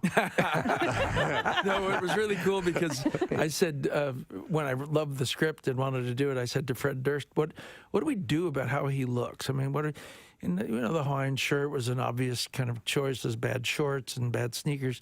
and all that. But I said, what about the hair? Yeah. And the look? And he said, well, what do you think about mullets? And I said, I don't know. It's overdone. And he said, well, there's a lot of different kinds. Would you care to look? So I looked on the internet, about 100 different types, and boom, suddenly there was this guy, this dude, with the exact haircut Moose has, with glasses. And I texted it to Fred, and I said, I found the look. I found it. And he said, I agree. This is the right way to go. I have to tell you, I was at it, and when I saw this character of Moose, I've told you guys this story. I was at a convention one time, one of these conventions. I am a real fan like this, not Moose level, and Adam West was there, the original Batman. Man, so everyone's Adam there. West. There was a guy who looks exactly like your character in this knapsack, the whole thing, the backpack. With about 50 cans of Fresca in that thing, and that same sort of delivery, and you work on this character with that, Mr. West, and he's sort of that thing, and so your heart sort of that this is not just a hobby, it's his life. And there is a difference. There's the professional fan that usurps signatures and sells them, right? And then there's the guy that ain't selling nothing, and is going to keep it, and that's Moose. Moose is not getting rid of any of his memorabilia at all. So how do you detect the difference? I don't know. Yeah. But definitely there is a difference. And you're known to be fan friendly. When the opportunity is right and that person does approach you respectfully. Respectfully. Do you know what you're giving them? I would think, this is a very special moment for them. Absolutely. And I grew up being a fan, so I understood. Right. And I remember a very famous movie star who will remain nameless, but he kind of, just discarded my. This is before I was famous, and I decided that if I ever became famous, I would never do that. So I live by that motto, But again, how do you navigate the line of privacy and? Yeah, it is a tough line because, and again, with people who approach you, gobble it, buddy. Good gobble to see you. All right, Timmy, what is our secret text word today? The word is Tom. Yeah, Tom. Correct, bud. Hang on. We got a really cool prize for you. Pair of tickets is MMR Rock's Matt Rife, the Stay Golden Tour.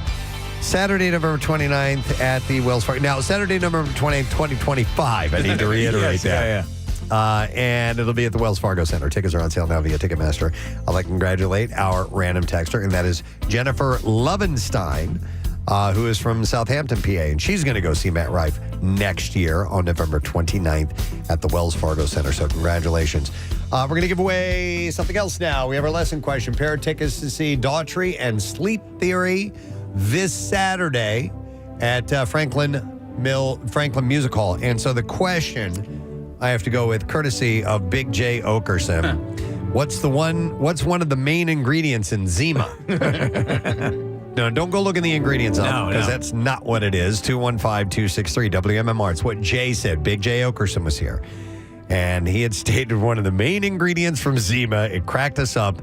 Let's see if you heard it and if you know, and we will do the trash while you're calling it. The trash business is a gold mine. 93.3 WMMR with Preston and Steve's Hollywood Trash. Brought to you by College Ave. Take the stress out of paying for college with a private student loan built for your family's budget and goals. And you can get college covered today at collegeab.com. What's going on, Steve? Well, Lyle and Eric Menendez will be spending one more Thanksgiving in prison. The brothers say they don't mind as they've grown very fond of toilet stuffing. Oh, my God. AMC Theaters advising patrons seeing Wicked to skip the green face paint as it violates the chain's rules against any type of face covering. AMC is also warning Gladiator 2 patrons from wearing togas as they can lead to seats stained with ball sweat. Wow. And finally, Bravo announcing an entire cast reboot of the reality show Vanderpump Rules. Bravo execs admit it's going to be hard to once again capture talentless in a bottle. That's your Hollywood show. Let's go to the phones and see if you know, according to Big Jay Oakerson, what was one of the main ingredients in Zima. And we will go to Ryan seeking an answer. Hey, Ryan, good morning, bud. Good morning. All right, so according to Big J, what's one of the main ingredients in Zima? Statutory rape. Yes. Hang on, Ryan. You got yourself tickets to see Daughtry and Sleep Theory Saturday, November 30th, this Saturday, Franklin Music Hall. And tickets are on sale now via AXS.com. A portion of each ticket sold benefits our Preston and Steve Camp Out for Hunger. Now, Preston and Steve's Music News on 93.3 WMMR. Brought to you by Family and Company Jewelers. Get your holiday shopping done and check off your whole list with one stop to Family and Company Jewelers, South Jersey's holiday diamond destination, Route 70 in Marlton, New Jersey, or online at familyjewelers.com. I just have two stories to share with you. The Canadian Academy of Recording Arts and Sciences has announced that Canadian punk rock band Sum 41 is getting recognized in a pretty big way. The band will be inducted into the Canadian Music Hall of Fame. Wow. During the 54th Annual Juno Awards during a special presentation and performance. Yeah, that's pretty cool. That is cool. I'm happy for those guys. I mean, especially Derek Whibley. The guy was almost died from cirrhosis of the liver. I mean, like alcohol was this close to killing him. Yeah. The Grammy-nominated band announced their breakup earlier this year, releasing their final album in March. Sum 41 has sold over 15 million records worldwide, and the Canadian leg of their farewell tour will kick off in January. And then one last story, and that's it. The legal battle between Marilyn Manson and Evan Rachel Wood is over. Manson has dropped his lawsuit against Wood and the pending appeal tied to the case. Howard King, Marilyn's attorney, told TMZ that the rocker is dropping it all in order to close the door on this chapter of his life. TMZ has also been told that Manson agreed to pay almost $327,000 in attorney's fees for Evan Rachel Wood. So has she dropped her case, or was her case a criminal case, or what the hell is going on? I don't remember, to be honest. Of course, Evan's legal team has a different take on the story, claiming that Manson dropped his suit because, quote, his attempt to silence and intimidate Ms. Wood failed. Either way, that's now done, the legal part of that. Yeah. Have him going against her. And that is all I have That's all you for need, man. In music news this morning. We are going to take one final break. When we get back, we wrap up our show. We'll get that last letter of the day for only our 3-letter word for the Word of the Week prize. And then we will send you on with the one and only Pierre Robert. We'll be right back. Stay with us. You know, we always think, listen, we're on local radio, but whatever the stories, if somebody comes up, it's, every time the edict is you shake hands, you say hi, you do the deal, because that's an important thing. And sometimes as what happens with Hunter, the star in this, he lets his life cloud his remembering, because it starts off with a quote from him, "I'm nothing without my fans," but he doesn't abide by that. Well, sometimes there are good people that are bad celebrities. Yeah. Let's face it. Right. So my cure to that always has been, don't go out unless you're in the mood for it. That's good. Good rule. Yeah. Are you in the frame of mind if you go out to dinner to be interrupted, bothered, whatever, take pictures? And if you are, go out. Yeah. If you're not, that's just part of the very small price you pay for this glorious life that we have. Well, case in point, in 1996, you met a nice 21-year-old young man in Beverly Hills, California, and I had a job at the time where I was driving around cars for Enterprise Rent-A-Car in Beverly Hills, and I saw you, and the only thing that I could think to say was, "Oh my God, that's John Travolta," and you came over and you looked me in the eye just like you did 10 minutes ago and shook my hand and said, "Hi, it's very nice to meet you." And then you went about your day, but you couldn't have been more pleasant. And I've heard countless stories of how kind you are to people, and it's not hard to be nice. And I think people just lose sight of that. It's really easy to just be a decent, nice person to everybody else. Let's face it, what you resist, you become. The more you withdraw from it, the worse it gets. So just, own it. Yeah. By the way, I want to tell you, on the shaved head thing, I endorse it 100%. You look good. There's a movie that I love of yours. A lot of people are not familiar with it. They should be. It's From Paris with Love. Oh, hell yeah. And damn, you are the baddest badass in that movie. Preston, this movie will rock your world. Okay, I haven't seen and John is amazing in it. Who's the director of that?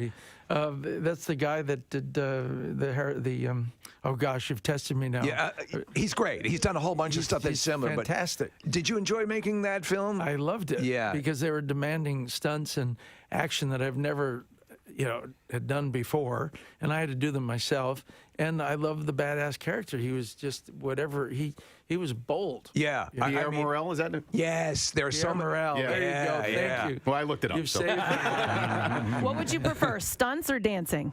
Dancing. Come on. Any day. Well, did Pitbull inspire? Was he? Yeah, he's my buddy. He's your buddy. You're in a video of his. I love my Pitbull. He's. I met him 3 years ago just to reach out and tell him, how much as a fan. Right. And then he's such a brilliant entrepreneur. He got thinking about it, and he said, maybe I should put him in one of my videos dancing, because nobody's dancing very much anymore.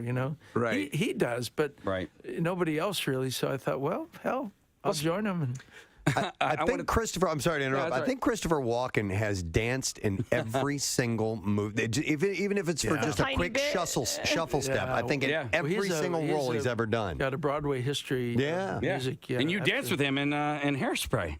I certainly did. Yes. He played my husband. That's right.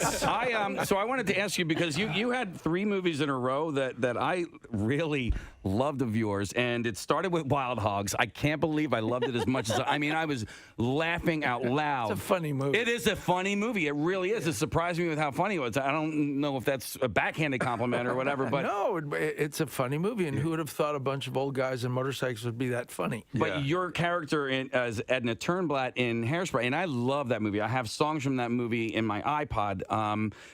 You Can't Stop the Beat is a really, really great song. Great. Yeah. And then followed by Bolt.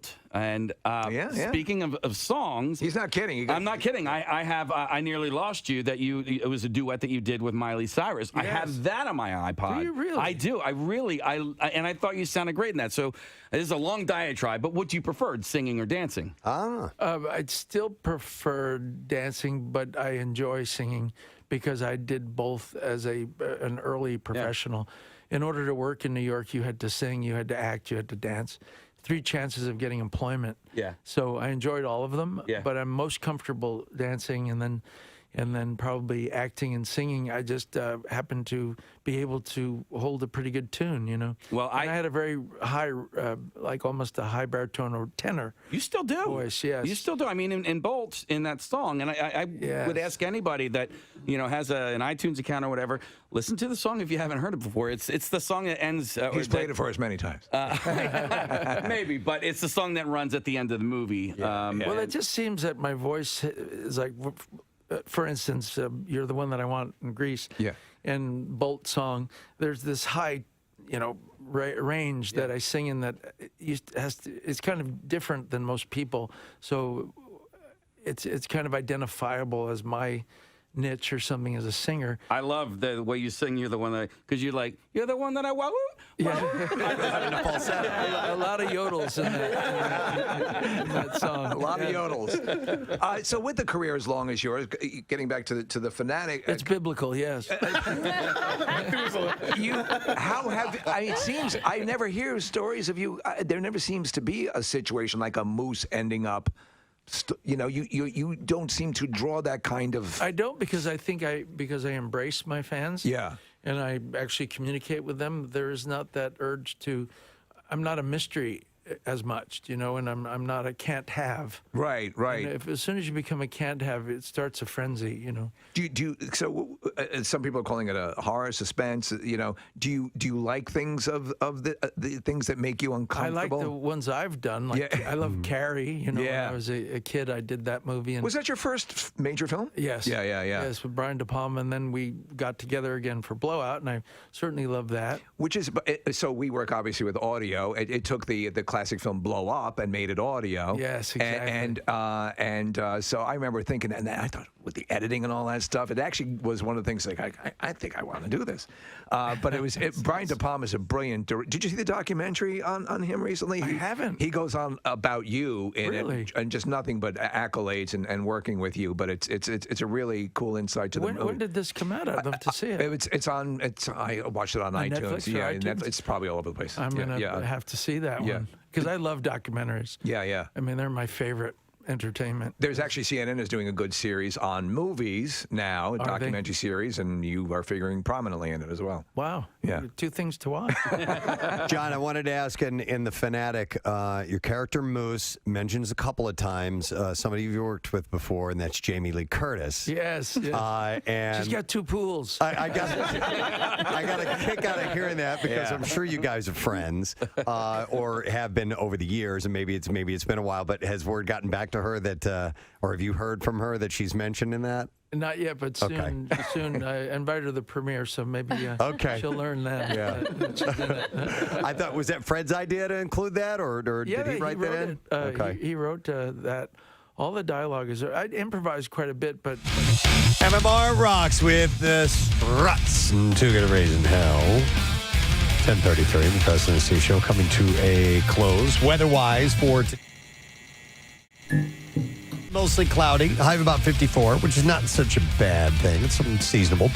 Tomorrow, rain. We're expecting rain for Thanksgiving, unfortunately. High of about 50 degrees, and it gets cold leading into the holiday weekend. So Friday, sunshine 47, and then Saturday and Sunday, we're going to have sunny skies.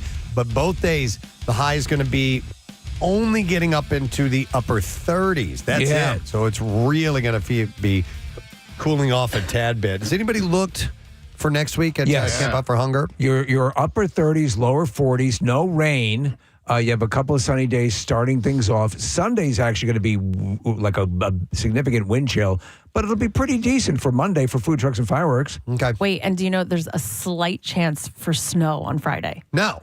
I mean, listen, it's Friday. Who cares? It's pretty. Yeah, the final day of Camp Out. All right, that'll be all right. We can deal with that. Yeah. But the bulk of it, so it'll be chillier than the past couple of camp outs, but we will not have anything that looks like inclement weather. Kathy, just flurries? I don't know. Because that's breakdown day and those guys work really hard. Yeah, so that might not I be think it's so great. later on in the day if we get it. I don't know where it is, or when it is. It comes but from the sky. It does come. You're right where it's coming from. Right. I would like to thank, do we have a series of guests today? I'd like to thank Big Jay Oakerson. Hey! Always a great conversation with Big Jay. He's in town to play Helium Comedy Club, but the shows tonight, Friday, and Saturday are sold out. There are some tickets that remain for the Sunday show at 7:30. I think there were a few tickets available for the Friday early show, by the way. Friday early show. Okay. And also thank you to Alicia Vitarelli and Lisa M. Walter. Abbott Elementary, 6ABC, and they are both going to be, Alicia's going to be doing roving coverage. Lisa Ann is on she's on the Pirate Float. She's on the Pirate Float. So look for Lisa Ann Walter on the Pirate Float. We, the Preston and Steve Show, or at least members of the Preston and Steve Show, will be on it's called The Sound of Music. Now, it's not a tribute to the movie. Which would have been cool. It's just a history of music type of thing. And the gals from Chic. Yes. The Freak, say Chic, and Good Times. Yeah. We are good times. They're going to be on our float, which means they're probably going to be singing that. Then we'd sing along as well. We had good times. So look for us tomorrow. Me and Steve and Marissa for sure. Yeah. Romano. The rest of us have things to do. Oh, my God. You're not going to make it? Well, we'd rather have her take the day off than get worse, sick, and miss the camp out. Listen, this is going to you guys are going to be great. And I'm going to watch you on TV all morning. Okay. What? Nothing. Should we have a signal that we do so when Kathy's watching on TV? I'm going to do this. Yeah. Oh, I was going to say this. No, I'm going to do the international BJ signal. Yeah. You should do that for the Kathy. thing that Burt Kreischer did with the guy who was wandering around in Kensington. The drug dealer, the story that Big Jay Oakerson. Yes. You know what we'll do? We'll reenact a Cleveland steamer on stage. We could do that. But Kathy did use the term dry pee earlier this morning. Yeah, that was good, though. That was worth it alone. Kathy's You're not welcome. going to be there. Well, by the way, I'm hoping, and listen, we're going to have a good time no matter what. Doesn't matter. But I hope that we get a make good next year and they'll invite us to come back. Yeah, is this like a one-time thing or now you're like, It you're may like be. in it, I you're think in. every 25 years we'll get an invite. I don't know. But I'm just, if it's a one-time deal, I'm bummed that it's going to be on a rainy day. Listen, we're going to do it no matter what. We're going to have a good time. But I would, you'd rather have optimum conditions for it. But Like today. I'll tell you what, maybe we can be part of the Up With Music dance team next year, Preston. Up With Music? Up With Music. It's so, one of those kind of productions that they put on. Okay. I hope so. Ladies and gentlemen, with the Up With Music dance team featuring Preston Elliott and Steve Morrison. Kathy decided to stay home. I want to thank Cosme's Deli for coming by, too. And they loaded us up with some great food because when Lisa Ann's here, we try to do the most Philly things possible. Oh, yeah. 'cause she's a diehard foodie and likes to get a taste of the city. So they brought by all this wonderful food. So thank you, guys. We absolutely appreciate that. Mike, who's the owner, Mike Secchia, stopped in and dropped all that off. He was such a nice guy, and you said it, I think, Preston, when you walked us, he was like, you don't get much more Philly than Mike. Like, No. That dude was Philly through and through. Love it. Well, and he was recommended to us and introduced to me by our friend Anthony Gargano. So I got to thank you, cuz. Nice. Let's see. Oh, and a reminder real quick that Marissa is going to be out for a Christmas Miracle Light pre-party, and this is going to be on Friday night. She'll be at the White Elephant holiday-themed pop-up bar in Center City, Friday from 6 to 8 p.m. I have and that's at 1500 Locust. You can stop by $5 Miller Lite specials, and we'll get Miracle Seat winners every 15 minutes. Nice. And then you will be able to join us if you win one of those Thursday, December 19th at the Colonial Theater in Phoenixville, which is presented by Phoenixville First, and we'll be giving away great prizes and having a good time all morning long. So just wanted to plug that. Pierre is here. Hello. Nice to see you, Zal. And to you, see. Oy, oy, oy. So what time would we be seeing you on TV? Good question. I don't know what time our float will go by on the television. I'm not really sure. So we are on the earlier side, apparently, because we are loading on around the 8:30, 8:45 mark, and then I assume that we get off. Everything terminates for us at around 11 o'clock. Of course, things continue through to the pièce de résistance, which is Mr. and Mrs. Claus following up everything. Right. So maybe in the 9:30 range. And if we're done at 11:05, Steve, it ends right where the TV coverage happens. Yes. I didn't know that. Oh yeah. So where they shoot it from is at the steps of the art museum, and that's right after that. It's over. Didn't know that. So it'll probably be later in the show then. Where does it start? It starts at 20th and JFK. So it's not a terribly long parade. Well, we're all talking told about New York. About 3 miles. No, not New York. It goes down, I'm not sure, I think it goes down to like 16th, and then they pop over to the boulevard, and then they come up. Okay. They pop over to the Parkway. Okay. And then they come up the Parkway and go in front of, through Aikens Oval, and then to the steps, and then right after that, then you're done. Do they do they just have a standard float that you guys hop on? Or we are going to be on one that is the same one that the ladies of the band Chic are going to be on. Oh my God! And it's called the Sound of Music float, but it's not the Julie Andrews Sound of Music. You should have heard us freaking out earlier when we thought it was a tribute to the movie. Yeah, we were all excited about it, but it's more like it's one of their musical performances floats. Cool. And it's got guitars and gigantic keyboards and things like that. And so we'll be on that. You're stepping into great shoes because the Geeter used to be on the parade every year, Jared Blavitt. Wow. And so there's been no radio personality since he left. So it's really appropriate that you will be doing that. It's going to be very cool. Preston's going to be singing I Don't Want to Miss a Thing, which should be great. Excellent. What will you sing, Steve? I wanted to do the Baby Shark, but they wouldn't. They said that's over. That's done over. with. It's done. Yeah, that's come and gone. Too late, All right. Steve. There it is. Gangnam Style. There you go. Yeah. Tell me what the fox say. Bring back some other. I could stay away. Ladies and gentlemen, from the Preston and Steve Show, Preston Elliott with the love song from the movie Armageddon. I wish I knew the words. I would start singing along with this. So. He doesn't need to know the words. This is going out to Kathy Romano, who is coughing at home. That's good. All right. And then we're done. And then I'll be doing an interpretive dance with Marissa as we sing. Yeah. Very nice. Marissa's going to be on there with us. It's going to be me and Steve and Marissa. She's a trooper. Yep. She doesn't have whooping cough. She's a wet pig. She's a what? A wet pea, and Kathy's a dry pea. Just keep going, Yeah, don't Pierre. worry Sorry. about it. I'm guessing we'll do the letter of the day I now. think it's time. Okay. Preston and Steve on 93.3 WMMR. Now, the Daily Letter.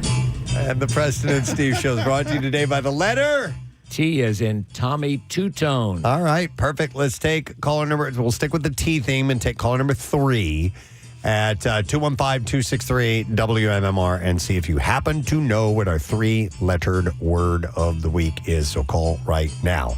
All right, you got some stuff going on today. Yes, we have blocks of Alice in Chains, Jimi Hendrix for his birthday.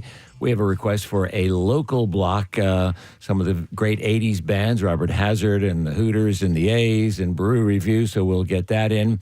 And again, a plug for our show tomorrow, starting at 10 a.m., 3 playings of Alice's Restaurant, 10 a.m., 12 noon, and 2 p.m., and we found an alternate version of Alice's Restaurant. Oh, man. With Arlo Guthrie singing about attaching some psychedelic bug a roach from Alice's Restaurant, but not a bug roach, pot roach. And it gets attached to a bomb, which gets dropped, and then everyone gets high or something like that. The fourth one. Are you going to play that tomorrow as well? It's 18 minutes long. No, okay. But I'm going to play segments of it. All right, okay. Because we're reviewing it now, and it's very strange. But it's Arlo doing that story to Alice's Restaurant. Wow. I just had an idea as you were saying this. So here we are the day before Thanksgiving, and you're doing Alice's Restaurants tomorrow, but you're doing a workforce block from Alice in Chains. Oh. You could also throw in a workforce block from Alice Cooper. Right. And I just don't know a third Alice. Alison Krauss. Alice, yes. Allison Krauss. What about the Jefferson Airplane, Alice? Go Ask Alice. Go Ask Alice. You could do other songs that have the name Alice in there. And I'm that's a good sure idea. that listeners could come up with at least 3, right? So, yeah, Go Ask Alice. Go Ask Alice. Don't stop be Alicing. Don't stop Alicing. Alice in Heaven. Jack and Alice. Jack and Alice. Also. Stairway to Alice. Stairway to Alice. That's what I meant. Alice by the Dashboard Light. Yeah. Now that I think about it, there's a whole. Oh, my God. You could do a morning. Don't fear really the Alice. could. Don't fear the Alice. Right. It's more than you would think. It really is. Alice Sawyer. Yeah. I knew Rush had a song in there. Sub to Alice's. Oh, dear God. All right. I think it's time now we get a winner. 21 to Alice. What did you say? 21 to Alice. 21 to Alice. Wow. That's brilliant. I didn't even think of that. Okay. What? I just hurt my back. You know, I turned. I turned. Oh, my God. Dude. Doesn't take much when you're I my thought he age. had a revelation. No. He injured himself What did you think of? moving. Oh, no, just hurt my back. Yep. Yeah. Okay. I'll be in traction for a year. We're going to go. Caller number 3. Hang on. It's Danny. Hi, Danny. Good morning. Hey, guys. Good morning. Happy Thanksgiving. Same to you. Same to you, buddy. All right. What's our word of the week, please? Oh, eat. Eat. Great day in the morning. Correct. Hang on. You get a 6-pack of tickets for Yuletide at Liberty Hill for unlimited access, and you get the festival throughout the entire season with no blackout dates. This week's big friggin' deal, by the way, you get tickets, 2 single-day adult tickets for the price of 1. It's in Lafayette Hill, Yuletide Liberty Hill, the region's ultimate Christmas village featuring rides, boutique shopping, ice skating, live music, craft drinks and food, and so much more. Get this exclusive offer while supplies last at WMMR.com/deals. I also need to thank Kathy Romano for her holiday activities. Which was a wonderful one this year. I think a bigger and better one than you've ever had before. Yeah, because I sort of did a few of those like full experiences. You can go to Cape May, and I gave you a number of things to do there. You can go to Lancaster City, do a number of things there, Chestnut Hill, all of that. And then the workshops and the holiday lights, like everything is on there, train rides, all of it. It's on PrestonandSteve.com. If you don't see it there, go to our social media pages, and there'll be a link for you to click. I'd recommend you take a look at all of it now because things are going to start rolling out quickly. And then you hear people like, I wanted to do it, but I swear, you know what? I make a schedule. Like I have a schedule of things that I'm going to do. And I put it in place so that I know I can get to the number of things that I want to do and also that Jace wants to do. Well, and you did it, like you said, you have these packages like in Lancaster, you not just, there's there's not just an activity, but there's also breakfast, lunch, dinner, walking around, cocktails. There's a variety of different places to hit. So it's a bigger and more, it's a bigger package this year. So the whole thing was sponsored by Acme Markets, fresh foods, local flavors. So we thank them for sponsoring that. And make sure you check the list, because if you are going to buy tickets to some of them, there are a number of things on the list that have coupon codes. Oh, yeah, that's right. Yep. All right. And I want to thank our sponsors, Preston and Steve Show. Brought to you today by Dunkin'. The Preston and Steve Show runs on Dunkin'. Also brought to you by Acme Markets, the official supermarket of the Philadelphia Eagles.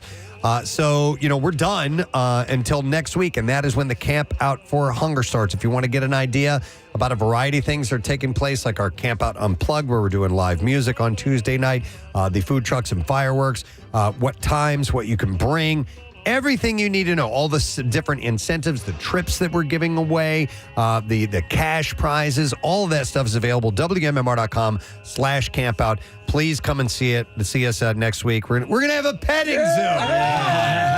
It's going to be so much fun. We're looking forward to it. That is it. We are done. Rage on. Have yourself a wonderful and safe Thanksgiving. Look for us at the parade. Yes. And we will talk to you guys live at the Camp Out on Monday. Bye-bye.